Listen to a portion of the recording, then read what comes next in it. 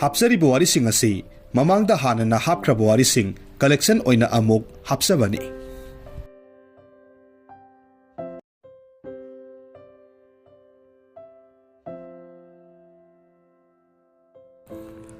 Thaina mamangayda leibak amada masak na taw yamna phajabi naitom pokpi Rajkumari ama leirami. Mahaksi naitom pokpagi haunasa mapa ningthau amadi mama leimarembina luna sana kethok mauthokna yuklammi. Adubu Rajkumari si thoidok hendokna masak matau ningthijai. Kusu kumen phajai sawong saban ngaroi sabani. Muna sangna langlaba samlangni. Isam samna hek hairwada auba pakhang singtana tana Laisabi singnasu kalakna pham oirammi. Rajkumari asi ake amau phijat leiteng amadi sana lupada ngaujarammi. Adubu masimakna aduk hakna hauna losat khangdaba misak amadi oiramde.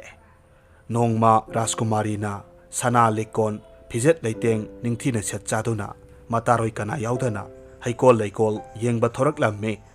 Mahakna asum lakpa matamda yamna phajaraba asang aman hairang leirang marang kaina hauba mafam amada thonglamme. Mafam aduda ngaihak phamduna pothaduna leirammi.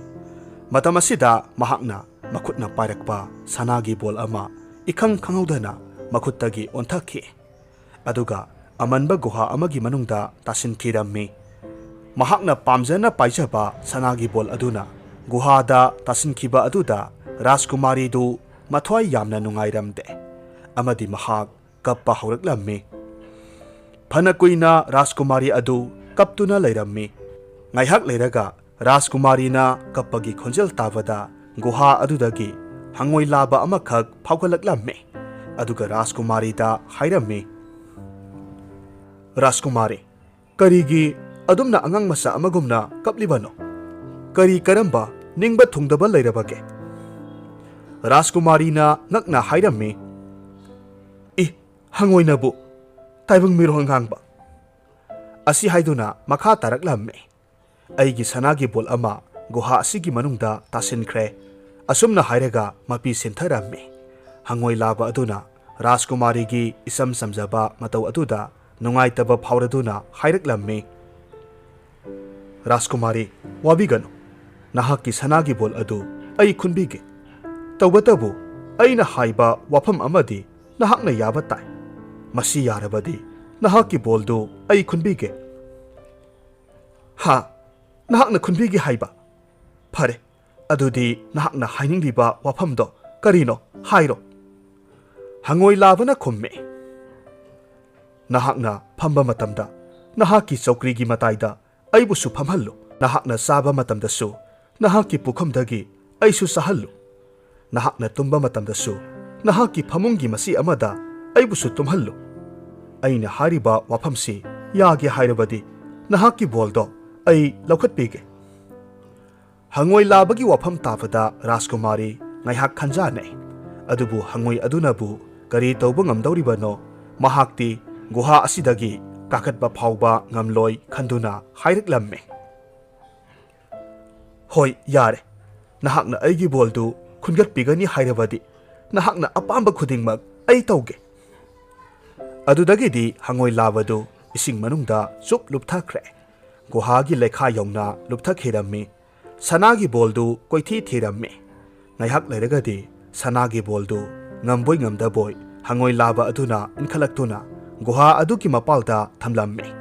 Boldu hek uba matamda Rajkumari dudi haraubana thumatkiduna hangoidu kauthokre. Bol paikhatlaga phan chonglammi aduga mayumlomda harauna chenkhi. Hangoi laba aduna laujarammi. Rajkumari aibu amukta ngaibikho aibusu pubikho haina laurammi.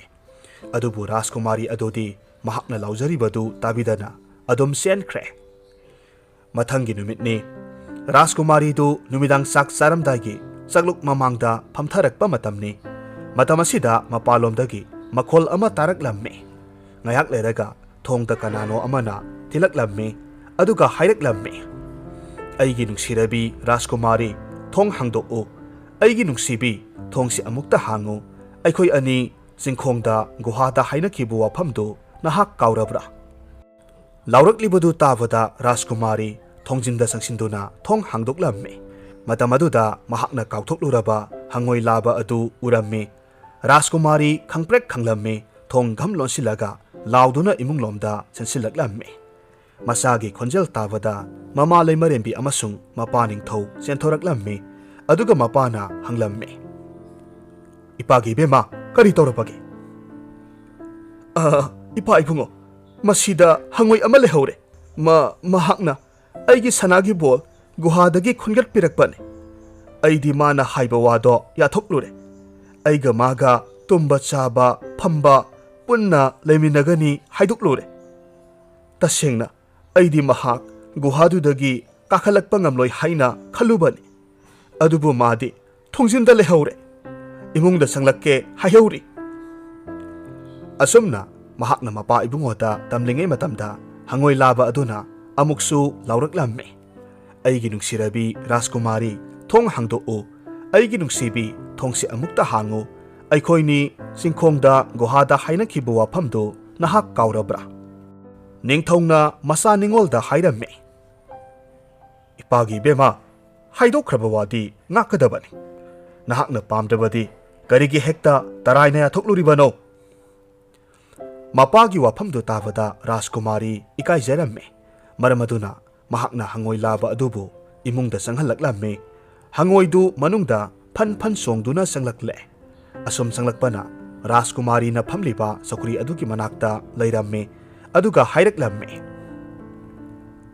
Rajkumari aibu nahaki phampham asigi nakanda thangatpiyu aibu nahaki nanakta phamhanbiyu hangoina hairiba adumak Rajkumari na taurammi khudakta hangoiduna amuk hairaklammi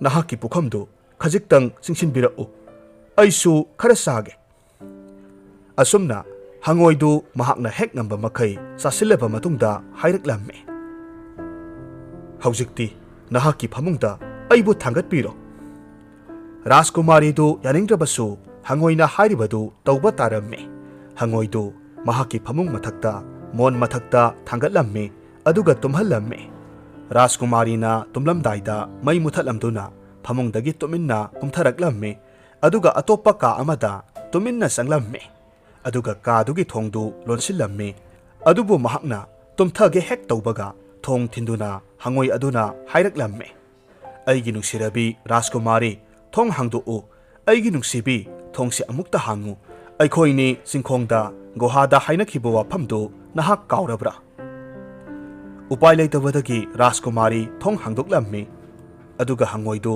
kaduda sanghalle aduga adum tuminnarammi asumna yamna hainada numit humni haukhre humni suba numitki nongalakpa matamdadi Rajkumari na mitkap thorakpa matamda mahak ngakpana kham thenglammi mahaki mamitna uribadu mahak thajaba ngamlamde masak matau ningthijaraba pakhang amana Rajkumari bu yengduna leirammi pakhang aduna hairaklammi Rajkumari kiganu aihaksi Rajkumar amani phatrabi mitrang haibi amaibi amagi saptagi aihak guha aduda hangoi onduna yamna wana lelakhibani nongmadi thamoi sengbi Rajkumari amana aibu kanbiragani Rajkumari aduga ahing ahum lakminnarabadi saptu kaikhiduna aigi hanagi saktamda hanjilakani haiki haujikti nahakna aibu kanbire aigi taibang migi saktamda hanjille haujikti aigi iramda nahakpu puduna satlage aduga ipa ibungoda nahakpu masak taklage aikhoini sauna luhonglasi Rajkumari adusu sakhenba pakhangdu ahanba ubamaktada ngaukhiramme mawahai tavada amukka hena pungsum sumbagum taukhre maramaduna mahakna hairibadu hoi hairamme masidagi wari pumnamak Rajkumari na mama ibema mapa ibungoda tambadagi makhoisu khanglamme matungda sagol tongduna sana lupa lan thum minai misal lanmi kayaga loinana Rajkumari aduga loinana Rajkumar adugi lamdamda khongsan khiramme haujik amuk taminarasi Phunga Wari isorda khudingmak sinakho matam amada yamna ina khunba lalonba nupa amal leiramme mahakna isorbu yamna kina satlammi mahaki dharma yamna senbi masanupi amasu leirammi mapana masanupi adubu lairaba nupa oige oyu natagana soinaiba nupa oige oyu isorga yamna naknaba pakhang amada luhongba pamlammi maramaduna mahakna adugomba luhongbagi bor nupa ama masajidna singba dharmagi mi singna leiba mafamda tiraklammi irai numit amada mahakna masak matau phajaraba pakhang ama masajid amagi manungda thengnarammi miyam pumnamakna masajid adu thadoktuna chatkhrabasu pakhang adudi khu khudak kullaga yamna thawai yauna isorbu kauduna kaplaga khurumjarammi mahakna pakhang adugi manakta sangsilaga mahaki masanupibu lawbiyu haina haijarammi maduda pakhang aduna hairakki aihakti lairaba singi manungda khwaidagi lairaba misak amani aihaki yumsu yanglendagi nong yuduna kokthakta nong tabani aduga yumgi nungkup ngakta ngairaba leimaida phambani amasung hippani asigumba laita laira fakir amabu kanana pambikadage aihaki adhyatamiki sadhana asida ayetpa pidraba aduga aihaki laita lairagi phibam asida waraba suwana laiminarage haina yaraba kanagumbi misak amagadi luhongba yai lalonba nupa aduna pakhang adu mahaki masanupigi matik sap saraba bor amani haina lawki aduga yamna thuna makhoi ani luhongki mahaki masanupi aduna mapuroibagi mayumda laknaba matamda yumdugi leimaidu sengdokpa hauraklammi masanupi aduna mahaki thawaina pamjaba nupa ama phangjari haiduna yamna nungaijaki aduga mahak masamaksu isorgi lambida chachaba amasung adhyatamiki sajel sanajabi nupi ama oijaba ngamlammi mahakna leimai adubu sumjitna sitok humdokpa tauba matamda kachin amada tal machet ama yauba pukham amakhak thengnarammi madu ubada mahakna mapuroibada karigi madu mafamduda thamlibano haina hanglakpa matamda mapuroibana khumlammi aina hayeng bikhyani basatlubada phanglakpa posingdu aikhoi anina saba konadaba yai haiduna aina madu khaktuna thambani maduda mahaki nupi aduna khumlaklammi aihakna nahakidamak khalubada ikaije nahakna alabu thajaba yaude aram khawrangba pokhalliba mahak aduna aikhoi sanaba talsu pibiroidrane masigumba makhalgi mita nahakka leiminaba aihak pamjadre ngamjaroi nahakna isorbu amadi ibungo mahaki nungsi haiba mataubu thajade adum haina hairamlaga mahaki mapuroiba fakir adubu thadoklamlaga chatki haujik amuk taminarasi Phunga Wari thongliba chinjakpu senghandaba asomba haibadu phangnabagidamag pukning amasung budhibu sengdokke hairabadi ihan hek hanbada chinjaki maramda cheksinba tai sadak singidamaktadi masi yamna luraba wafam amani sabagi seba tauriba natragana tauribi aduki mapukningdu sengadabane madu natrabadi sariba mi aduna dharmagi lambi satpada seba tauriba natragana tauribi midugi phatraba wakhal singi khangbada luraba sahum singna khongdaragani malur kauba mafam amada dharma leiba brahman pandit ama leirammi mahakna matam leiba khibikta isorgi puja taujarami amasung dhyan tawada pukning yamna sanglammi lamchat sajat phajabagi damakta mahakpu maikai thungna khangnarammi nongmagi numit amata nityananda kauba sanasi amana brahman pandit adugi mayumda bikhyani ba laklammi maduda brahman aduna angakpa phakna nungaijarammi mahakna mathangi numitta sanasi adubu sak saminaraga ikai khumnaba uchage haiduna haijarammi sanasi adunasu yabiraklammi mathangi numit aduda sanasi adubu taramna oknaba thaurang ningthina taurammi adubu khudakta mahaki nupi adu masa manglaktuna sak thongba yarakhide yumlonnaba nupi amana sak thongki pumnamak nungaiba yaba makhai nungaiminaduna sak saminakhi adubu sanasi adu khaknadi pukham manakta leiriba lupagi tengkot adubu huralage haina khalakki madugi phatraba wakhal aduna insinbadagi sanyasi aduna lupagi tengkot adu mahaki asonba phurit adugi manungda lotsillaga puki mahakna taururiba huranbagi thabak adugi phattabadu khalluraga mahak ahing tumba sukya yakhide. Mahakna Brahman adugi mayumda chatlaga mahakna huralakpa Tengkot tu pisillammi aduga Brahman adugi makhongda tuduna anutapki pi makhajai singda sintharaga ngakpiyu haijarammi. Mi pumnamakna mahaki mataudu ubada yamna ngaklammi. Makhoigi maraktagi kanagumba misak amana hairaklammi. Mahakna taururiba akaibadu kanagumba misak amana thongba chinjak charubadagi soidana oiramgani sanasi asidi maral leiramloi. Tasengnamak makhoina yumlonna binupi adugi mapunsida thokiba thodok parengdu nainaruba matamdadi mahak adu namhatpa ngamdraba huranbi ama oiramki. Mangonda lairiba uba phangdaba huranbagi ihul aduga mahakna thongliba chinjak aduga samnarubadagi chinjak adu senghankidabani.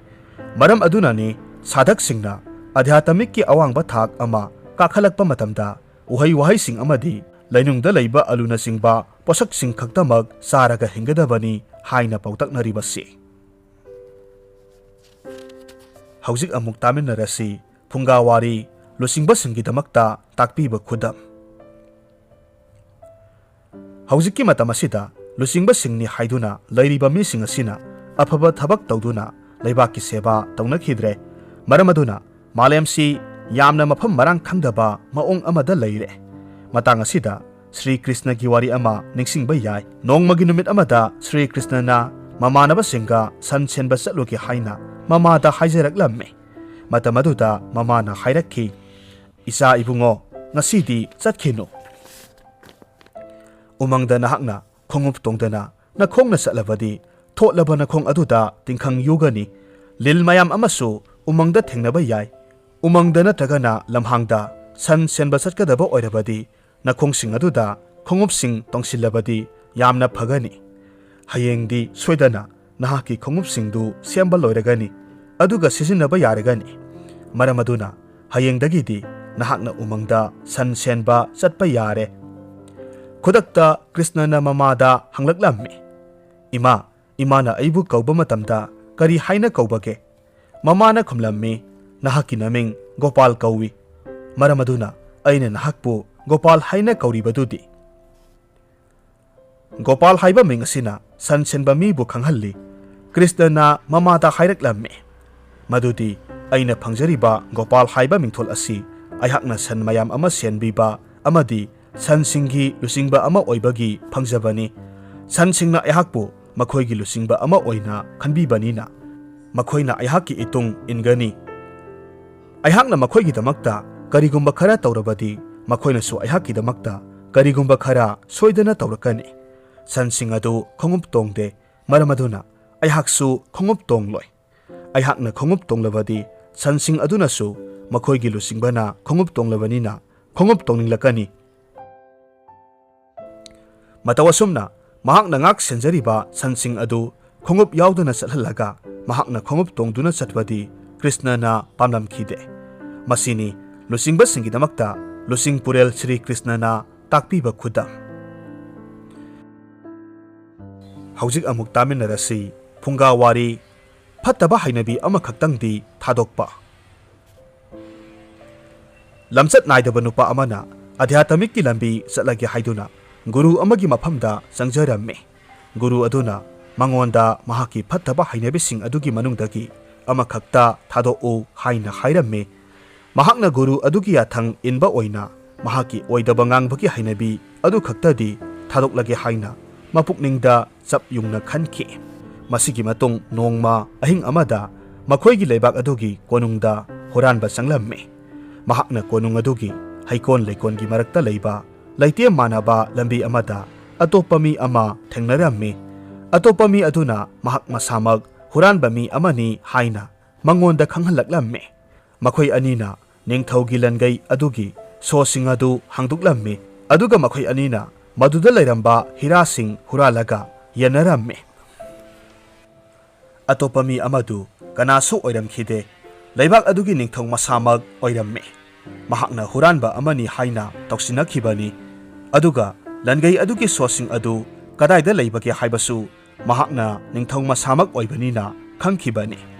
Hirasing adu yanarakpa matamda minam sori draba huranba aduna ningthaugi hira makai ꯃꯈꯣꯏꯅ ꯂꯣꯏꯅ ꯄꯨꯊꯣꯛꯈ꯭ꯔꯕꯗꯤ ꯅꯤꯡꯊꯧ ꯑꯗꯨ ꯄꯨꯡꯃꯥꯡ ꯃꯥꯡꯖꯔꯦꯗꯣ ꯈꯜꯂꯨꯕꯗ ꯅꯤꯡꯊꯧ ꯑꯗꯨꯒꯤꯗꯃꯛꯇ ꯋꯥꯕꯤꯔꯝꯃꯤ꯫ ꯃꯔꯝ ꯑꯗꯨꯅ ꯃꯍꯥꯛꯅ ꯑꯇꯣꯞꯄ ꯍꯨꯔꯥꯟꯕ ꯍꯥꯏꯕꯗꯤ ꯅꯤꯡꯊꯧ ꯑꯗꯨꯗ ꯍꯤꯔꯥ ꯑꯃꯗꯤ ꯅꯤꯡꯊꯧꯒꯤꯗꯃꯛꯇ ꯊꯝꯕꯤꯔꯝꯂꯁꯤ ꯍꯥꯏꯅ ꯍꯥꯏꯔꯛꯂꯝꯃꯤ꯫ ꯑꯗꯨꯒ ꯃꯗꯨꯒꯤ ꯃꯇꯨꯡ ꯏꯟꯅ ꯍꯤꯔꯥ ꯑꯃ ꯅꯤꯡꯊꯧ ꯑꯗꯨꯒꯤꯗꯃꯛꯇ ꯊꯝꯕꯤꯔꯝꯃꯤ꯫ ꯃꯊꯪꯒꯤ ꯑꯌꯨꯛꯇꯗꯤ ꯅꯤꯡꯊꯧꯒꯤ ꯂꯟꯒꯩ ꯑꯗꯨ ꯂꯨꯠ ꯇꯧꯈ꯭ꯔꯦ ꯍꯥꯏꯕ ꯈꯪꯅꯔꯛꯂꯝꯃꯤ꯫ ꯅꯤꯡꯊꯧ ꯑꯗꯨꯅ ꯃꯍꯥꯛꯀꯤ ꯃꯟꯇ꯭ꯔꯤ ꯑꯃ ꯀꯧꯔꯒ ꯃꯍꯥꯛꯀꯤ ꯂꯟꯒꯩꯗꯨꯗꯒꯤ ꯀꯔꯤ ꯀꯔꯤ ꯂꯨꯠ ꯇꯧꯈ꯭ꯔꯕꯒꯦ ꯌꯦꯡꯂꯨꯆꯣ ꯍꯥꯏꯅ ꯌꯥꯊꯪ ꯇꯧꯊꯔꯛꯂꯝꯃꯤ꯫ ꯃꯟꯇ꯭ꯔꯤ ꯑꯗꯨꯅ ꯍꯨꯔꯥꯟꯕꯁꯤꯡꯅ ꯊꯝꯂꯝꯕ ꯍꯤꯔꯥ ꯑꯃꯈꯛꯇꯨ ꯊꯦꯡꯅꯔꯝꯃꯤ꯫ ꯃꯍꯥꯛꯅ ꯂꯣꯟꯅ ꯃꯌꯥꯝ ꯑꯃꯠꯇ ꯈꯪꯍꯟꯗꯅ ꯍꯤꯔꯥꯗꯨ ꯃꯍꯥꯛꯀꯤ ꯐꯨꯔꯤꯠꯈꯥꯎꯗ ꯍꯥꯞꯆꯤꯟꯈꯤ꯫ ꯑꯗꯨꯒ ꯅꯤꯡꯊꯧ ꯑꯗꯨꯗ ꯍꯤꯔꯥ ꯄꯨꯝꯅꯃꯛ ꯍꯨꯔꯥꯟꯕꯁꯤꯡꯅ ꯄꯨꯈ꯭ꯔꯦ ꯍꯥꯏꯅ ꯍꯥꯏꯔꯝꯃꯤ꯫ ꯅꯤꯡꯊꯧ ꯑꯗꯨꯅ ꯃꯤꯅꯝ ꯁꯣꯔꯤꯗ꯭ꯔꯕ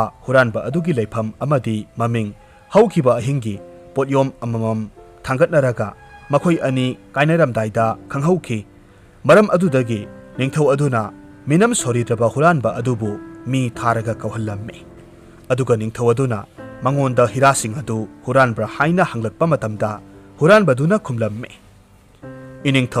ꯏꯅꯤꯡꯊꯧꯒꯤ ꯍꯤꯔꯥ ꯄꯨꯝꯅꯃꯛ ꯑꯩꯍꯥꯛꯀ ꯑꯃꯗꯤ ꯑꯍꯤꯡꯗꯨꯗ ꯊꯦꯡꯅꯈꯤꯕ ꯃꯁꯛ ꯈꯪꯗꯕ ꯍꯨꯔꯥꯟꯕ ꯑꯃꯒꯅ ꯍꯨꯔꯥꯟꯃꯤꯟꯅꯈꯤ꯫ ꯑꯗꯨꯕꯨ ꯍꯤꯔꯥ ꯑꯃꯗꯤ ꯏꯅꯤꯡꯊꯧꯒꯤꯗꯃꯛꯇ ꯊꯝꯖꯔꯝꯈꯤ꯫ ꯍꯤꯔꯥ ꯑꯗꯨ ꯃꯟꯇ꯭ꯔꯤꯒꯤ ꯐꯨꯔꯤꯠꯈꯥꯎꯗꯒꯤ ꯐꯪꯂꯝꯃꯤ꯫ ꯅꯤꯡꯊꯧ ꯑꯗꯨꯅ ꯃꯟꯇ꯭ꯔꯤ ꯑꯗꯨꯕꯨ ꯑꯣꯏꯗꯕ ꯍꯥꯏꯕꯒꯤꯗꯃꯛ ꯐꯝ ꯂꯧꯊꯣꯛꯂꯝꯃꯤ꯫ ꯑꯗꯨꯒ ꯃꯍꯥꯛꯀꯤ ꯃꯍꯨꯠꯇ ꯃꯤꯅꯝ ꯁꯣꯔꯤꯗ꯭ꯔꯕ ꯍꯨꯔꯥꯟꯕ ꯑꯗꯨꯕꯨ ꯃꯟꯇ꯭ꯔꯤ ꯑꯣꯏꯅ ꯍꯥꯞꯂꯝꯃꯤ꯫ ꯃꯟꯇ꯭ꯔꯤ ꯑꯣꯏꯈꯤꯕꯗꯒꯤ ꯃꯤꯅꯝ ꯁꯣꯔꯤꯗ꯭ꯔꯕ ꯍꯨꯔꯥꯟꯕ ꯑꯗꯨꯅ ꯃꯍꯥꯛꯀꯤ ꯐꯠꯇꯕ ꯍꯩꯅꯕꯤ ꯄꯨꯝꯅꯃꯛ ꯊꯥꯗꯣꯛꯈꯤ꯫ ꯑꯗꯨꯒ ꯃꯍꯥꯛꯀꯤ ꯒꯨꯔꯨꯕꯨ ꯃꯍꯥꯛꯀꯤ ꯙꯔꯃ ꯂꯩꯕ ꯂꯩꯉꯥꯛꯅ ꯄꯦꯜꯍꯟꯈꯤꯔꯝꯃꯤ꯫ ꯍꯧꯖꯤꯛ ꯑꯃꯨꯛ ꯇꯥꯃꯤꯟꯅꯔꯁꯤ ꯃꯅꯤꯄꯨꯔꯤ ꯐꯨꯡꯒꯥ ꯋꯥꯔꯤ ꯑꯁꯤꯡꯕ ꯂꯝꯍꯨꯏ꯫ ꯅꯣꯡꯃ ꯃꯌꯥꯡ ꯌꯥꯝꯅ ꯀꯪꯂꯕ ꯆꯥꯅꯤꯡꯉꯥꯏ ꯊꯛꯅꯤꯡꯉꯥꯏ ꯐꯪꯗ꯭ꯔꯕ ꯂꯝꯍꯨꯏ ꯑꯃꯈꯛ ꯆꯥꯅꯕ ꯈꯔꯗꯪ ꯐꯪꯕ꯭ꯔꯥ ꯌꯦꯡꯒꯦ ꯍꯥꯏꯗꯨꯅ ꯎꯃꯪꯗ ꯑꯁꯨꯝ ꯂꯥꯛꯂꯝꯃꯤ꯫ ꯂꯝꯍꯨꯏ ꯑꯗꯨꯅ ꯑꯁꯨꯝ ꯂꯥꯛꯄ ꯃꯇꯝꯗ ꯁꯥꯃꯨ ꯑꯁꯤꯕ ꯑꯃꯈꯛ ꯎꯃꯪꯗ ꯇꯥꯔꯒ ꯂꯩꯔꯝꯕ ꯊꯦꯡꯅꯔꯝꯃꯤ꯫ ꯃꯥꯅ ꯅꯨꯡꯉꯥꯏꯔꯦꯗ ꯁꯔꯤꯁꯣ ꯍꯥꯏꯗꯨꯅ ꯍꯔꯥꯎ ꯍꯔꯥꯎ ꯃꯅꯥꯛꯇ ꯆꯪꯁꯤꯜꯂꯝꯃꯤ꯫ ꯀꯗꯥꯏꯗ ꯆꯥꯁꯤꯒꯦ ꯍꯥꯏꯗꯨꯅ ꯑꯁꯨꯝ ꯌꯦꯡꯂꯛꯄ ꯀꯥꯟꯗꯗꯤ ꯌꯥꯡꯂꯦꯟꯒꯤ ꯑꯍꯣꯕ ꯁꯔꯨꯛ ꯁꯥꯌꯣꯟ ꯐꯪꯕ ꯃꯐꯝ ꯑꯃꯈꯛ ꯂꯩꯔꯝꯕꯗꯒꯤ ꯃꯗꯨꯗ ꯂꯝꯍꯨꯏ ꯃꯆꯤꯟ ꯑꯇꯨꯝꯕ ꯑꯗꯨꯅ ꯊꯤꯡꯖꯤꯜꯂꯒ ꯆꯥꯕ ꯍꯧꯔꯛꯂꯝꯃꯤ꯫ ꯅꯨꯃꯤꯠ ꯈꯨꯗꯤꯡꯒꯤ ꯆꯥꯁꯤꯜꯂꯛꯄ ꯑꯗꯨꯗ ꯁꯥꯃꯨꯗꯨꯒꯤ ꯃꯕꯨꯛ ꯃꯅꯨꯡꯗꯨ ꯍꯣꯇ꯭ꯔꯣꯡ ꯍꯣꯔꯝꯃꯤ꯫ ꯍꯧꯖꯤꯛꯇꯤ ꯂꯝꯍꯨꯏꯗꯨ ꯁꯥꯃꯨꯗꯨꯒꯤ ꯃꯕꯨꯛ ꯃꯅꯨꯡꯗ ꯆꯪꯂꯒ ꯃꯅꯤꯡ ꯇꯦꯛꯄ ꯃꯈꯩ ꯆꯥꯔꯛꯄꯗꯨꯗꯗꯤ ꯑꯣꯛꯃꯨꯛ ꯅꯣꯏꯕ ꯍꯥꯏꯕꯗꯣ ꯍꯦꯛ ꯌꯧꯔꯦ꯫ ꯃꯥꯒꯤ ꯅꯨꯡꯉꯥꯏꯖꯕꯤ ꯍꯥꯏꯕꯗꯨ ꯈꯝ ꯊꯦꯡꯂꯦ꯫ ꯁꯥꯃꯨꯗꯨ ꯃꯉꯣꯟꯗꯗꯤ ꯂꯩꯅꯕ ꯌꯨꯝꯁꯨ ꯆꯥꯅꯕ ꯄꯩꯕ ꯄꯨꯀꯩꯁꯨ ꯑꯅꯤꯃꯛ ꯑꯣꯏꯔꯦꯗꯣ꯫ ꯑꯁꯨꯝꯅ ꯂꯝꯍꯨꯏꯗꯨ ꯅꯨꯃꯤꯠ ꯀꯌꯥꯅꯤ ꯁꯥꯃꯨ ꯃꯕꯨꯛ ꯃꯅꯨꯡꯗ ꯂꯩꯔꯝꯃꯤ꯫ ꯑꯁꯨꯝ ꯆꯥꯔꯛꯄꯗꯒꯤꯗꯤ ꯅꯨꯡꯁꯥ ꯁꯥꯒꯠꯂꯛꯄ ꯃꯇꯝꯗ ꯁꯥꯃꯨ ꯃꯋꯨꯜꯗꯨ ꯆꯞ ꯇꯤꯡꯈꯠꯂꯛꯄꯗꯒꯤ ꯆꯪꯐꯝ ꯑꯍꯣꯕꯗꯨ ꯊꯣꯛ ꯐꯨꯟꯖꯤꯟ ꯊꯣꯛꯈ꯭ꯔꯦ꯫ ꯀꯔꯥꯝ ꯆꯥꯎꯕ ꯂꯝꯍꯨꯏ ꯑꯋꯥꯕ ꯇꯥꯔꯦ꯫ ꯀꯔꯝꯅꯣ ꯊꯣꯛꯀꯗꯕꯁꯨ ꯊꯣꯛꯐꯝ ꯂꯩꯇ꯭ꯔꯦ꯫ ꯁꯥꯃꯨꯗꯨꯒꯤ ꯃꯕꯨꯛ ꯃꯅꯨꯡꯗ ꯂꯝꯍꯨꯏꯗꯨ ꯆꯣꯡ ꯆꯣꯡꯗꯨꯅ ꯊꯔꯣ ꯃꯥꯔꯣ ꯑꯣꯜꯂꯒ ꯅꯨꯃꯤꯠ ꯈꯔꯅꯤꯗꯤ ꯋꯥꯅ ꯈꯥꯡꯂꯦ꯫ ꯅꯣꯡꯃ ꯅꯤꯡꯊꯧꯒꯤ ꯃꯅꯥꯏꯁꯤꯡꯅ ꯅꯤꯡꯊꯧꯒꯤ ꯃꯥꯡꯈꯤꯕ ꯁꯥꯃꯨꯗꯨ ꯊꯤꯕ ꯂꯥꯛꯄ ꯃꯇꯝꯗ ꯎꯃꯪꯗ ꯁꯥꯃꯨ ꯑꯁꯤꯕꯗꯨ ꯊꯦꯡꯅꯔꯝꯃꯤ꯫ ꯏꯅꯤꯡꯊꯧꯒꯤ ꯃꯥꯡꯈꯤꯕ ꯁꯥꯃꯨꯗꯨꯗꯤ ꯁꯤꯗ ꯁꯤꯔꯒ ꯂꯩꯔꯦꯅ꯫ ꯑꯁꯨꯝꯅ ꯃꯄꯥꯟꯗ ꯍꯥꯏꯅꯕ ꯋꯥꯗꯨ ꯂꯝꯍꯨꯏꯅ ꯃꯅꯨꯡꯗ ꯇꯥꯔꯝꯃꯤ꯫ ꯂꯧꯁꯤꯡ ꯁꯤꯡꯈ꯭ꯔꯕ ꯂꯝꯍꯨꯏꯅꯤ꯫ ꯍꯧꯖꯤꯛꯇꯤ ꯃꯄꯥꯜ ꯊꯣꯛꯅꯅꯕ ꯄꯥꯝꯕꯩ ꯐꯪꯂꯦ꯫ ꯅꯤꯡꯊꯧꯒꯤ ꯃꯅꯥꯏꯁꯤꯡꯗꯨ ꯈꯔ ꯌꯥꯝꯅ ꯍꯦꯟꯅ ꯅꯛꯁꯤꯜꯂꯛꯂꯦ ꯍꯥꯏꯕ ꯇꯥꯟꯖꯥꯗꯨꯗ ꯂꯝꯍꯨꯏ ꯑꯗꯨꯅ ꯃꯌꯥꯝ ꯇꯥꯅꯕ ꯃꯅꯨꯡꯗꯒꯤ ꯂꯥꯎꯔꯛꯂꯝꯃꯤ꯫ ꯅꯤꯡꯊꯧꯒꯤ ꯃꯅꯥꯏ ꯑꯉꯝꯕ ꯁꯥ, ꯑꯩꯍꯥꯛ ꯅꯤꯡꯊꯧꯒꯤ ꯁꯥꯃꯨ ꯑꯗꯨꯅꯤ꯫ ꯑꯩꯍꯥꯛ ꯌꯥꯡꯂꯦꯟꯗ ꯄꯣꯡꯕꯗꯒꯤ ꯁꯤꯕ ꯇꯥꯔꯕꯗ ꯃꯤ ꯄꯣꯡ ꯇꯥꯗꯕ ꯎꯃꯪꯁꯤꯗ ꯂꯥꯛꯂꯒ ꯁꯤꯔꯤꯕꯅꯤ꯫ ꯑꯩ ꯑꯃꯨꯛ ꯍꯤꯡꯒꯠꯂꯛꯄ ꯌꯥꯔꯤ꯫ ꯑꯩꯕꯨ ꯀꯔꯤꯒꯨꯝꯕ ꯃꯌꯥꯝꯅ ꯍꯤꯡꯒꯠꯍꯟꯅꯤꯡꯕ ꯇꯥꯔꯒꯗꯤ ꯌꯥꯡꯂꯦꯟꯒꯤ ꯑꯍꯣꯕꯁꯤꯗ ꯘꯤ ꯍꯩꯖꯤꯟꯕꯤꯌꯨ꯫ ꯑꯗꯨ ꯑꯣꯏꯕ ꯇꯥꯔꯒꯗꯤ ꯑꯩ ꯁꯣꯏꯗꯅꯃꯛ ꯍꯤꯡꯒꯠꯂꯛꯀꯅꯤ꯫ ꯋꯥꯐꯝꯁꯤ ꯇꯥꯕꯗ ꯅꯤꯡꯊꯧ ꯃꯅꯥꯏꯁꯤꯡꯗꯨ ꯑꯗꯨꯛꯀꯤ ꯃꯇꯤꯛ ꯉꯛꯅꯔꯝꯃꯤ꯫ ꯃꯈꯣꯏ ꯈꯔ ꯆꯠꯂꯒ ꯋꯥꯐꯝꯁꯤ ꯅꯤꯡꯊꯧꯗ ꯇꯝꯂꯨꯔꯦ꯫ ꯃꯥꯡꯈꯤꯕ ꯁꯥꯃꯨꯗꯨ ꯎꯃꯪꯗ ꯁꯤꯔꯒ ꯂꯩꯔꯦ꯫ ꯃꯌꯥꯡꯂꯦꯟꯗ ꯊꯥꯎ ꯍꯩꯖꯤꯟꯕ ꯇꯥꯔꯒꯗꯤ ꯁꯣꯏꯗꯅꯃꯛ ꯍꯤꯡꯒꯠꯂꯛꯀꯅꯤ꯫ ꯃꯁꯤ ꯇꯥꯕꯗ ꯅꯤꯡꯊꯧꯗꯨ ꯉꯛꯄꯒ ꯅꯨꯡꯉꯥꯏꯕꯒ ꯌꯥꯅꯈ꯭ꯔꯦ꯫ ꯀꯣꯅꯨꯡꯒꯤ ꯄꯨꯀꯩꯗꯒꯤ ꯘꯤ ꯆꯐꯨ ꯃꯌꯥꯝ ꯍꯣꯜꯂꯒ ꯎꯃꯪꯗ ꯄꯨꯔꯦ꯫ ꯅꯤꯡꯊꯧ ꯃꯁꯥꯃꯛꯁꯨ ꯂꯥꯛꯂꯝꯃꯤ꯫ samu asiba lairiba mafamdu tana laklammi. Ningthaugi manaisingna nghi safu mayamdu samu asibadugi punjillaga lairiba yanglengi ahoba makulduda ororo hajilakpadadi madugi matung ngaihak lairagadi samugi atingba unsadu thotoraklammi. Madu ubada lamhuina manungdagi laurakhi. Ningthaugi manai pumnamak ai hawatpa yagadawre. Aina hawalakpa matamda karigumba soidana amuk tutharakpa taragadi mayam sokani aduna khara khara lapna handokpiyu asumna hairakhi. Mayam pumnamak handoknare sectionna sem saraga lainare. Mayamna handokkhre haibasi khanglabada lamhuina tanja yenglaga samugi mabuk manungdagi leijabi thadana amuktang prang laungna songthoraklammi. Ikoi kosinduna lainaramba pumnamak ngaihakti loksinggamangnai sangaknaraga lay. Lamhuidu palamdre mayam marak phauduna umanglomda grong chensinkre. Ningthong manaisingna makhut chaba khulai pairaga hatlo haiduna pau namduna tanarakpabu lamhuidu hingpham leitredo. Mana nungsasor thabet holaga mongsong maraktuda asum chelakpa matamda kai amakhak thengnarami. Kai aduna mangonda kari tawre lamhui nangna aduk tingna nungsasor thabet holaga chelaknibadu karigino kanana nangbu tanarakpage. Asumna hanglakpa kanda lamhuina khummi. Ho ningthaugi masanupido aingonda pigeye maduda aina yadabadagi chelakpada makhoi mayam sangdana tanaraiba. Asumna khummi kaina adugi oiragadi ai logena. Lamhuina hairammi phai adudi chatsi ai nangi nanganda tonglage. Asumna hainaraga kaina lamhuibu mananganda tonghalle mayam lakliba adomda laklammi. Makhoi anibu hek ubagadi mayamna chaitupka chairanga hatlo haiduna phujinnarakpa matamda kaina mayam amukta ngaibikho ai mayamna hairiba pumnamaktu yazare aina soidanamak ningthaugi masanupidu luhongjagani. Asumna hairammi phana haijai haibadu ngai magi waga tatana mayamdu makhoi tamna phujilaklammi. Tanja yenglaga lamhui adudi kaigi manangandagi phal launa hunkhraga mi mayamdu lanthoknaga senkhre. Laibak thiba apangba kaidudi miyam sangduna hatokkhre. Asingba lamhuidudi mathwai hingduna nungaina pankhi. Apangba laloinei haibuduni asingba lamhui adugi namthak langda pharaba kai maral irei leitana miyamna hatpadagi siki. Haujik amuk taminarasi Manipuri Phunga Wari Sana Thaba. Thaina mamangaida leibak amada ningthau ama palammi. Ningthau asina nongma huranba amakhak pharaga bisar tawada huranbasi magi maralgi damag miyam mamangda puthoklasi phasi tawraga halasi hairammi.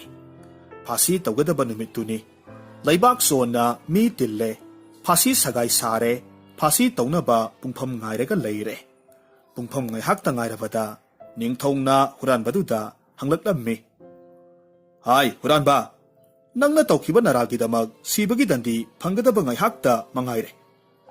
Huranbana khummi iningthau nanai ai khamjai. Ningthongna adudi siramdaisida nangna hainingba kari lei kharadangdi hairamudana. Nangi nupi angangdana kari pauk cheningba aikhoida hayu. Huranbana khummi iningthau nanai ai karisu thoidokpa haijaningai leijade. Adubu nanai aina ningjarakpa amatangdi thungba ngamdana punsise lomkhiba tare khaluvada thamoise kaire. Ningthongna khummi karinina hayutasi. Iningthau asini leibaki phananaba iningthaugisu yaifanaba nanai aina sana thage khanjarakpa kuirabani. Sanabu thaduna haurabadi leibaki awat apa haibadumadi suklai hek leireroi. Adubu onthokpani nanai ai sibana hankhiba taredo ningam haudida. Asumna huranbana nungaitaba ningamdabagi matau usinnai ningthongna hairakki. Hera mado oiba yaba wa natte. Huranbana khummi iningthau karigi oyoidage. Nanai aina sanasar karamna thagadage haibado khangjai.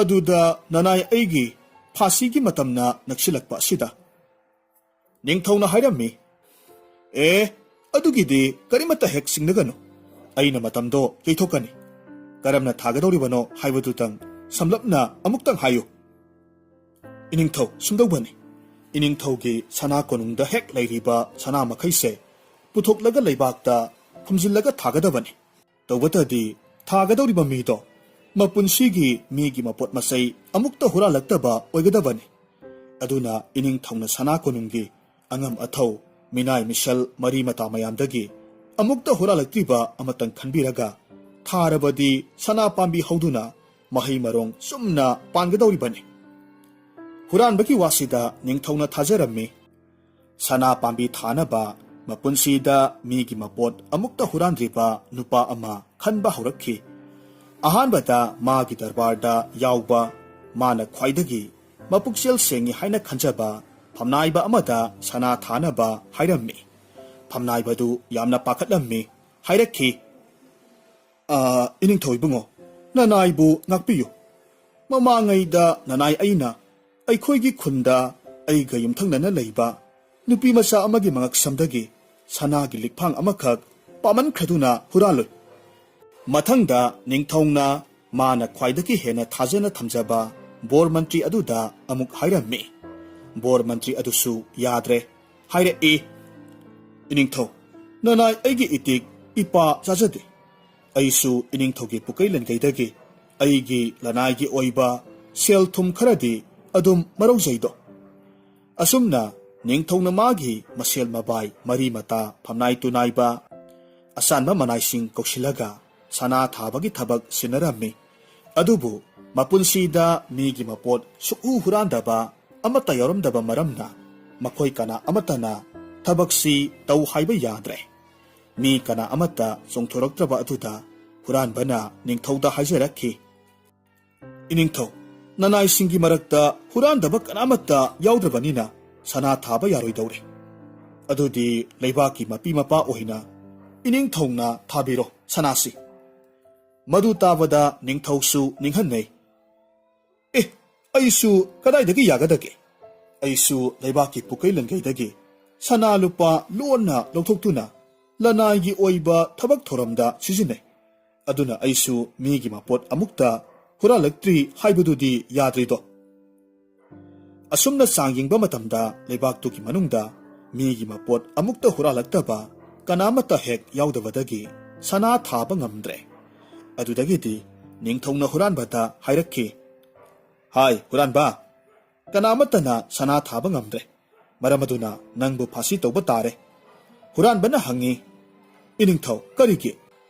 ꯅꯤꯡꯊꯧꯅ ꯈꯨꯝꯃꯤ, ꯍꯨꯔꯥꯟꯕꯒꯤ, ꯃꯥꯜꯒ ꯀꯣꯟꯅꯅ ꯐꯥꯕꯒꯤ꯫ ꯍꯨꯔꯥꯟꯕꯅ ꯈꯨꯝꯃꯤ, ꯍꯨꯔꯥꯟꯕꯗꯤ ꯏꯊꯟꯇꯁꯨ ꯅꯠꯇꯅ ꯄꯨꯝꯅꯃꯛ ꯂꯣꯏꯅꯃꯛ ꯍꯨꯔꯥꯜꯂꯤ, ꯑꯩꯕꯨꯅ ꯃꯥꯜꯒ ꯀꯣꯟꯅꯅ ꯐꯥꯏ ꯍꯥꯏꯕꯒꯤ ꯋꯥꯗꯅꯤ, ꯃꯌꯥꯝ ꯂꯩꯔꯤꯕꯁꯤꯡꯁꯤꯁꯨ ꯃꯁꯥ ꯃꯁꯥꯅ ꯍꯨꯔꯥꯜꯂꯤ ꯍꯥꯏꯖꯔꯤ, ꯆꯞ ꯃꯥꯟꯅꯩ, ꯐꯥꯁꯤ ꯇꯧꯕ ꯇꯥꯔꯒꯗꯤ ꯑꯩ ꯈꯛꯇ ꯇꯧꯕ ꯌꯥꯔꯣꯏ, ꯍꯨꯔꯥꯟꯕ ꯄꯨꯝꯅꯃꯛ ꯐꯥꯁꯤ ꯇꯧꯔꯒ ꯍꯥꯠꯀꯗꯕꯅꯤ, ꯏꯅꯤꯡꯊꯧꯁꯨ ꯑꯗꯨꯒ ꯐꯝꯅꯥꯏꯕ ꯄꯨꯝꯅꯃꯛꯁꯨ ꯐꯥꯁꯤ ꯁꯒꯥꯏ ꯃꯊꯛꯇ ꯀꯥꯕꯤꯕ ꯇꯥꯔꯦ꯫ ꯍꯨꯔꯥꯟꯕꯗꯨꯒꯤ ꯀꯛꯄ ꯌꯥꯗ꯭ꯔꯕ ꯃꯔꯩ ꯑꯁꯤꯗ ꯅꯤꯡꯊꯧꯗꯨ ꯃꯥꯏꯊꯤꯔꯦ, ꯄꯨꯝꯅꯃꯛ ꯂꯣꯏꯅ ꯑꯋꯥꯕ ꯇꯥꯔꯦ ꯈꯟꯕꯗꯒꯤ ꯅꯤꯡꯊꯧꯅ ꯍꯨꯔꯥꯟꯕꯗꯨ ꯐꯥꯁꯤ ꯇꯧꯗ꯭ꯔꯦ, ꯅꯤꯡꯊꯤꯅ ꯊꯥꯗꯣꯛꯄꯤꯈ꯭ꯔꯦ꯫ ꯑꯁꯨꯝꯅ ꯂꯧꯁꯤꯡ ꯂꯩꯕ ꯍꯨꯔꯥꯟꯕ ꯑꯗꯨꯅ ꯃꯤꯄꯨꯝ ꯈꯨꯗꯤꯡꯃꯛ ꯑꯃ ꯅꯠꯇ꯭ꯔꯒ ꯑꯃ ꯇꯧꯔꯒ ꯍꯨꯔꯥꯟꯕ ꯉꯥꯛꯇꯅꯤ ꯍꯥꯏꯕ ꯄ꯭ꯔꯃꯥꯟ ꯇꯧꯔꯒ ꯃꯕꯨꯗꯤ ꯃꯔꯧꯁꯤꯡꯒꯤ ꯄꯥꯝꯕꯩꯅ ꯃꯁꯥꯅ ꯃꯁꯥꯕꯨ ꯁꯤꯒꯗꯕꯗꯒꯤ ꯀꯟꯖꯈꯤ꯫ ꯑꯁꯤꯡꯕ ꯃꯕꯨꯗꯤ ꯂꯩꯕ ꯃꯤꯗꯤ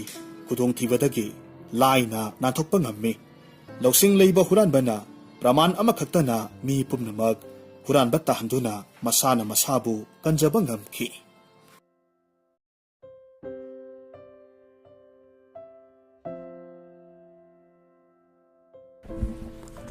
ꯆꯍꯤ 4 ꯈꯛꯇ ꯉꯥꯏꯔꯤꯕꯤ ꯅꯨꯄꯤ ꯃꯆꯥꯗꯨꯅ ꯃꯄꯥꯗ ꯍꯥꯏꯔꯝꯃꯤ, ꯕꯥꯕꯥ, ꯗꯤꯄꯥꯋꯂꯤ ꯀꯨꯏꯗ꯭ꯔꯦ, ꯅꯍꯥꯟꯃꯨꯛꯀꯤ ꯆꯍꯤꯗꯁꯨ ꯑꯩꯈꯣꯏꯒꯤ ꯌꯨꯝꯗꯗꯤ ꯄꯥꯡꯊꯣꯛꯇꯦ, ꯊꯪꯅꯕ ꯏꯃꯥꯟꯅꯕꯤꯁꯤꯡꯒꯤ ꯃꯌꯨꯝꯗꯗꯤ ꯃꯩ ꯄꯔꯦꯡ ꯄꯔꯦꯡ ꯊꯥꯜꯂꯤ, ꯑꯊꯨꯝ ꯑꯍꯥꯎ ꯀꯌꯥ ꯂꯥꯏꯗ ꯀꯠꯇꯨꯅ ꯆꯥꯏ, ꯃꯣꯏꯒꯤ ꯃꯃꯥ ꯃꯄꯥꯅꯁꯨ ꯑꯅꯧꯕ ꯐꯤꯔꯣꯜ ꯀꯌꯥꯁꯨ ꯂꯩꯕꯤꯗꯨꯅ ꯃꯈꯣꯏꯗꯤ ꯌꯥꯝꯅ ꯍꯔꯥꯎꯏ, ꯑꯩꯈꯣꯏꯁꯨ ꯍꯟꯗꯛꯇꯤ ꯄꯥꯡꯊꯣꯛꯁꯤꯀꯣ?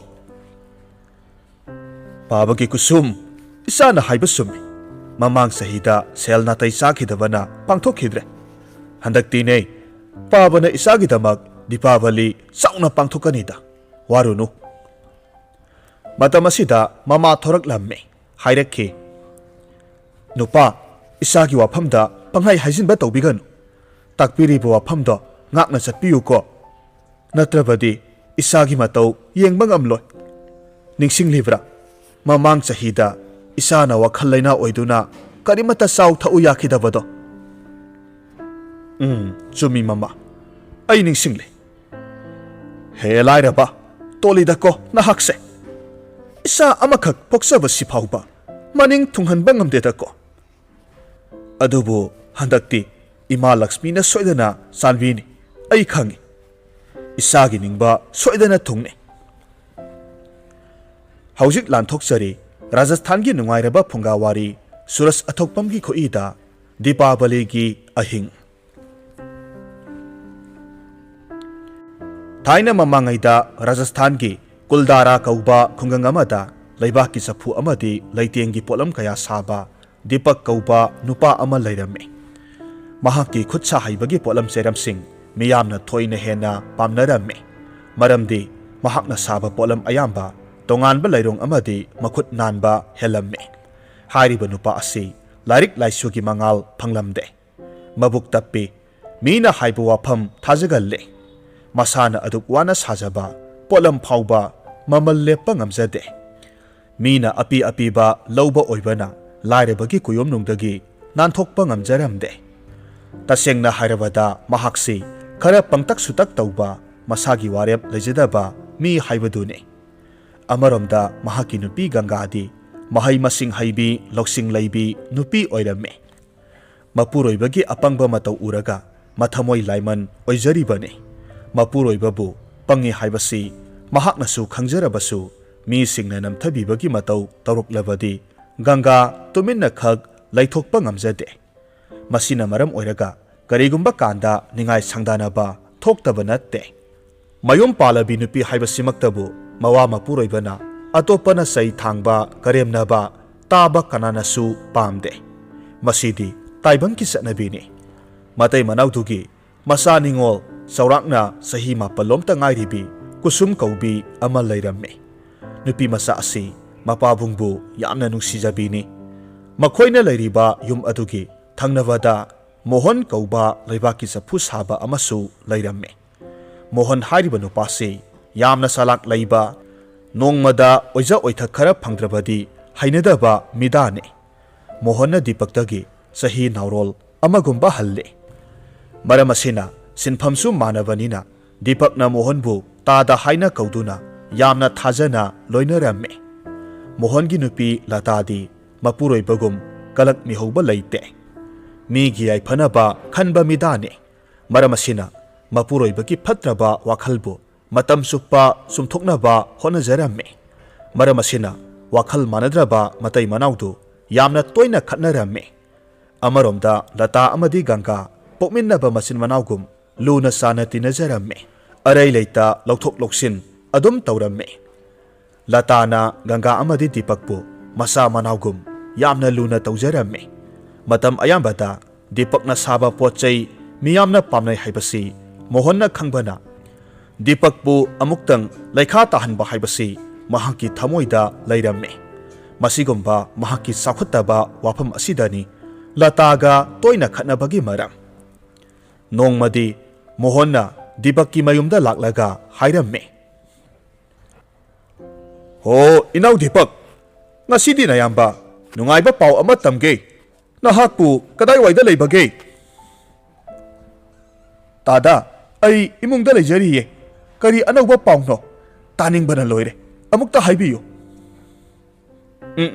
sumdawbani aikhoi anina nahan makai thabak sunanaba leibak thibada awaba leibado afaba laitan ngakta ngaiba mafam ama umanga tainaba turel mapanda lehawi madu laurusidana nungaireda tada adudi hausik hekta laurusine makhoi animak makhutta yopak thangjau paiduna chatminnakhi mapuroibana chatkraba matungda gangana matomta sole Karinone, aigi nupasibo. Kadayda satlibano haibasu hairamdana hekta masatki haiwane. Masigi itay mohon haibasina purakpa paubo kari apanungay oiramne. Jut charamdaw mande. Aigi nupasina marol ama itay na bo hairabadi loijarabani. Asumna matomta murum sonduna laihawramme. Mohon na haiba matung inna Dipakpu turel torbanda puraklamme. Aduga hairamme. Tu, uredana. Turel khongnungdagi thorakpa amu balaisha mayamse. Masina polam khuding lakna phajarani ibo. Tada, tada lejabagi aise kayada laibak phakrabano. Laibaksi kotpa haurasi. Mohonna hairakhi. Ihe, aidi kauramledana. Natay mana kaithel chatke sel piyo haihubani. Ibunga, nangna thokpa hekta hauramlo. Aise, yom yorodaba yadre. Natay magi isaw nahaksu khanglibaduni. Nayambadi, horel namidang wairamdara karino. Laibakto kolage ko. Hoy, phagani tada. Ay laibak kothawi haidana gangada khara tambiramo. Hoine, ay haram lage. Nayamba satle ko. Masi haiduna satsinaba saramme. Aduga manakta laiba mongsong amagi marumda tominna Dipakna laibak kotlaga pukhibadu yengduna leihawramme. Dipak satkraba matungda Mohonna lona noklaga hairamme. Nungaini apangbana. Turelgi laibak lainawna potchay sarabadi soirero. Asumna haiduna noklamme. Aduga mahakina atopa mafam amadagi yamna phaba laibak laitan kotlaga mayumda satkhi. Dipakna harauna tureldagi laibak lainaw puduna mayumda laklamme. Aduga monda yamna nungaina isaiga ngangladana mahaki kangkhong araybiga puthukladuna uru unglamme. Sapu mathang saba haurakhi. Mitkup khara lairaga ganga thoraklaga hairaklamme. Nupa ngasai makhai kadayda laibirubage. Yamna monda nungaina safuga saduna laibiramli basibo. Hai nupi aikhoi tada mohonse puksel chawkhrajani ko. Ngasidi mahakna afaba laibak ama takpidana thabak hauribasini dana. Ganga na khummi. Nupa itay mohonse aidi kaya thajade. Nahakna lauriba laibak sima mahaksu laukibrane. Lauki kaino nahak thajadabra. Aina singnaribase mamangdasu mahakna haiba induna laibak lauraga sarubadagi safu toina kaire haidana nangbo mina thina sakhibado ningsingbiyu. Tokloda nupi kai kandaba chagat nganglibano nong phadok soiba haibaduni masu laimakti natedana. Matamasida makhoigi masanupi kusum laklaga hairamme. Baba handakti aikhoigisu Dipawali toksiko mamang sahidasu taukhide. Aidi imanabi singi yumda mai pareng thanba Ima Lakshmi da athum ahau katpa anauba phirol setpado yamna pamje. Ipagi kusum handakti isana pamba Dipawaligi kumhaido aikhoigisu pangthokani. Aduna pavana thabak kanna soribani. Gangana hairaklamme. Nupa ngahan muksu pangthokani hairaga pangthokhidabagi nasanupi se thamoi laiman oidana sak saw yadana numit kayani naduna leikhibado ningsingbiyu. Asumna makhoi ahum wari kaya sanaramme. Kusumdi mapabungbu khwaidagi thajaba nungsijaba angangni. Numit asidagi wakhal nungaina Dipawaligi numit ngaiduna leikhi. Numit kharanigi matungda Dipakna masana saba leibaki safu gamla atay sanapot sempugumba kaya kaithilda yonjaramme. Mahaki polam ubada miyam krik inaduna lainaramme. Maramdi mahaki khutsa mayamdagi masanali anauba mayek kayasu haklamme. Amaromda mohongisu mahaki polam kaithilduda yolamme. Taubatabu kharadi mina pamnaba mawatlamme. Adum oidunasu Dipakna yonba polam sing ururaga mohon tuminna noklamme. Tauro ibo kumhai nungai hallu aigi wadi ko. Mathangi numitasu Dipak kaithelda potchai yolamme. Adubu ngarang laiduna punakhiba Sapu amadi atai polam kaya singdu mayum yaudana kaiba khotpagi wakat kaya laklamme. Ahal amana saungna hairamme. Dipak, nangisi aikhoi bu sitribara. Ngarang da laikhiba sapu bu yum hek yaubaga ising haplubada adumak pumtoy sibu phagiro. Sel khudakta hallo. Natai charo ibo. Atopa mi kharasu chap manaba wakat kaya laklamme. Khudakta sel hanbana hanba anauba sabigi haibana haiba thogdok kaya thoklamme. Dipak tu wakhal loksing manglamme. Mamaida mapi taduna kaplamme. Mahaki matau lona yengliba mohonna lona noksaramme. Nungairini. Haujikti khulaiba ibungo. Nungairini do. Thokliba awaba thogdok tu Dipakna mathwai wana mayumda laklaga Gangada tamlamme. Gangana khangi madudi pumnamak mapuroibabu mohonna apangba sibani.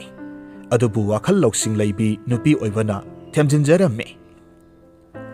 Phare nupa haukrabadi haukre kaukthokpa tambiro. Aduga hayeng makhaidi thabak khudingmak mingonda thajaba thambiruno. Adomsu polam saba sinmini.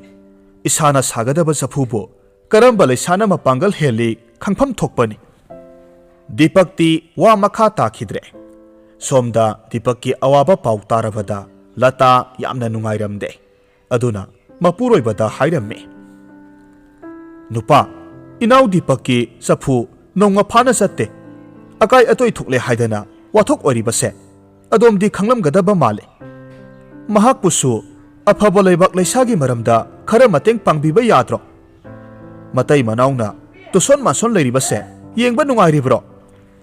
Latagi wafam taraga mohon noklaga khumme. Hai, puksel chawbi lata.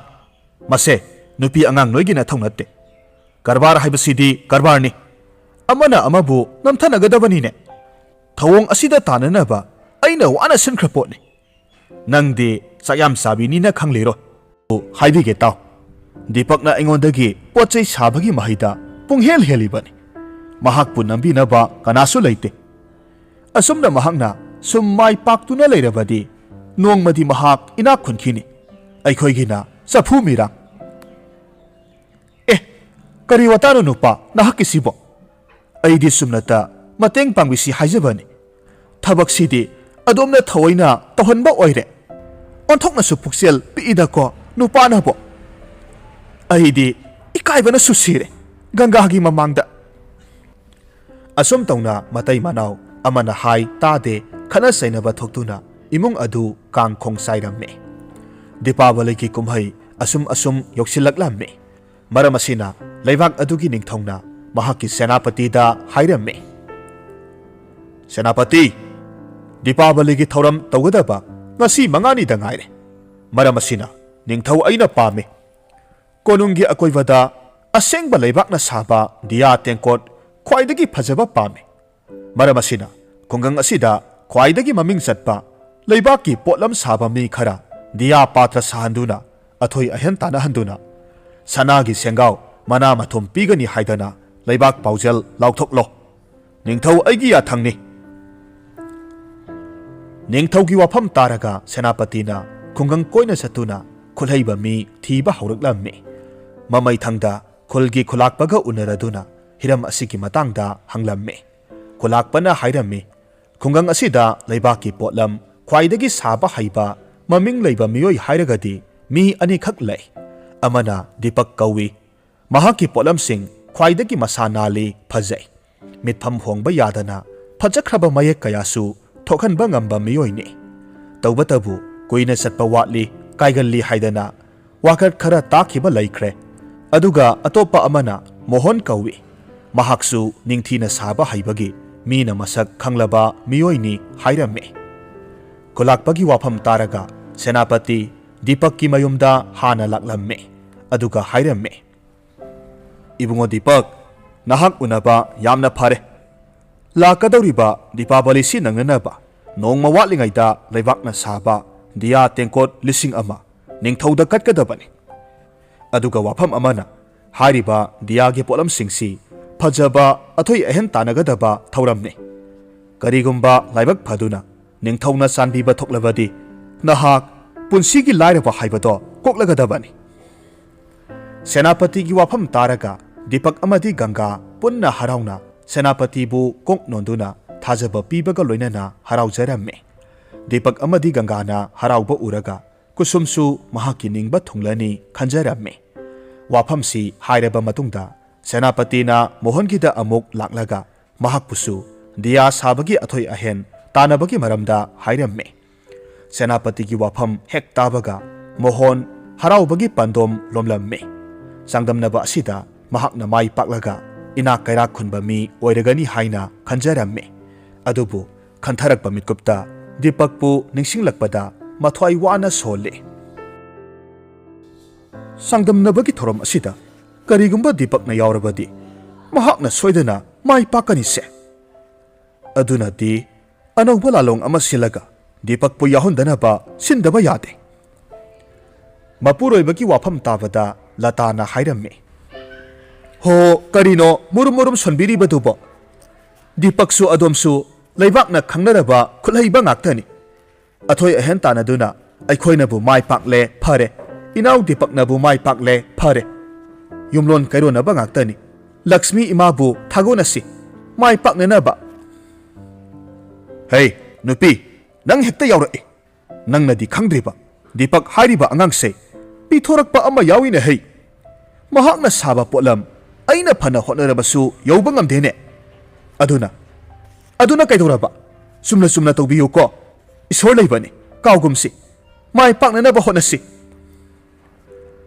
ꯇꯁꯦꯡꯅ ꯍꯥꯏꯔꯕꯗ ꯃꯣꯍꯣꯟꯅ ꯗꯤꯄꯛꯄꯨ ꯀꯔꯝꯅ ꯃꯥꯡꯍꯟꯁꯤꯒꯦ ꯈꯟꯕ ꯂꯦꯞꯂꯝꯗꯦ꯫ ꯃꯊꯪꯒꯤ ꯅꯨꯃꯤꯠꯅꯤ ꯃꯣꯍꯣꯟ ꯉꯟꯇꯥ ꯂꯥꯛꯂꯒ ꯗꯤꯄꯛꯇ ꯍꯥꯏꯔꯝꯃꯤ,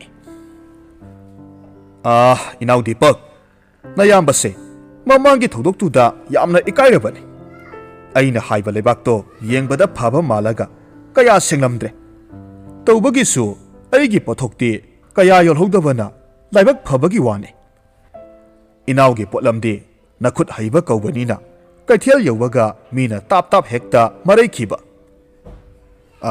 ꯍꯟꯗꯛꯇꯤ ꯏꯆꯤꯜ ꯏꯅꯥꯎꯁꯦ ꯅꯤꯡꯊꯧꯒꯤ ꯃꯥꯏ ꯉꯥꯛꯇꯕ ꯌꯥꯗ꯭ꯔꯦꯗꯣ꯫ ꯑꯗꯨꯅ ꯃꯨꯟꯅ ꯈꯜꯂꯕ ꯃꯇꯨꯡꯗ ꯑꯩꯅ ꯑꯐꯕ ꯂꯩꯕꯥꯛ ꯂꯩꯍꯧꯕ ꯂꯝꯄꯥꯛ ꯑꯃ ꯊꯦꯡꯅꯔꯦ꯫ ꯑꯗꯨꯅ ꯄꯨꯟꯅ ꯍꯦꯛꯇ ꯂꯧꯔꯨꯔꯁꯤ, ꯗꯤꯌꯥ ꯁꯥꯕ ꯍꯧꯔꯁꯤ ꯍꯥꯏꯒꯦ ꯂꯥꯛꯂꯤꯕꯅꯤꯅꯦ꯫ ꯏꯆꯝ ꯆꯝꯕ ꯃꯣꯍꯣꯟꯅ ꯈꯨꯝꯂꯝꯃꯤ, ꯌꯥꯏꯌꯦ ꯇꯥꯗ, ꯍꯟꯗꯛꯇꯤ ꯁꯣꯏꯍꯟꯒꯨꯝꯁꯤꯀꯣ꯫ ꯍꯥꯟꯅꯒꯤ ꯂꯥꯟꯁꯤꯡꯅꯕ ꯐꯥꯎꯕ ꯅꯅꯥꯎꯗꯤ ꯂꯣꯏꯖꯗ꯭ꯔꯦ꯫ ꯏꯆꯥꯅꯨꯄꯤꯅ ꯃꯔꯣꯜ ꯑꯃ ꯗꯤꯄꯥꯕꯂꯤ ꯀꯨꯏꯗ꯭ꯔꯦ, ꯃꯐꯤ ꯃꯔꯣꯜ ꯂꯩꯕꯤꯌꯨ ꯍꯥꯏꯗꯅ ꯉꯪꯕ ꯍꯧꯔꯕꯅꯤ꯫ ꯑꯁꯨꯝꯅ ꯃꯣꯍꯣꯟꯒꯤ ꯆꯤꯔꯣꯜ ꯋꯥꯍꯩꯗ ꯊꯥꯖꯔꯗꯨꯅ ꯗꯤꯄꯛꯅ ꯃꯣꯍꯣꯟꯒꯤ ꯃꯇꯨꯡ ꯏꯟꯅꯗꯨꯅ ꯂꯩꯕꯥꯛ ꯄꯦꯛꯄ ꯆꯠꯈꯤꯔꯝꯃꯤ꯫ ꯃꯈꯣꯏ ꯆꯠꯈ꯭ꯔꯒ ꯒꯪꯒꯥꯅ ꯀꯔꯤ ꯊꯣꯛꯂꯒꯗꯕ ꯍꯥꯏꯗꯨꯅ ꯋꯥꯈꯜ ꯈꯟꯗꯨꯅ ꯂꯩꯍꯧꯔꯝꯃꯤ꯫ ꯄꯨꯡꯖꯥ ꯈꯔꯒꯤ ꯃꯇꯨꯡꯗ ꯗꯤꯄꯛ ꯍꯔꯥꯎꯅ ꯂꯥꯛꯂꯒ ꯂꯩꯕꯥꯛꯀꯤ ꯗꯤꯌꯥ ꯁꯥꯕ ꯍꯧꯔꯝꯃꯤ ꯑꯃꯁꯨꯡ ꯑꯅꯧꯕ ꯅꯨꯡꯉꯥꯏꯕ ꯃꯪꯂꯥꯟ ꯀꯌꯥ ꯑꯃꯁꯨ ꯃꯪꯖꯔꯝꯃꯤ꯫ ꯃꯤꯠꯀꯨꯞ ꯑꯁꯤꯗ ꯒꯪꯒꯥ ꯊꯣꯔꯛꯂꯒ ꯀꯗꯥꯏꯗꯒꯤ ꯄꯨꯔꯛꯂꯤꯕ ꯂꯩꯕꯥꯛꯅꯣ? ꯍꯟꯗꯛꯀꯤ ꯊꯧꯔꯝ ꯑꯁꯤ ꯍꯦꯛ ꯁꯣꯏꯕꯗ ꯂꯩꯕꯥꯛ ꯃꯤꯌꯥꯝ ꯃꯃꯥꯡꯗ ꯈꯣꯡꯒꯣꯏꯅꯕꯒꯨꯝ ꯊꯣꯛꯀꯗꯧꯔꯤꯕꯅꯤ ꯅꯨꯄꯥ, ꯑꯁꯨꯝ ꯍꯥꯏꯅ ꯌꯥꯝꯅ ꯄꯥꯈꯠꯅ ꯍꯥꯏꯖꯔꯝꯃꯤ꯫ ꯃꯇꯝ ꯑꯁꯤꯗ ꯑꯄꯪꯕ ꯗꯤꯄꯛꯅ ꯈꯨꯝꯂꯝꯃꯤ, ꯍꯟꯗꯛꯇꯤ ꯁꯨꯛꯁꯣꯏ ꯍꯦꯛ ꯁꯣꯏꯔꯣꯏꯁꯦ꯫ ꯇꯥꯗꯒ ꯑꯩꯒ ꯄꯨꯟꯅ ꯂꯧꯔꯨꯕ ꯂꯩꯕꯥꯛꯅꯤ꯫ ꯃꯃꯥꯡꯒꯤ ꯁꯣꯏꯈꯤꯕꯗꯨꯗꯤ ꯃꯍꯥꯛꯅ ꯑꯩꯕꯨ ꯅꯝꯊꯥꯛ ꯇꯧꯈꯤꯕꯅꯤ꯫ ꯃꯍꯥꯛꯅ ꯑꯩꯉꯣꯟꯗ ꯁꯣꯏꯈ꯭ꯔꯦ ꯍꯥꯏꯔꯤꯕꯗꯨꯅꯤ꯫ ꯍꯟꯗꯛꯇꯤ ꯇꯥꯗꯁꯨ ꯑꯩꯁꯨ ꯄꯨꯟꯅ ꯑꯃꯅ ꯑꯃꯕꯨ ꯉꯥꯏꯅꯔꯒ ꯂꯩꯕꯥꯛ ꯀꯣꯠꯃꯤꯟꯅꯔꯤꯕꯅꯤ꯫ ꯍꯦꯔꯥ, ꯃꯥꯅꯀ ꯄꯪꯇꯧ ꯇꯧ ꯌꯥꯄꯣꯟꯇꯦꯗ, ꯑꯩꯕꯨ ꯆꯝꯃꯤ ꯄꯪꯉꯤ ꯀꯥꯏꯗꯅ꯫ ꯍꯟꯗꯛꯀꯤ ꯏꯅꯤꯡꯊꯧꯒꯤ ꯃꯅꯥꯁꯦ ꯑꯩꯅ ꯂꯧꯕ ꯍꯥꯏꯕꯁꯦ ꯐꯛꯂꯥꯡꯗ ꯂꯩꯇꯨꯝꯅ ꯊꯥꯕꯒꯨꯝꯕꯅꯤꯅꯦ ꯅꯨꯄꯤ꯫ ꯑꯗꯨꯝ ꯑꯣꯏꯗꯨꯅꯁꯨ ꯂꯧꯁꯤꯡ ꯂꯩꯕꯤ ꯒꯪꯒꯥꯅ ꯁꯣꯔ ꯁꯥꯡꯅ ꯍꯣꯟꯗꯣꯛꯂꯒ ꯃꯄꯨꯔꯣꯏꯕꯗ ꯍꯥꯏꯔꯝꯃꯤ, ꯅꯨꯄꯥ, ꯅꯍꯥꯛꯀꯤ ꯑꯄꯪꯕ ꯅꯇꯧ ꯑꯁꯤꯗ ꯑꯩ ꯈꯥꯡꯕ ꯉꯝꯗ꯭ꯔꯦꯗꯀꯣ꯫ ꯇꯥꯕꯤꯌꯨ ꯍꯥꯏꯖꯒꯦ꯫ ꯉꯁꯥꯏ ꯅꯈꯣꯏ ꯑꯅꯤꯅ ꯂꯩꯕꯥꯛ ꯂꯧꯕ ꯆꯠꯈꯤꯕꯗꯣ ꯑꯩꯅ ꯂꯣꯟꯅ ꯏꯟꯅꯔꯒ ꯌꯦꯡꯈꯤꯕꯅꯤ꯫ ꯏꯇꯩꯅ ꯄꯨꯈꯤꯕ ꯂꯩꯕꯥꯛꯇꯣ ꯃꯌꯨꯝ ꯌꯧꯕꯒ ꯈꯣꯡꯕꯥꯟꯗ ꯍꯨꯟꯗꯣꯛꯈ꯭ꯔꯒ ꯎꯃꯪꯗ ꯃꯇꯣꯝꯇ ꯑꯃꯨꯛ ꯍꯟꯅ ꯆꯠꯂꯒ ꯂꯩꯕꯥꯛ ꯑꯅꯧꯕ ꯂꯧꯕ ꯑꯩꯒꯤ ꯏꯃꯤꯠꯃꯛꯅ ꯎꯍꯧꯔꯕꯅꯤ꯫ ꯀꯥꯟꯅꯗꯦ ꯅꯨꯄꯥ, ꯏꯇꯩꯅ ꯂꯣꯟꯅ ꯂꯧꯔꯨꯕ ꯂꯩꯕꯥꯛꯇꯣ ꯐꯔꯝꯒꯅꯤ꯫ ꯍꯧꯖꯤꯛꯃꯛ ꯆꯠꯇꯨꯅ ꯂꯧꯔꯨꯁꯤ꯫ ꯃꯇꯩ ꯃꯅꯥꯎ ꯃꯣꯍꯣꯟꯅ ꯂꯧꯈꯤꯕ ꯃꯐꯝ ꯑꯗꯨꯗꯒꯤ leibak nauna puraklaga mayumda pairammi amasung phajakraba diya saminarammi Dipakna saba loiraba diya Gangana masu sanglammi pikliba kusumsu adumak yaurammi makoina saba loiraba diya pareng pareng nungsada phauringaida Mohon laklaga ukhirammi Mohonna khalli I angang singsina aina haiba leibak tu nataba anauba leibak lauraga saramledana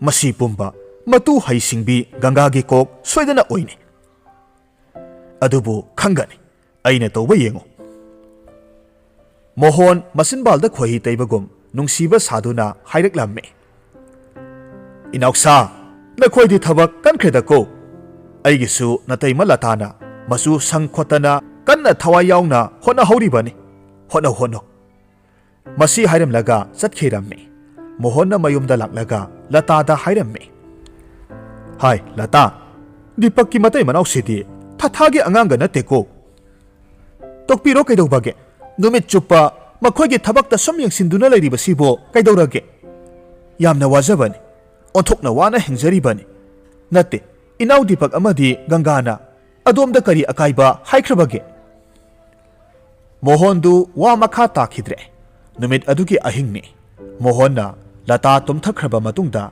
Dipakki yumda lona laklaga semba loireduna kanghaliba sangoi naksi da lairiba Dipakna sajaba diya tengkot mayamdu ising haijilamlaga mayumda satkhi mathangi ayukta Dipakki matai manauna yahaurakpada Makhoina ningthaugidamak sajaba diya mayam leimaida kairaga leiramba thengnarabada masidagi hena awaba haibadu leiramde makhong sangna tingthoklaga onsinaduna kap lauramme mapa mamana kappa uraga pikliba kusumsu thoraklaga maya kaduna mamittagi mapi leptana sintharamme amasung akaiba diyada munna yengduna leiramme mikup asida latasu kapna launaba tabadagi Dipakki mayumda laklaga matai manaubu themjinbiramme mahakna hairamme Phatsu phatkideda ko laima karamba papino sigumba phatraba thabak chathariba sibo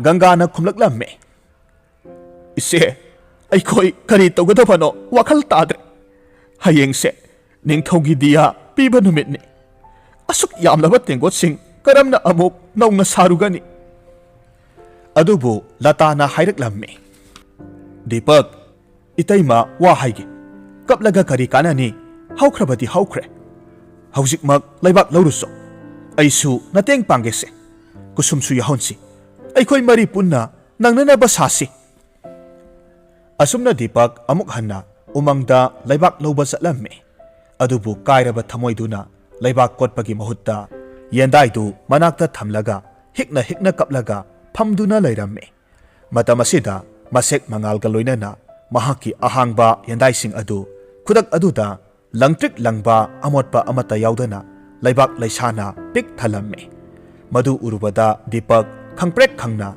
mamit longthuklaga yenglamme amasung malem imabu khurumjaramme mayom yoroklabada makhoi mari sangduna diya tengkot saramme phajakraba khuyek leiteng mahakna semdok semjin tawduna Usinna sinna numidang wairam phawada saba loisinjaramme adum oidunasu Mohonna paw asi khanglamme hanagum amuksu ahingda laklaga ising haijinbiramme mathangi ayuktasu diya kairamba thengnarabada matai manaudu yamna kapcharamme tanja asida Mohonna karimata khangdaba saduna laklaga hairamme Ho inau Dipak nahakki diya tengkotubu loisindribaro aidi Haujik sana konungda lenglagadabani nahaksu chatlasi haidana hauba laklibani ne matamasida Gangana kaplaga hairamme Itai ibungo oina yaubiruro handaki matang asidi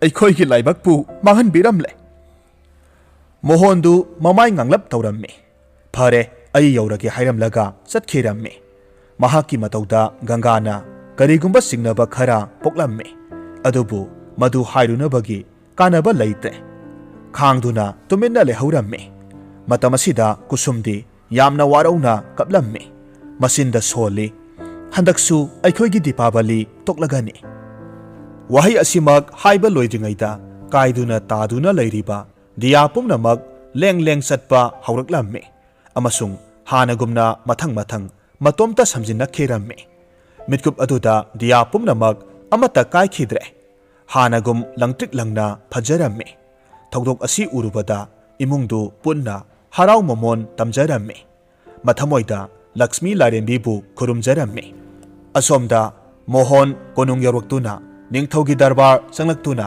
ningthaubu khurumjaramme mahakna sajaba diya mayam adu ningthauda lanthoklamme mahaki diya urubada ningthau haraukhibana mahakpu yamna thagatlamme aduga hairakki ibungo khulaiba Mohon nahaki khudol singsi urubada ningthau ai yamna pele adubune Dipak hariba nupadudi haujik phawba yoraktre mahaki khudol sing yanglaba matungda nakhoi anigi manungda diya sabagi athoi ahengi paujel lauthok asiko ningthaugi wafam taraga Mohonna hairaklamme Maharaj sanana kongda wafam ama hangachari aigi yumthangnabada leiba Dipak hariba inausi thabak tawbada kaya nasangdabani mahakti diya saba loiram khiroi maram asina Maharajna nanai aihakpu chanbiyudo asumna hainaringai tiliba miya maraktagi samji khaiduklaga phijat leiteng segaiba setpa maithongda momon minokka loinaba Dipak makokta thumok likhai ama puraduna thoraklamme aduga hairakki Maharaj nanai Dipakna khurumjari adomgidamak aina sajaba diya Ima Lakshmi da katpinaba pujarakle midyang tabiyu Dipakna thajadana yorakpa asida Mohon khangprek khanglamme maithongda saungningbagi mami taramme matomta sole masigi apangsina saba diya pumbadi aina thugaikrabane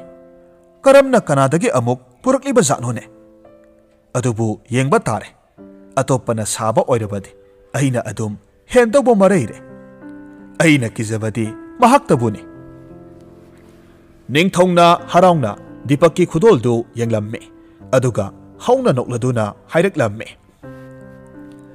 imai pema asuk phajakraba diya ibungo Dipak nahakna purakliba diya asidi ningthau aigi punsida asuk phajaba amukta thengnakhidri maramasina nahakna mai pakle hei ningthaugi wafam taraga Mohonna hairaklamme Maharaj asumba wayal tawbiyo Dipakna saba diyadi kaiduna leiba nanaina thengnajaramme aduga haujik mahakna purakliba diya asi mahakna saba oiramloi ningthongna Dipak amadi Mohongi maithong munna yenglingaida ningthaugi darbardu masek mangalga loinana Lairembi ima Lakshmi saphonglaklamme aduga laurakki Maharaj adomsu khangbiyu Mohon hariba nupa asidi mabuk sengdaba masin thiba migi mangnabata hotnaba kalakarni mahakna Dipakna thamoi sengna sajaba diya pumba kayarak huranduna thugaibiki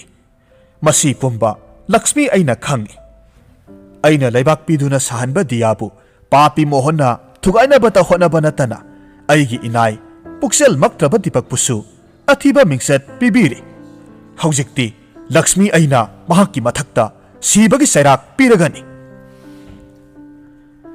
Ima Lakshmi ki wafam taraga Dipakna khurumduna haijaramme he pina haibi Lakshmi ima nasana haijari tada Mohon aigi yumthangnaba iyambani mahakna laikhidaba thoklabadi aigi itaimal hatana lukhra singda sanduna wana punsi lenba nanai aihakna yengba ngamjaro maramasina iyambabu asibagi seraktagi amukta kanbiduna nanaibu chanbiyudo matamasida ningthongnasu Lakshmi imabu khurumduna haijaramme he Lakshmi ima tolaba ningthau aihakna khurumjari Dipak kumba asengba bhakta leijabana nanaigi darbar dasu imana saphong biraktuna asengba mafam oijaredo nanai Dipakna haijabagum apangba Mohonbusu ngakpiramudo haijari ningthau amadi Dipakki haijabu wafam taraga Lakshmi imana makhoi pumnamak thaujanbiramlaga adumak mangkhiramme Mohon haujikti masagi maral khangjaraklamme ꯏꯀꯥꯏꯕꯅ ꯂꯦꯞꯄ ꯐꯥꯎꯕ ꯉꯝꯂꯝꯗꯦ꯫ ꯑꯗꯨꯒ ꯗꯤꯄꯛꯄꯨ ꯀꯣꯟꯗꯨꯅ ꯉꯥꯛꯄꯤꯌꯨ ꯍꯥꯏꯅ ꯀꯞꯆꯔꯝꯃꯤ꯫ ꯅꯤꯡꯊꯧꯅ ꯗꯤꯄꯛꯄꯨ ꯐꯖꯕ ꯗꯤꯌꯥ ꯁꯥꯕꯒꯤꯗꯃꯛ ꯑꯃꯗꯤ ꯊꯃꯣꯏ ꯁꯦꯡꯕꯒꯤꯗꯃꯛ ꯁꯅꯥ ꯈꯥꯎꯖꯧ ꯄꯤꯗꯨꯅ ꯏꯀꯥꯏ ꯈꯨꯝꯅꯔꯝꯃꯤ꯫ ꯃꯇꯧ ꯑꯁꯨꯝꯅ ꯅꯤꯡꯊꯧꯅ ꯌꯥꯝꯂꯕ ꯁꯦꯟꯖꯥꯎ ꯑꯃ ꯃꯅꯥ ꯑꯣꯏꯅ ꯄꯤꯔꯕꯗ ꯗꯤꯄꯛ ꯂꯥꯏꯔꯕ ꯀꯣꯛꯇꯨꯅ ꯋꯥꯠꯇ ꯄꯥꯗꯅ ꯅꯨꯡꯉꯥꯏ ꯌꯥꯏꯐꯅ ꯄꯥꯟꯈꯤꯔꯝꯃꯤ꯫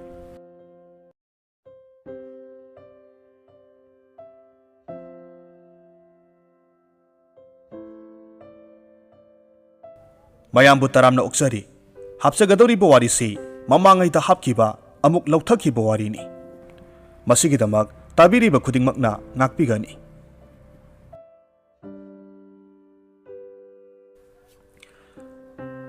ꯊꯥꯏꯅ ꯃꯃꯥꯡꯉꯩꯗ ꯌꯥꯝꯅ ꯏꯅꯥꯛ ꯀꯩꯔꯥꯛ ꯈꯨꯟꯕ ꯅꯤꯡꯊꯧ ꯑꯃꯈꯛ ꯄꯥꯜꯂꯝꯃꯤ꯫ ꯅꯤꯡꯊꯧ ꯑꯁꯤꯒꯤ ꯃꯁꯛ ꯃꯇꯧ ꯌꯥꯝꯅ ꯐꯖꯕ ꯃꯆꯥꯅꯨꯄꯥ ꯑꯅꯤꯈꯛ ꯄꯣꯛꯂꯝꯃꯤ꯫ ꯍꯥꯏꯔꯤꯕ ꯃꯆꯥ ꯑꯍꯜꯁꯤꯒꯤ ꯃꯤꯡꯅ ꯊꯧꯉꯝꯕ, ꯑꯇꯣꯝꯕꯒꯤ ꯃꯃꯤꯡꯅ ꯊꯧꯌꯥꯡꯕ ꯀꯧꯔꯝꯃꯤ꯫ ꯊꯧꯉꯝꯕ ꯑꯃꯁꯨꯡ ꯊꯧꯌꯥꯡꯕ ꯃꯆꯤꯜ ꯃꯅꯥꯎ ꯑꯅꯤꯃꯛ ꯅꯤꯡꯊꯧꯅ ꯆꯞ ꯃꯥꯟꯅꯅ ꯅꯨꯡꯁꯤꯔꯕꯁꯨ ꯃꯈꯣꯏ ꯑꯅꯤꯒꯤ ꯂꯝꯆꯠ ꯁꯥꯖꯠꯇꯤ ꯑꯁꯨꯛꯀꯤ ꯃꯇꯤꯛ ꯈꯦꯠꯅꯔꯝꯃꯤ꯫ ꯃꯌꯥꯝꯕ ꯊꯧꯉꯝꯕ ꯃꯤꯅꯨꯡꯁꯤ ꯌꯥꯎꯗꯦ, ꯃꯕꯨꯛꯆꯦꯜ ꯄꯤꯛꯏ, ꯂꯥꯏꯔ ꯑꯅꯪꯕꯨ ꯀꯔꯦꯝꯅꯩ꯫ ꯃꯇꯝ ꯆꯨꯞꯄ ꯃꯄꯥꯒꯤ ꯇꯥꯡꯕꯜꯁꯤ ꯃꯍꯥꯛꯀꯤ ꯑꯣꯏꯒꯗꯕꯅꯤ ꯍꯥꯏꯕ ꯋꯥꯈꯜ ꯁꯥꯒꯠꯇꯨꯅ ꯂꯩꯔꯝꯃꯤ꯫ ꯃꯍꯥꯛ ꯃꯤꯇꯣꯞꯇꯗ ꯅꯠꯇꯅ ꯃꯅꯥꯎ ꯅꯨꯄꯥꯕꯨꯁꯨ ꯃꯊꯃꯣꯏꯗ ꯅꯨꯡꯁꯤꯕ ꯄꯣꯛꯇꯦ꯫ ꯃꯇꯝ ꯂꯩꯕ ꯈꯤꯕꯤꯛꯇ ꯑꯐꯥꯎ ꯑꯔꯤꯡ ꯁꯥꯗꯨꯅ ꯅꯝꯊꯅꯤꯡꯕꯒꯤ ꯋꯥꯈꯜ ꯂꯩ꯫ ꯑꯗꯨꯒ ꯃꯅꯥꯎ ꯅꯨꯄꯥ ꯊꯧꯌꯥꯡꯕꯗꯤ ꯃꯌꯥꯝꯕꯕꯨ ꯏꯀꯥꯏ ꯈꯨꯝꯅꯩ, ꯑꯍꯜ ꯂꯃꯟ ꯃꯁꯛ ꯈꯪꯅ ꯆꯠꯂꯤ, ꯇꯣꯜꯂ ꯇꯥꯔꯕ ꯀꯌꯥꯒꯤ ꯃꯇꯦꯡ ꯄꯥꯡꯉꯤ꯫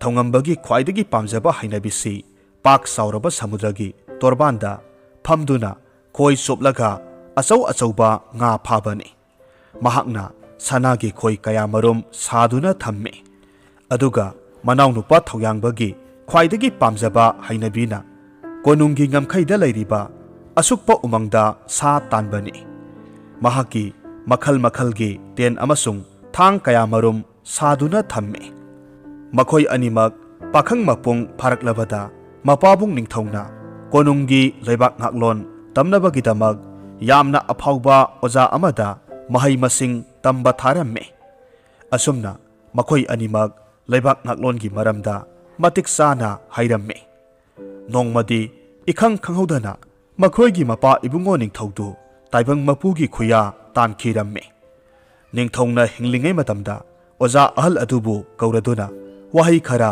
ꯁꯤꯟꯅꯕꯤꯔꯝꯃꯤ꯫ ꯑꯁꯨꯝꯅ ꯅꯤꯡꯊꯧ ꯃꯆꯥ ꯑꯅꯤꯃꯛ ꯃꯇꯤꯛ ꯃꯊꯧꯅꯥ ꯂꯧꯁꯤꯡ ꯃꯄꯨꯡ ꯐꯥꯅ ꯂꯩꯔꯛꯄ ꯎꯕꯗ ꯅꯣꯡꯃ ꯑꯣꯖꯥ ꯑꯍꯜ ꯑꯗꯨꯅ ꯀꯧꯁꯤꯜꯂꯒ ꯍꯥꯏꯔꯝꯃꯤ, "ꯏꯆꯥꯁꯥ, ꯌꯦꯡꯉꯨ, ꯑꯩꯅ ꯅꯈꯣꯏꯕꯨ ꯑꯈꯥꯛꯄ ꯂꯩꯇꯅ ꯇꯝꯕꯤꯕ ꯌꯥꯕ ꯃꯍꯩ ꯅꯤꯡꯊꯤꯅ ꯇꯝꯕꯤꯔꯦ꯫ ꯅꯈꯣꯏꯁꯨ ꯃꯄꯨꯡ ꯐꯥꯅ ꯍꯩꯔꯦꯗꯣ꯫ ꯅꯃꯥꯟꯅꯕ ꯅꯤꯡꯊꯧ ꯀꯌꯥꯒ ꯃꯥꯌꯣꯛꯅꯕꯗ ꯅꯣꯞꯂꯔꯣꯏ ꯍꯥꯏꯅ ꯈꯜꯂꯤ꯫ ꯃꯔꯝ ꯑꯁꯤꯅ ꯅꯈꯣꯏ ꯑꯅꯤꯒꯤ ꯃꯅꯨꯡꯗ ꯀꯔꯝꯕꯅ ꯅꯤꯡꯊꯧ ꯑꯣꯏꯒꯅꯤ ꯍꯥꯏꯕꯁꯦ ꯑꯩꯅ ꯆꯥꯡꯌꯦꯡ ꯑꯃ ꯑꯣꯏꯅ ꯄꯥꯡꯊꯣꯛꯄ ꯄꯥꯝꯃꯤ꯫ ꯑꯣꯖꯥ ꯑꯍꯜꯒꯤ ꯋꯥꯍꯩꯗꯨ ꯇꯥꯕꯗ ꯃꯌꯥꯝꯕ ꯑꯍꯜ ꯊꯧꯉꯝꯕꯅ ꯈꯨꯝꯂꯛꯂꯝꯃꯤ, ꯑꯣꯖꯥ ꯏꯕꯨꯡꯉꯣ, ꯅꯆꯥꯅ ꯍꯥꯏꯖꯅꯤꯡꯕꯗꯤ ꯑꯗꯣꯝꯅ ꯇꯥꯛꯄꯤꯔꯤꯕ ꯋꯥꯐꯝꯁꯤ ꯑꯩꯅ ꯋꯥꯈꯜ ꯇꯥꯗꯕ ꯑꯃ ꯂꯩꯔꯦꯗꯣ꯫ ꯃꯗꯨꯗꯤ ꯑꯩꯅ ꯏꯆꯤꯜ ꯏꯅꯥꯎ ꯑꯅꯤꯒꯤꯗꯤ ꯑꯍꯜꯅꯤ, ꯅꯤꯡꯊꯧ ꯑꯣꯏꯐꯝ ꯊꯣꯛꯏ ꯍꯥꯏꯖꯔꯤꯕ꯫ ꯃꯁꯤꯒꯤꯗꯃꯛ ꯏꯆꯤꯜ ꯏꯅꯥꯎꯒꯤ ꯃꯔꯛꯇ ꯀꯔꯝꯕ ꯆꯥꯡꯌꯦꯡ ꯑꯃꯨꯛ ꯂꯩꯕꯤꯔꯤꯕꯒꯦ? ꯆꯨꯝꯃꯤ ꯏꯆꯥꯅ ꯍꯥꯏꯕ꯫ ꯅꯤꯡꯊꯧ ꯂꯩꯇ꯭ꯔꯕꯗꯤ ꯃꯆꯥ ꯑꯍꯜꯅ ꯈꯨꯕꯝ ꯐꯪꯐꯝ ꯊꯣꯛꯄꯅꯤ꯫ ꯑꯗꯨꯕꯨ ꯃꯗꯣ ꯊꯥꯏꯅꯒꯤ ꯆꯠꯅꯔꯣꯜꯅꯤ꯫ ꯑꯗꯨꯝ ꯑꯣꯏꯗꯨꯅꯁꯨ ꯇꯥꯎ ꯏꯆꯥꯁꯥ, ꯑꯩꯒꯤ ꯋꯥꯐꯝꯁꯦ꯫ ꯅꯈꯣꯏꯒꯤ ꯂꯩꯈꯤꯗ꯭ꯔꯕ ꯅꯄꯥꯕꯨꯡꯅ ꯅꯈꯣꯏ ꯑꯅꯤꯒꯤ ꯃꯔꯛꯇ ꯃꯇꯤꯛ ꯆꯥꯕ ꯃꯤꯗ ꯅꯤꯡꯊꯧ ꯈꯨꯕꯝ ꯁꯤꯟꯅꯧ ꯍꯥꯏꯗꯅ ꯇꯥꯛꯄꯤꯔꯝꯃꯤ꯫ ꯍꯥꯏꯔꯤꯕ ꯋꯥꯐꯝꯁꯦ ꯑꯩꯅ ꯅꯈꯣꯏꯒꯤ ꯑꯣꯖꯥ ꯑꯃ ꯑꯣꯏꯅ ꯄꯥꯡꯊꯣꯛꯄ ꯄꯥꯝꯃꯤꯅꯦ꯫ ꯑꯣꯖꯥꯒꯤ ꯋꯥꯐꯝ ꯑꯗꯨꯗ ꯊꯧꯉꯝꯕ ꯃꯔꯧ ꯂꯩꯅ ꯃꯈꯥ ꯇꯥꯔꯛꯈꯤ, "ꯑꯣꯖꯥꯅ ꯇꯥꯛꯄꯤꯔꯤꯕ ꯋꯥꯐꯝꯗꯨ ꯑꯩꯈꯣꯏꯅ ꯂꯨꯝꯅ ꯂꯧꯖꯩ꯫ ꯇꯧꯕꯇꯕꯨ ꯃꯤꯌꯥꯝ ꯃꯃꯥꯡꯗ ꯐꯖꯒꯗꯕꯗꯤ ꯀꯌꯥ ꯃꯥꯟꯗꯦ꯫ ꯃꯌꯥꯝꯕꯒꯤ ꯋꯥꯐꯝꯗ ꯃꯅꯥꯎ ꯊꯧꯌꯥꯡꯕꯅ ꯑꯣꯖꯥꯕꯨ ꯃꯀꯣꯛ ꯅꯣꯜꯂꯗꯨꯅ ꯈꯨꯝꯂꯝꯃꯤ, "ꯑꯣꯖꯥ ꯏꯕꯨꯡꯉꯣ, ꯊꯧꯔꯥꯡ ꯑꯁꯤꯗ ꯄꯥꯕꯨꯡꯅ ꯄꯥꯝꯂꯝꯕ ꯆꯥꯡꯌꯦꯡꯗꯨ ꯄꯥꯡꯊꯣꯛꯄꯤꯌꯨ꯫ ꯇꯧꯕꯇꯕꯨ ꯆꯥꯡꯌꯦꯡ ꯑꯁꯤꯗ ꯀꯔꯤꯒꯨꯝꯕ ꯑꯩꯅ ꯃꯥꯏ ꯄꯥꯛꯂꯕꯗꯤ ꯌꯥꯝꯕꯨꯡ ꯑꯩꯈꯣꯏꯅꯤ ꯂꯩꯕꯥꯛ ꯇꯪꯈꯥꯏ ꯇꯪꯈꯥꯏ ꯅꯤꯡꯊꯧ ꯑꯣꯏꯗꯨꯅ ꯄꯥꯟꯖꯒꯦ꯫ ꯑꯗꯨꯒ ꯌꯥꯝꯕꯨꯡꯅ ꯃꯥꯏ ꯄꯥꯛꯂꯒꯅ ꯌꯥꯝꯕꯨꯡꯅ ꯅꯤꯡꯊꯧ ꯈꯨꯕꯝ ꯑꯗꯨꯃꯛ ꯄꯥꯏꯖꯁꯅꯨ꯫ ꯃꯅꯥꯎꯒꯤ ꯋꯥꯐꯝꯗ ꯃꯌꯥꯝꯕꯅ ꯃꯄꯨꯛꯅꯤꯡꯗ ꯃꯇꯣꯝꯇ ꯈꯜꯂꯦ꯫ ꯃꯁꯤꯒꯤ ꯑꯉꯥꯡꯁꯦ ꯅꯤꯡꯊꯧ ꯑꯣꯏꯅꯤꯡꯕꯒꯤ ꯋꯥꯈꯜ ꯀꯥꯁꯨ ꯂꯩꯔꯤꯅꯦ꯫ ꯄꯦꯠ ꯂꯥꯎꯅ ꯍꯦꯛ ꯃꯦꯠꯈꯥꯏꯕꯕꯨ꯫ ꯈꯨꯗꯛꯇ ꯑꯣꯖꯥ ꯑꯍꯜꯅ ꯍꯥꯏꯔꯛꯈꯤ, ꯏꯆꯥ ꯑꯇꯣꯝꯕꯒꯤ ꯋꯥꯐꯝꯁꯨ ꯌꯥꯝꯅ ꯐꯖꯕ ꯋꯥꯐꯝꯅꯤ꯫ ꯑꯩꯒꯤꯗꯤ ꯅꯈꯣꯏ ꯑꯅꯤꯃꯛ ꯆꯞ ꯃꯥꯟꯅꯕ ꯏꯆꯥꯒꯨꯝꯕ ꯉꯥꯛꯇꯅꯤꯗꯣ꯫ ꯅꯈꯣꯏ ꯑꯅꯤꯃꯛ ꯆꯥꯡꯌꯦꯡ ꯇꯧꯗ꯭ꯔꯕꯁꯨ ꯂꯩꯕꯥꯛ ꯇꯪꯈꯥꯏ ꯇꯪꯈꯥꯏ ꯅꯤꯡꯊꯧ ꯑꯣꯏꯗꯨꯅ ꯃꯤꯌꯥꯝꯒꯤ ꯊꯧꯗꯥꯡ ꯄꯨꯕꯗꯨꯁꯨ ꯌꯥꯝꯅ ꯐꯖꯈ꯭ꯔꯕ ꯅꯤꯌꯝꯅꯤ꯫ ꯂꯩꯕꯥꯛ ꯃꯤꯌꯥꯝꯅꯁꯨ ꯅꯨꯡꯁꯤꯕ ꯍꯦꯟꯒꯗꯧꯔꯤꯕꯅꯤ꯫ ꯃꯌꯥꯝꯕ ꯑꯍꯜ ꯊꯧꯉꯝꯕꯅ ꯋꯥꯐꯝꯗꯨ ꯌꯥꯅꯤꯡꯗ ꯃꯉꯛ ꯅꯣꯝꯂꯒ ꯃꯈꯥ ꯇꯥꯔꯛꯈꯤ꯫ ꯑꯣꯖꯥ ꯏꯕꯨꯡꯉꯣ, ꯑꯣꯖꯥꯅ ꯁꯤꯅ ꯐꯩ ꯍꯥꯏꯕꯗꯣ ꯄꯥꯡꯊꯣꯛꯄꯤꯌꯨ꯫ ꯑꯣꯖꯥ ꯑꯍꯜꯅ ꯅꯣꯛꯐꯦꯠ ꯇꯧꯔꯒ ꯈꯨꯝꯂꯛꯂꯝꯃꯤ꯫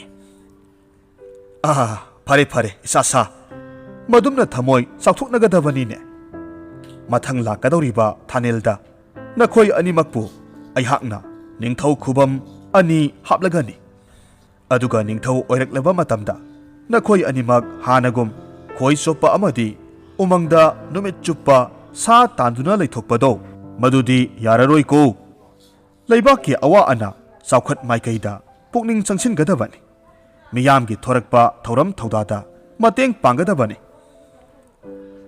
ꯑꯣꯖꯥꯒꯤ ꯋꯥꯐꯝ ꯅꯤꯡꯊꯧ ꯃꯆꯥ ꯑꯅꯤꯃꯛꯅ ꯈꯨ ꯂꯩꯇꯥꯅ ꯈꯨꯔꯨꯝꯂꯝꯃꯤ꯫ ꯑꯣꯖꯥꯅ ꯍꯥꯏꯔꯛꯈꯤ, ꯐꯔꯦ ꯏꯆꯥꯁꯥ, ꯉꯁꯤꯒꯤꯗꯤ ꯀꯣꯅꯨꯡ ꯌꯧꯔꯣ꯫ ꯑꯩꯅ ꯍꯥꯏꯔꯤꯕ ꯋꯥꯐꯝꯁꯦ ꯀꯥꯎꯒꯅꯨꯀꯣ꯫ ꯃꯇꯝ ꯆꯨꯞꯄꯗ ꯌꯥꯏꯐꯕ ꯑꯣꯏꯌꯨ꯫ ꯐꯒꯅꯤ ꯑꯣꯖꯥ꯫ ꯑꯁꯨꯝꯅ ꯃꯆꯤꯟ ꯃꯅꯥꯎ ꯑꯅꯤꯃꯛ ꯀꯣꯅꯨꯡ ꯌꯧꯈ꯭ꯔꯦ꯫ ꯅꯨꯃꯤꯠ ꯑꯗꯨꯒꯤ ꯑꯍꯤꯡꯗ ꯃꯌꯥꯝꯕ ꯊꯧꯉꯝꯕ ꯇꯨꯝꯕ ꯌꯥꯈꯤꯗ꯭ꯔꯦ꯫ ꯀꯔꯝꯅ ꯃꯅꯥꯎꯅꯨꯄꯥ ꯊꯧꯌꯥꯡꯕꯕꯨ ꯃꯥꯡꯍꯜꯂꯒ ꯃꯇꯣꯝꯇ ꯅꯤꯡꯊꯧ ꯑꯣꯏꯒꯅꯤ ꯍꯥꯏꯕꯁꯤꯇ ꯈꯟꯗꯨꯅ ꯂꯩꯈ꯭ꯔꯦ꯫ ꯃꯅꯥꯎꯅꯨꯄꯥꯗꯤ ꯍꯥꯟꯅꯒꯤ ꯍꯥꯟꯅ ꯑꯝꯍꯥꯅꯤ꯫ ꯃꯌꯥꯝꯕꯨꯡꯅ ꯅꯤꯡꯊꯧ ꯑꯣꯏꯔꯕꯁꯨ ꯑꯩꯒꯤꯗꯤ ꯏꯄꯥꯒ ꯄꯥꯡꯈꯛꯅꯤ, ꯑꯩꯒꯤ ꯑꯋꯥꯠꯄ ꯂꯩꯔꯣꯏ ꯍꯥꯏꯅ ꯑꯗꯨꯝ ꯃꯈꯜꯂꯝꯃꯤ꯫ ꯑꯍꯤꯡ ꯆꯨꯞꯄ ꯈꯟꯕ ꯌꯥꯕ ꯈꯜꯂꯕ ꯃꯇꯨꯡꯗ ꯃꯌꯥꯝꯕ ꯊꯧꯉꯝꯕꯅ ꯃꯊꯪ ꯑꯌꯨꯛꯇ ꯁꯔꯧ ꯂꯥꯡ ꯑꯃ ꯁꯤꯟꯕ ꯍꯧꯔꯛꯂꯝꯃꯤ꯫ ꯑꯁꯨꯝꯅ ꯃꯅꯥꯎꯅꯨꯄꯥ ꯑꯗꯨꯕꯨ ꯅꯨꯡꯁꯤꯅ ꯀꯧꯔꯗꯨꯅ ꯍꯧꯗꯣꯛꯂꯝꯃꯤ꯫ ꯑꯗꯨꯒ ꯍꯥꯏꯔꯝꯃꯤ, ꯑꯩꯒꯤ ꯅꯨꯡꯁꯤꯔꯕ ꯏꯅꯥꯎ ꯏꯕꯨꯡꯉꯣ ꯊꯧꯌꯥꯡꯕ, ꯃꯊꯪ ꯊꯥꯒꯤ ꯊꯥꯅꯦꯜꯗ ꯏꯆꯤꯜ ꯏꯅꯥꯎꯗꯤ ꯅꯤꯡꯊꯧ ꯑꯣꯏꯔꯒꯅꯤꯗꯣ꯫ ꯀꯔꯤꯒꯨꯝꯕ ꯅꯤꯡꯊꯧꯕꯨ ꯑꯣꯏꯈ꯭ꯔꯕꯗꯤ ꯑꯩꯁꯨ ꯈꯣꯏ ꯆꯣꯞꯄ ꯐꯪꯂꯔꯣꯏ, ꯅꯍꯥꯛꯁꯨ ꯎꯃꯪꯗ ꯁꯥ ꯇꯥꯟꯕ ꯆꯠꯄꯒꯤ ꯃꯇꯝ ꯐꯪꯂꯔꯣꯏꯗꯣ꯫ ꯃꯔꯝ ꯑꯁꯤꯅ ꯉꯁꯤꯁꯦ ꯑꯩꯈꯣꯏ ꯑꯅꯤ ꯄꯦꯟꯅ ꯀꯣꯏꯊꯣꯛꯂꯨꯁꯤ꯫ ꯌꯥꯏꯅꯦ ꯌꯥꯝꯕꯨꯡ꯫ ꯌꯥꯝꯕꯨꯡꯅ ꯋꯥꯐꯝꯗꯣ ꯍꯧꯗꯣꯔꯛꯄ ꯌꯥꯝꯅ ꯐꯔꯦ꯫ ꯆꯠꯁꯤ, ꯑꯩꯈꯣꯏ ꯄꯦꯟꯅ ꯀꯣꯏꯔꯨꯁꯤ꯫ ꯃꯌꯥꯝꯕꯅ ꯂꯠꯀꯛ ꯇꯧꯔꯒ ꯌꯥꯝꯅ ꯅꯨꯡꯉꯥꯏꯒꯗꯕ ꯊꯧꯔꯥꯡ ꯑꯃ ꯂꯩꯔꯦ ꯍꯥꯏꯅ ꯍꯥꯏꯔꯛꯂꯝꯃꯤ꯫ ꯃꯅꯥꯎꯅ ꯈꯨꯝꯃꯤ, ꯇꯥꯛꯄꯤꯌꯨ ꯌꯥꯝꯕꯨꯡ, ꯀꯔꯝꯕ ꯊꯧꯔꯥꯡ ꯑꯣꯏꯔꯕꯅꯣ?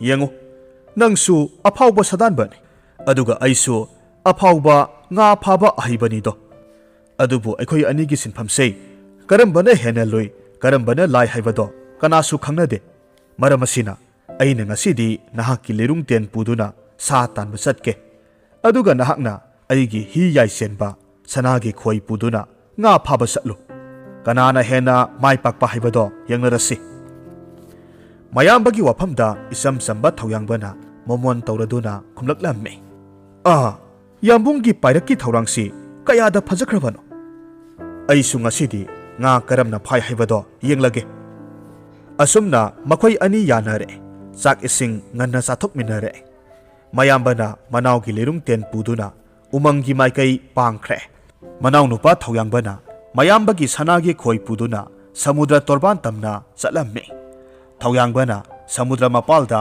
ꯈꯣꯏ ꯆꯣꯞꯂꯝꯃꯤ꯫ ꯑꯗꯨꯕꯨ ꯉꯥꯗꯤ ꯑꯃꯠꯇ ꯐꯥꯕ ꯉꯝꯗꯦ, ꯃꯇꯣꯝꯇ ꯁꯣꯜꯂꯤ꯫ ꯌꯥꯝꯕꯨꯡꯅ ꯅꯍꯥꯟꯈꯩ ꯈꯣꯏ ꯆꯣꯞꯂꯒ ꯑꯆꯧ ꯑꯆꯧꯕ ꯉꯥ ꯐꯥꯔꯤꯕꯁꯤꯕꯨ ꯀꯝꯗꯧꯔꯤꯕ ꯖꯥꯠꯅꯣꯅꯦ?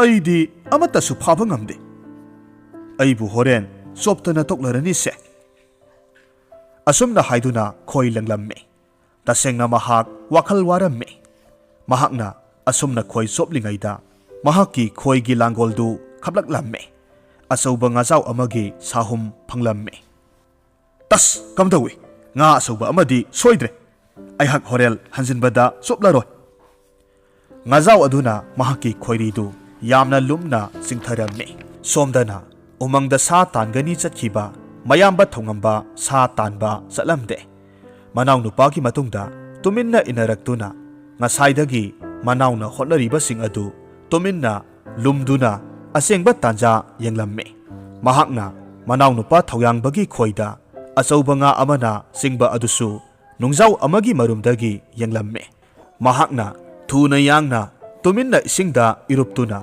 ꯀꯨꯝꯊꯈ꯭ꯔꯒ ꯃꯅꯥꯎꯒꯤ ꯈꯣꯏꯔꯤ ꯑꯗꯨ ꯏꯁꯤꯡ ꯃꯅꯨꯡꯗꯒꯤ ꯀꯛꯊꯠꯂꯝꯃꯤ ꯑꯗꯨꯒ ꯏꯔꯨꯞꯇꯨꯅ ꯇꯨꯃꯤꯟꯅ ꯑꯇꯣꯞꯄ ꯃꯐꯝ ꯑꯃꯗ ꯐꯥꯎꯒꯠꯂꯛꯇꯨꯅ ꯀꯣꯅꯨꯡꯗ ꯑꯗꯨꯃꯛ ꯍꯟꯈꯤ ꯊꯧꯌꯥꯡꯕꯅ ꯌꯥꯝꯅ ꯍꯔꯥꯎꯅ ꯈꯣꯏ ꯑꯗꯨ ꯉꯥꯖꯥꯎ ꯑꯃꯅ ꯆꯤꯡꯊꯈ꯭ꯔꯦ ꯈꯟꯗꯨꯅ ꯆꯤꯡꯈꯠꯂꯛꯄ ꯃꯇꯝꯗꯗꯤ ꯈꯣꯏꯔꯤ ꯑꯗꯨ ꯇꯠꯈ꯭ꯔꯦ ꯑꯩꯅ ꯑꯆꯧꯕ ꯉꯥ ꯑꯃ ꯐꯥꯔꯦ ꯈꯟꯗꯅ ꯍꯔꯥꯎꯔꯨꯔꯤ ꯑꯗꯨꯒ ꯈꯣꯏ ꯊꯠꯇꯨꯅ ꯄꯨꯕꯤꯈ꯭ꯔꯦꯅꯦ ꯀꯝꯗꯧꯅꯤ ꯇꯧꯔꯤꯕꯁꯤꯗꯤ ꯑꯩꯈꯣꯏ ꯌꯥꯝꯕꯨꯡꯅ ꯋꯥ ꯊꯣꯛꯂꯅꯤ ꯀꯣꯅꯨꯡꯗ ꯆꯠꯂꯒ ꯄꯥꯎ ꯍꯥꯏꯔꯨꯗꯕ ꯌꯥꯗ꯭ꯔꯦ ꯑꯁꯤ ꯍꯥꯏꯗꯨꯅ ꯀꯣꯅꯨꯡꯗ ꯊꯨꯅ ꯌꯥꯡꯅ ꯂꯥꯛꯂꯝꯃꯤ ꯑꯗꯨꯒ ꯃꯌꯥꯝꯕꯗ ꯍꯥꯏꯔꯝꯃꯤ ꯌꯥꯝꯕꯨꯡ ꯉꯥꯛꯄꯤꯒꯅꯤ ꯅꯅꯥꯎꯅ ꯌꯥꯝꯕꯨꯡꯒꯤ ꯈꯣꯏꯗꯨ ꯉꯥꯖꯥꯎ ꯑꯃ ꯆꯤꯡꯈꯠꯄ ꯃꯇꯝꯗ ꯊꯠꯇꯨꯅ ꯄꯨꯕꯤꯈ꯭ꯔꯦ ꯀꯔꯤ ꯍꯥꯏꯕ ꯊꯧꯌꯥꯡꯕ ꯑꯩꯒꯤ ꯌꯥꯏ ꯄꯨꯕ ꯈꯣꯏꯗꯨ ꯅꯍꯥꯛꯅ ꯃꯥꯡꯍꯜꯂꯕ ꯌꯥꯝꯕꯨꯡ ꯀꯔꯤꯁꯨ ꯋꯥꯕꯤꯒꯅꯨ ꯅꯅꯥꯎꯅ ꯑꯐꯕ ꯈꯣꯏ ꯁꯥꯕ ꯑꯃꯗꯒꯤ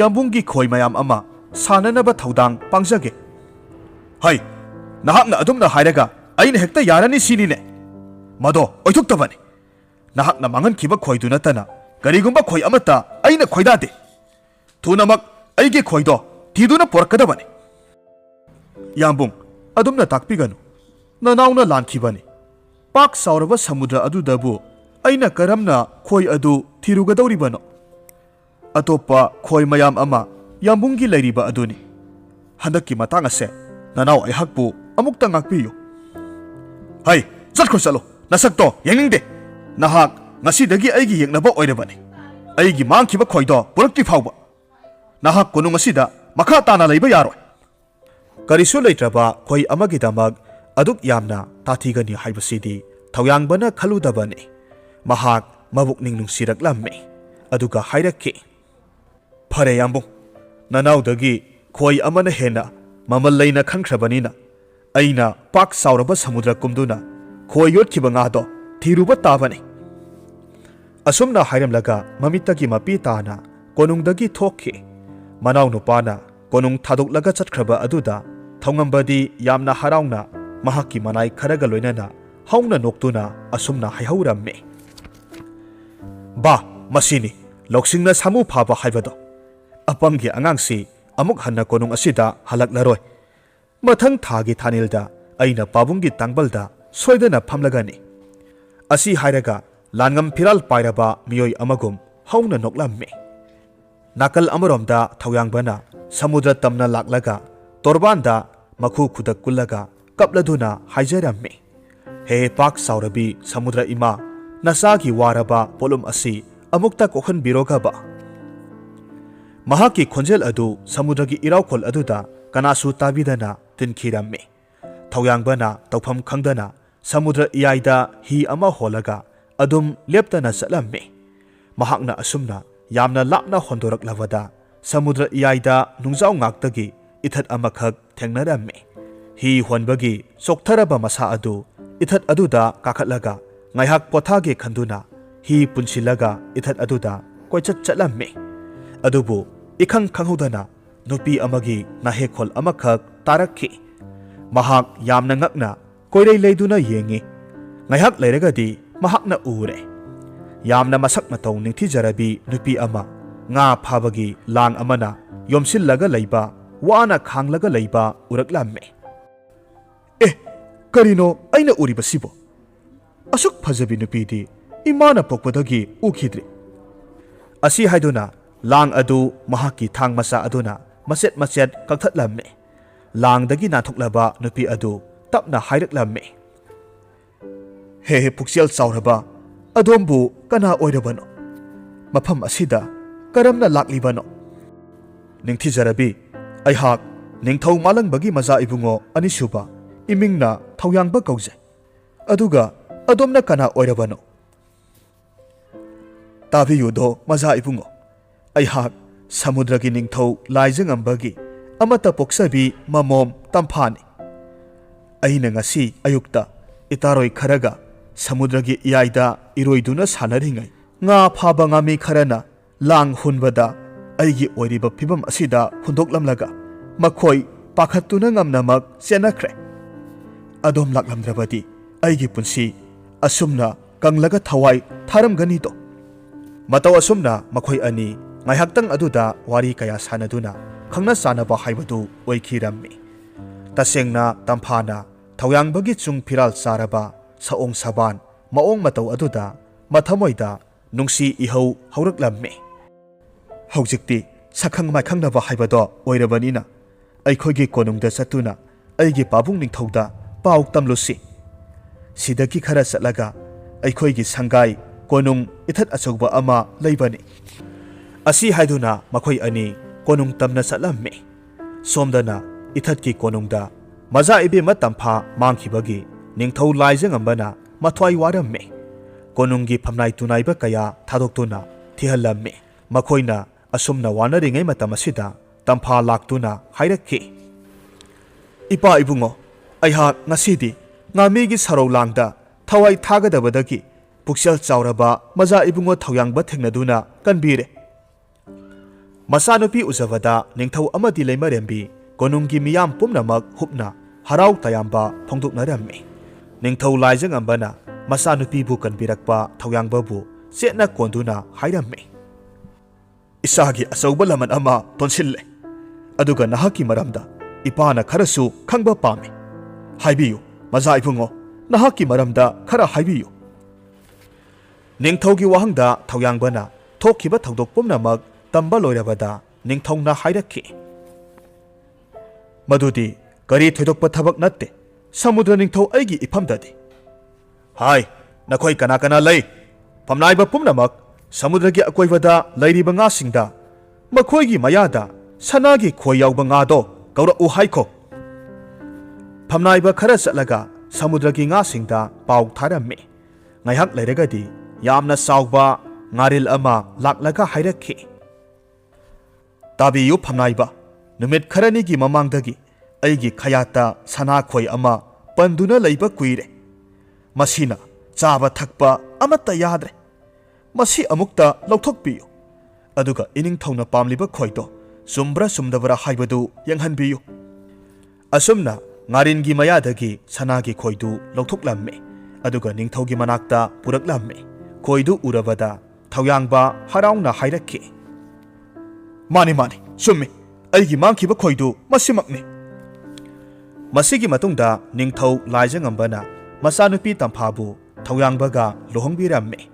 ꯑꯁꯨꯝꯅ ꯊꯧꯌꯥꯡꯕ ꯑꯃꯗꯤ ꯇꯝꯐꯥ ꯃꯇꯝ ꯈꯔ ꯅꯨꯡꯉꯥꯏꯅ ꯁꯃꯨꯗ꯭ꯔꯒꯤ ꯀꯣꯅꯨꯡ ꯑꯗꯨꯗ ꯂꯩꯔꯝꯃꯤ꯫ ꯃꯊꯪꯒꯤ ꯅꯨꯃꯤꯠꯇ ꯊꯥꯅꯤꯜ ꯅꯨꯃꯤꯠ ꯑꯣꯏꯔꯛꯂꯝꯃꯤ꯫ ꯊꯧꯌꯥꯡꯕ ꯃꯍꯥꯛꯀꯤ ꯑꯣꯖꯥꯒꯤ ꯋꯥꯐꯝꯗꯨ ꯅꯤꯡꯁꯤꯡꯂꯛꯂꯝꯃꯤ꯫ ꯃꯔꯝ ꯑꯁꯤꯅ ꯃꯔꯝꯗ ꯍꯟꯅꯅꯕ ꯁꯦꯝ ꯁꯥꯔꯝꯃꯤ꯫ ꯃꯈꯣꯏꯅ ꯆꯠꯂꯝꯗꯥꯏ ꯃꯇꯝꯗ ꯅꯤꯡꯊꯧ ꯂꯥꯏꯖꯉꯝꯕꯅ ꯑꯉꯧꯕ ꯃꯆꯨꯒꯤ ꯃꯅꯤ ꯑꯃꯒ ꯑꯁꯪꯕ ꯃꯆꯨꯒꯤ ꯃꯅꯤ ꯑꯃꯒ ꯄꯤꯔꯗꯨꯅ ꯍꯥꯏꯔꯛꯈꯤ, ꯏꯆꯥꯁꯥ, ꯃꯁꯤ ꯂꯧꯁꯤꯜꯂꯨ꯫ ꯀꯔꯤꯒꯨꯝꯕ ꯅꯈꯣꯏꯕꯨ ꯌꯦꯛꯅꯕꯅ ꯈꯨꯗꯨꯝ ꯆꯜꯂꯕꯗꯤ ꯑꯉꯧꯕ ꯃꯆꯨꯒꯤ ꯃꯅꯤꯗ ꯑꯁꯨꯝꯅ ꯁꯣꯜꯂꯨ, ꯍꯦ ꯃꯅꯤ ꯌꯥꯏꯑꯣꯏꯕ, ꯅꯍꯥꯛꯀꯤ ꯏꯊꯛ ꯏꯄꯣꯝ ꯌꯩꯕꯤꯌꯨ꯫ ꯑꯗꯨꯒ ꯃꯗꯨ ꯂꯦꯞꯍꯟꯅꯤꯡꯂꯕꯗꯤ ꯑꯁꯪꯕ ꯃꯅꯤꯗ ꯑꯁꯨꯝꯅ ꯍꯥꯏꯌꯨ, ꯍꯦ ꯃꯅꯤ ꯌꯥꯏꯑꯣꯏꯕ, ꯅꯍꯥꯛꯀꯤ ꯏꯊꯛ ꯏꯄꯣꯝ ꯀꯪꯍꯟꯕꯤꯌꯨ꯫ ꯃꯇꯧ ꯑꯁꯨꯝ ꯇꯧꯅ ꯃꯄꯥꯕꯨꯡ ꯅꯤꯡꯊꯧꯅ ꯊꯧꯌꯥꯡꯕ ꯑꯃꯗꯤ ꯇꯝꯐꯥꯕꯨ ꯃꯌꯨꯝ ꯀꯣꯅꯨꯡ ꯌꯧꯅ ꯊꯤꯟꯕꯤꯔꯝꯂꯒ ꯍꯟꯈ꯭ꯔꯦ꯫ ꯊꯧꯌꯥꯡꯕꯅ ꯀꯣꯅꯨꯡꯗ ꯍꯔꯥꯎꯅ ꯃꯌꯥꯝꯕꯕꯨ ꯎꯅꯕ ꯆꯪꯂꯝꯃꯤ꯫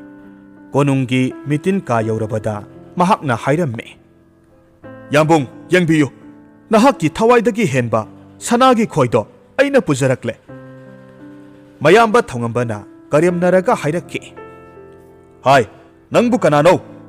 ꯑꯩꯗꯤ ꯑꯗꯨꯒꯨꯝꯕ ꯈꯣꯏꯗꯤ ꯃꯁꯤꯡ ꯊꯤꯉꯝꯗꯅ ꯂꯩꯅꯦꯍꯦ꯫ ꯍꯧꯖꯤꯛ ꯑꯩꯅ ꯂꯩꯕꯥꯛ ꯑꯁꯤꯒꯤ ꯅꯤꯡꯊꯧ ꯑꯣꯏꯕ ꯀꯨꯏꯔꯕꯅꯤ꯫ ꯅꯍꯥꯛꯀꯤ ꯆꯟꯅꯐꯝ ꯀꯣꯅꯨꯡ ꯑꯁꯤꯗ ꯂꯩꯇꯦ꯫ ꯑꯁꯤ ꯍꯥꯏꯔꯒ ꯅꯈꯣꯏ ꯀꯅꯥ ꯀꯅꯥ ꯂꯩ? ꯅꯨꯄꯥ ꯑꯁꯤꯒ ꯅꯨꯄꯤ ꯑꯁꯤꯒ ꯐꯥꯔꯒ ꯀꯩꯁꯨꯝ ꯁꯪꯇ ꯊꯝꯃꯨ꯫ ꯃꯕꯨꯛ ꯐꯠꯇ꯭ꯔꯕ ꯃꯌꯥꯝꯕꯒꯤ ꯃꯇꯧꯗꯨ ngasi da khanglamme. Matam asida thoyangbana sauna hairakhi. He mani yayoiba nahaki ithak ipom yaibiyu. Mahakna hek haiba loibagadi thongambana phamliba tangbal makhongdagi asauba Samudragi isingi ipom ama khudak aduda phawgalaklamme. Aduga sienduna konunggi wangmada chenthakiramme. Asauba ising aduna thongamba iraknaramme. Kana kana laibage aibu amukta kanbiyu. Ai sigadawre aina aigi inaw nupada iral kaya langsinkhre aibu ngakpiyu. Ai ningthau oiba pamjadre asum haina lauramme. Asumna isingna lakhatuna sigadawrabada manaw nupa thoyangbana asangba mani aduda hairamme. He mani yayoiba nahaki ithak ipom kanghanbiyu. Mahakna hek haiba loikibagadi ising pumnamak kangkhre. Hanagum sapsana leiramme. Masagi asoiba mihauba kayadagi sopa nanglaba mayamba aduna hairaklamme. Inaw ibungo thoyangba nayamba bu amuk tangakpiyune. Aina matam suppa nahakpu namthaduna thambibani. Ngasidi inawna pabunggi tangbalse masigi mapu oijaro. Nayambana haraungna nafamda pirabani. Tanja asida thanilgi thajadu maka lamna atiyadagi thoraklamme. Loinana oza ahal adusu lakladuna hairamme. Isasa ngasidi thanilni. Aina nakhoi anibu ningthau hapiragani. Mataw asum tawna oza ahalgi pautaka loinana masin manaw anidu punna ningthau oiraduna laibak mara setna nungsi sanana pankiramme.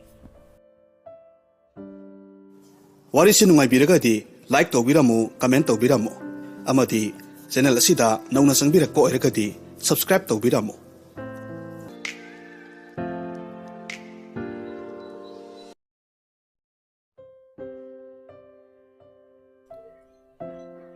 Mamangaida lukhrabi amagi machanupa anikhak lerami. Machanupa atonbadudi minungsi yamna khangde. Magi maphamda dharma haibadu machet ama phauba yaude. Aduga mayambadudi minungsi chenba achumbabu pamjaba misak amani. Lukhrabi mama machadu yamna lairarami. Maramaduna machanupa aniduna nongma mamada sel tanba matam khara miramda chatlugi haina haire. Matamduda mamana macha singna lambi chatpada waraklaba matamda charuna bahaiduna acha athak yomba poyom anikhak puthoroklaga macha anida amamam pibire. Macha nupa ahalna chalukhige ima haiduna khurumjai. Mamana su mangol oiro ohaina arsivat pikhirammi. Aduga atonbadudi chalukhige haiba phauba hairamdana mang thana parap chatkhirammi. Mamadi macha singna chatkibadu chingna yenglaga mamitta pi sinthana lairabadagi ichasingse miramda thabak suba chatlibani ko hairaga mapi teithokna leptuna macha singna chatkibado yengduna lehawi.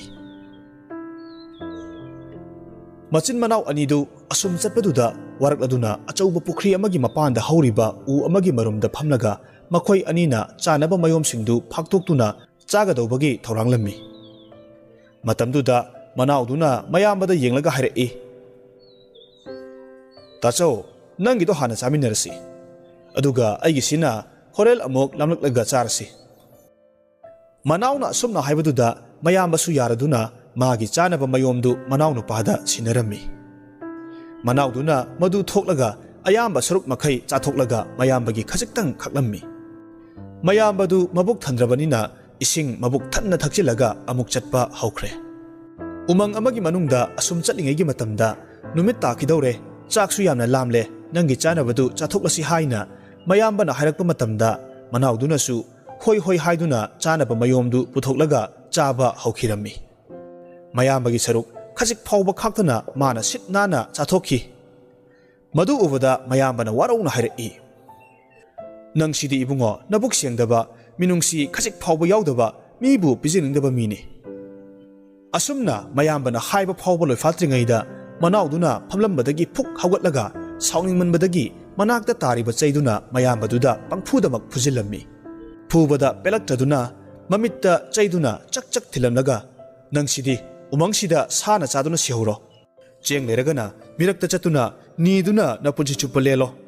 Hairamlaga mayambabu hundoklamlaga manawno pado chatkhirammi.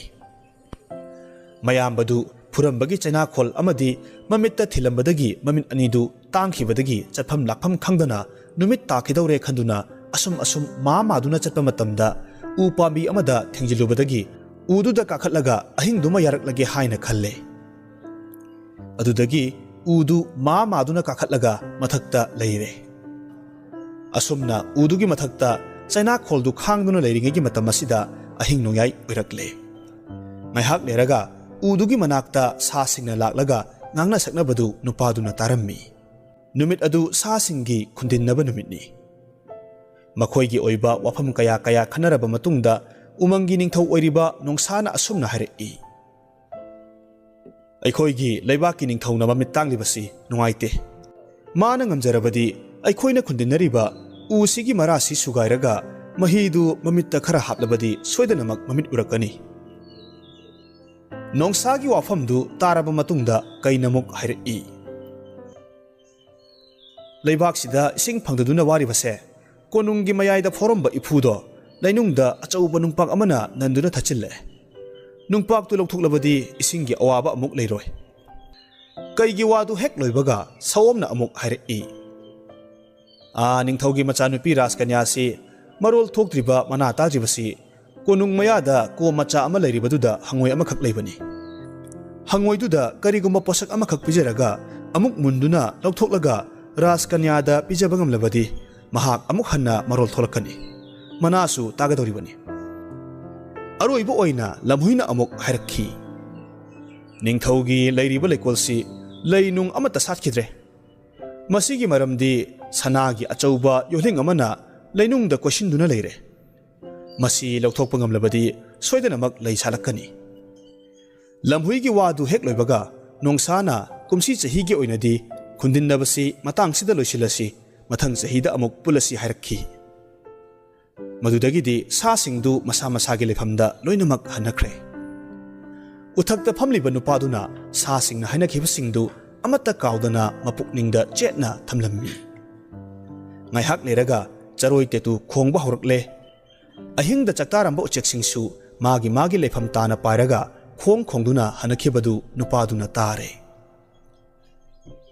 ꯑꯃꯨꯛꯁꯨ ꯎꯆꯦꯛ ꯃꯆꯥꯁꯤꯡꯅ ꯎꯃꯪꯗꯨꯗ ꯄꯥꯏꯗꯨꯅ ꯈꯣꯡꯗꯨꯅ ꯁꯥꯟꯅꯕꯗꯨ ꯇꯥꯔꯒ ꯐꯖꯅ ꯅꯣꯡ ꯉꯥꯟꯊꯣꯔꯛꯂꯦ ꯈꯪꯂꯕ ꯃꯇꯝꯗ ꯃꯍꯥꯛꯅ ꯎꯊꯛꯇꯒꯤ ꯀꯨꯝꯊꯔꯛꯂꯒ ꯃꯈꯨꯠꯅ ꯈꯣꯠꯇꯨꯅ ꯎꯗꯨꯒꯤ ꯃꯔꯥꯗꯨ ꯈꯔ ꯆꯤꯡꯗꯨꯅ ꯊꯥꯗꯠꯂꯦ꯫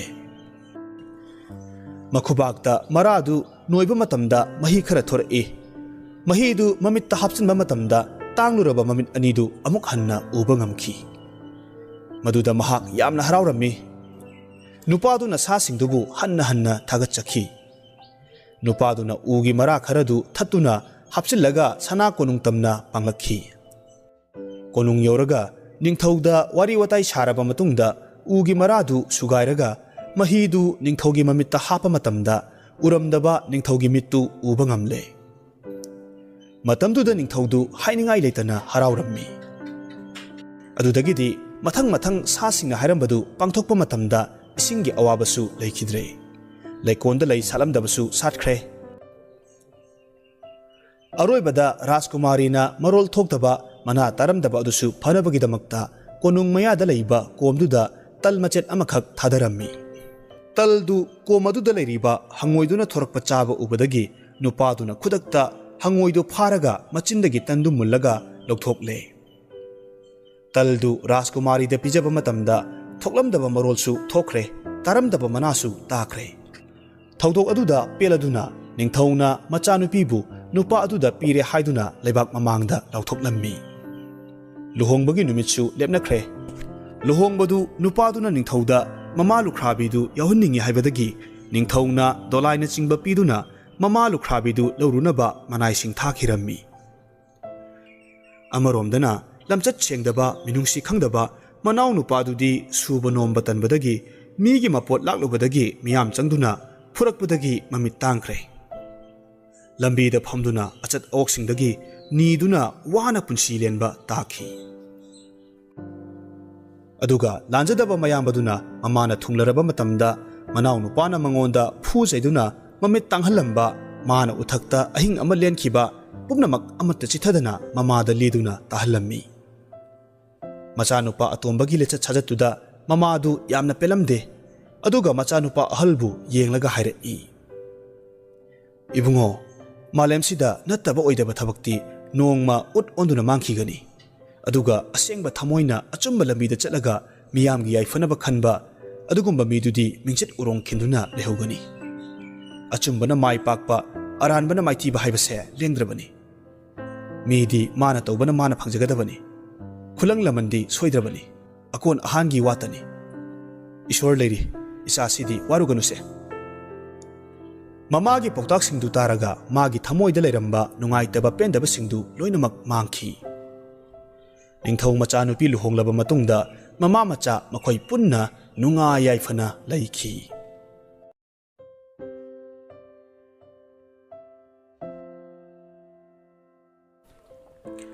ꯃꯌꯥꯝꯕꯨ ꯇꯔꯥꯝꯅ ꯑꯣꯛꯆꯔꯤ. ꯉꯁꯤꯁꯨ ꯅꯨꯡꯉꯥꯏꯔꯕ ꯐꯨꯡꯒꯥ ꯋꯥꯔꯤ ꯑꯃ ꯄꯨꯗꯨꯅ ꯂꯥꯛꯆꯔꯤ. ꯍꯥꯞꯆꯒꯗꯧꯔꯤꯕ ꯋꯥꯔꯤꯁꯤ ꯍꯤꯟꯗꯨ ꯐꯣꯛꯇꯦꯜꯗꯒꯤ ꯃꯅꯤꯄꯨꯔꯤꯗ ꯑꯣꯟꯊꯣꯛꯆꯕꯅꯤ. ꯍꯧꯖꯤꯛ ꯇꯥꯃꯤꯟꯅꯔꯁꯤ ꯆꯟꯗ꯭ꯔꯂꯦꯈꯥ ꯑꯃꯁꯨꯡ ꯍꯨꯔꯥꯟꯕ ꯅꯤꯄꯥꯟ.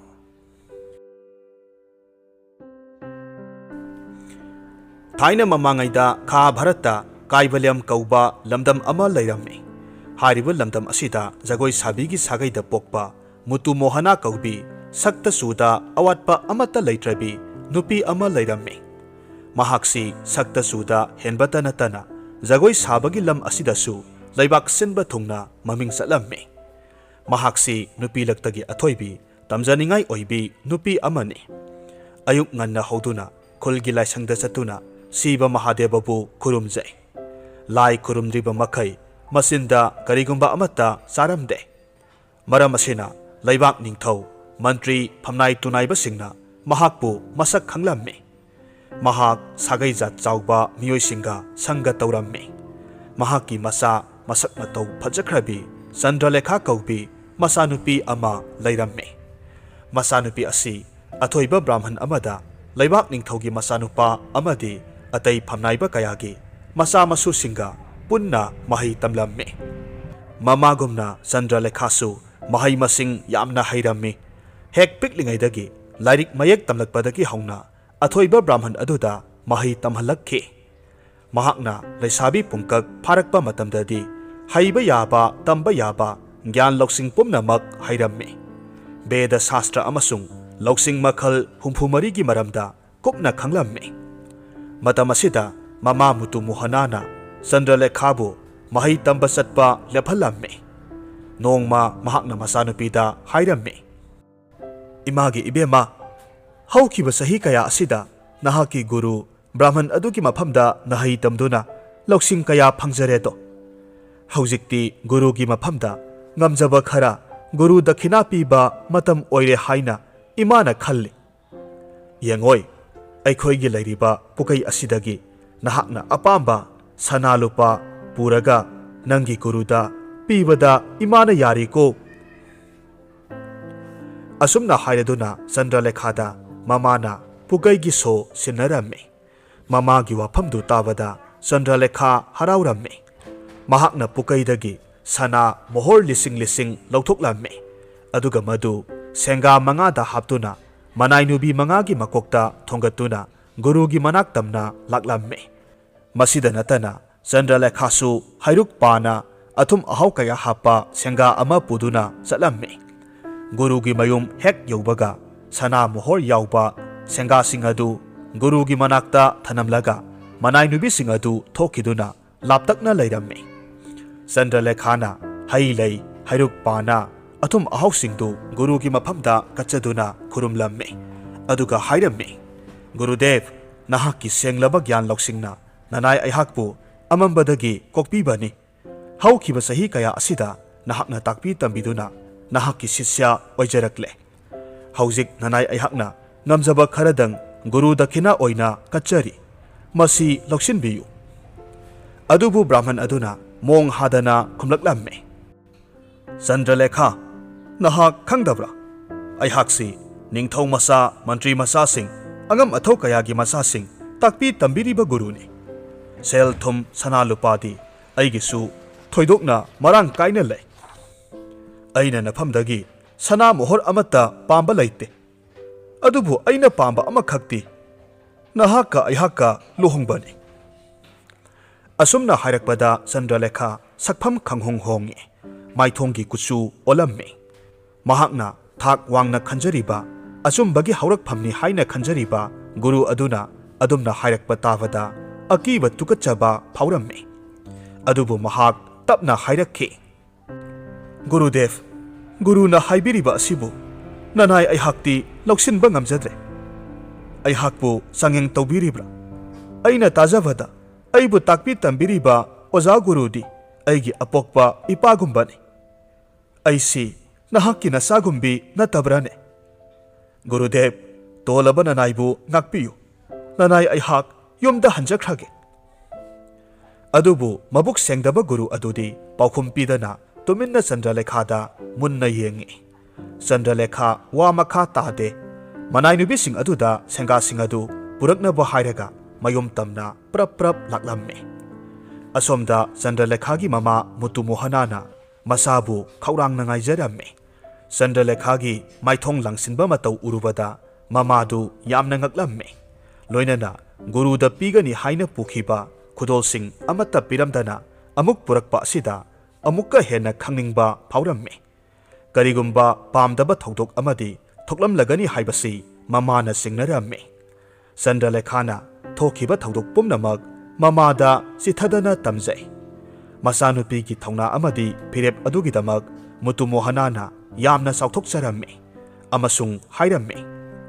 ꯏꯆꯥꯗꯤ ꯃꯁꯛ ꯃꯇꯧ ꯅꯤꯡꯊꯤꯖꯕ ꯅꯨꯄꯥ ꯑꯃꯒ ꯂꯨꯍꯣꯡꯂꯒ ꯂꯣꯏꯔꯦꯗꯅ ꯀꯔꯤꯃꯠꯇ ꯈꯜꯂꯨꯒꯅꯨ ꯍꯥꯏꯅ ꯊꯦꯝꯖꯤꯜꯂꯤ꯫ ꯑꯁꯣꯝꯗ ꯕ꯭ꯔꯥꯍꯃꯟ ꯑꯗꯨꯗꯤ ꯌꯥꯝꯅ ꯁꯥꯎꯅꯤꯡꯂꯝꯃꯤ꯫ ꯃꯍꯥꯛꯅ ꯆꯟꯗ꯭ꯔꯂꯦꯈꯥꯕꯨ ꯌꯥꯝꯅ ꯁꯥꯎꯔꯝꯃꯤ꯫ ꯃꯔꯝ ꯑꯁꯤꯅ ꯃꯍꯥꯛꯅ ꯆꯟꯗ꯭ꯔꯂꯦꯈꯥꯕꯨ ꯅꯨꯄꯥ ꯀꯅꯥ ꯑꯃꯠꯇꯅ ꯄꯥꯝꯕꯤꯗꯅꯕ, ꯀꯅꯥ ꯑꯃꯠꯇꯅ ꯃꯍꯥꯛꯄꯨ ꯍꯥꯏꯅ ꯁꯤꯡꯅꯕ ꯂꯥꯛꯇꯅꯕ ꯆꯟꯗ꯭ꯔꯂꯦꯈꯥꯒꯤ ꯃꯔꯝꯗ ꯑꯔꯥꯟꯕ ꯄꯥꯎ ꯀꯌꯥ ꯁꯟꯗꯣꯛꯂꯝꯃꯤ꯫ ꯃꯗꯨꯗꯤ ꯆꯟꯗ꯭ꯔꯂꯦꯈꯥꯁꯤ ꯂꯥꯏ ꯐꯠꯇꯕꯒꯤ ꯊꯋꯥꯏ ꯆꯪꯉꯦ ꯍꯥꯏꯅ ꯂꯥꯟꯅ ꯄꯥꯎ ꯁꯟꯗꯣꯛꯂꯝꯃꯤ꯫ ꯄꯥꯎ ꯑꯁꯤꯅ ꯃꯔꯝ ꯑꯣꯏꯔꯒ ꯀꯅꯥꯒꯨꯝꯕ ꯄꯥꯈꯪ ꯑꯃꯠꯇꯅ ꯆꯟꯗ꯭ꯔꯂꯦꯈꯥꯒꯤ ꯃꯅꯥꯛ ꯅꯛꯁꯤꯜꯂꯝꯗꯦ꯫ ꯑꯁꯨꯝꯅ ꯒꯨꯔꯨꯒꯤ ꯇꯣꯉꯥ ꯑꯗꯨꯅ ꯃꯔꯝ ꯑꯣꯏꯔꯒ ꯆꯍꯤ ꯑꯃ ꯑꯅꯤꯁꯤꯗ ꯆꯟꯗ꯭ꯔꯂꯦꯈꯥꯕꯨ ꯃꯤꯌꯥꯝꯅ ꯀꯤꯕ ꯍꯪꯒꯣꯏꯕ ꯍꯦꯟꯒꯠꯅꯔꯛꯈꯤ꯫ ꯅꯣꯡꯃꯗꯤ ꯁꯦꯡꯂꯕ ꯃꯨꯅꯤ ꯑꯃ ꯆꯟꯗ꯭ꯔꯂꯦꯈꯥꯒꯤ ꯃꯌꯨꯝꯗ ꯊꯨꯡꯂꯝꯃꯤ꯫ ꯃꯨꯅꯤ ꯑꯗꯨꯗ ꯃꯨꯇꯨꯃꯣꯍꯅꯥꯅ ꯃꯆꯥꯅꯨꯄꯤꯒꯤ ꯑꯋꯥꯕ ꯃꯄꯥꯎꯗꯨ ꯇꯝꯖꯗꯨꯅ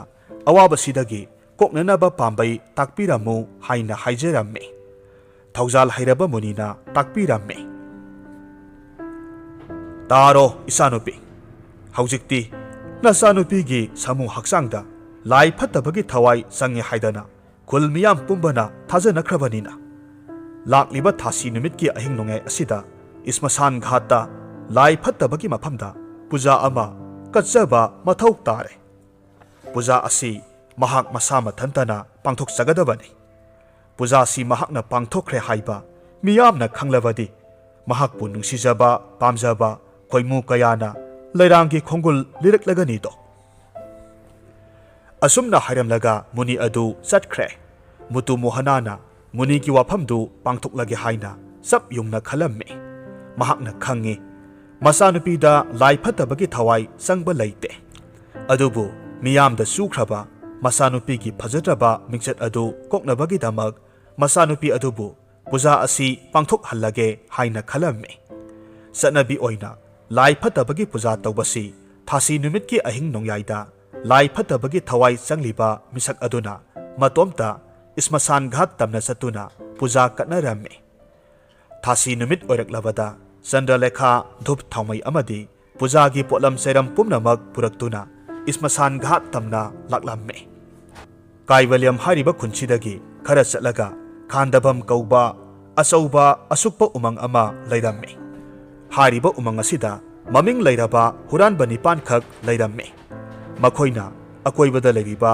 ꯈꯨꯜꯁꯤꯡ ꯑꯗꯨꯗ ꯍꯨꯔꯥꯟ ꯆꯤꯟꯊꯤꯒꯤ ꯊꯕꯛ ꯆꯠꯊꯗꯨꯅ ꯄ꯭ꯔꯖꯥ ꯃꯤꯌꯥꯝ ꯄꯨꯝꯅꯃꯛꯇ ꯑꯋꯥꯕ ꯄꯤꯔꯝꯃꯤ꯫ ꯆꯟꯗ꯭ꯔꯂꯦꯈꯥꯅ ꯄꯨꯖꯥꯒꯤꯗꯃꯛ ꯏꯁꯃꯁꯥꯟ ꯘꯥꯠꯇ ꯊꯨꯡꯂꯕ ꯃꯇꯝ ꯑꯁꯤꯗ ꯇꯥꯟ ꯍꯦꯛ ꯆꯥꯅꯔꯨꯗꯨꯅ ꯍꯥꯏꯔꯤꯕ ꯍꯨꯔꯥꯟꯕ 9 ꯑꯗꯨꯁꯨ ꯃꯈꯣꯏꯅ ꯍꯨꯔꯥꯜꯂꯛꯄ ꯄꯣꯠ ꯆꯩꯁꯤꯡ ꯑꯗꯨ ꯇꯨꯔꯦꯜ ꯃꯄꯥꯟ ꯂꯩꯉꯣꯏ ꯃꯔꯛ ꯑꯁꯤꯗ ꯐꯨꯝꯖꯤꯜꯂꯒ ꯂꯣꯠꯇꯨꯅ ꯊꯅꯝꯒꯦ ꯍꯥꯏꯗꯨꯅ ꯏꯁꯃꯁꯥꯟ ꯘꯥꯠ ꯑꯗꯣꯝꯗ ꯆꯪꯁꯤꯜꯂꯛꯂꯝꯃꯤ꯫ ꯆꯟꯗ꯭ꯔꯂꯦꯈꯥ ꯄꯥꯈꯠꯈꯤꯕꯅ ꯃꯐꯝ ꯑꯗꯨꯋꯥꯏꯗ ꯂꯩꯔꯝꯕ ꯂꯩꯈꯨꯜ ꯑꯍꯣꯕ ꯑꯃꯗ ꯆꯪꯁꯤꯟꯗꯨꯅ ꯂꯣꯠꯂꯤ꯫ Adubu matam asida mahak akangba unada netluduna huranbasingdu mahakki maikairomda yenglaklamme. Makoina sangsinduna akoibadu haifet yengbada amamba marak oibana Chandralekhabu uramde. Adubu makhol tarakkiba adomda kanagumba miyoi amadi soidana leiramgani haina singnaraduna huranba makok aduna mahakki kanakol kauba khulaidu uru ungduna langsillamme. Kanakol hariba khulaisi nongthang kuppa braja tabadagi phangkiba khulai amane. Masi karamna phangkibano haibada huranba nipan aduna nong nungsit yamna kanna tawgadaure khanglabada santhibung wangna paiduna thamme. Nongthang kuppada braja tabada santhibung aduda tasilakpa matamda santhibung manungda akanba dhatugi masai ama leiramki. Hariba dhatu adudagi sakiba khulai amane kanakol haribasi. Khulai asi aduki matik sathiba khulai amane. Kayamuk sathibage haibada makhol amata thokhandana kallaba nung amasung seki phaklang phauba hutpa ngamme.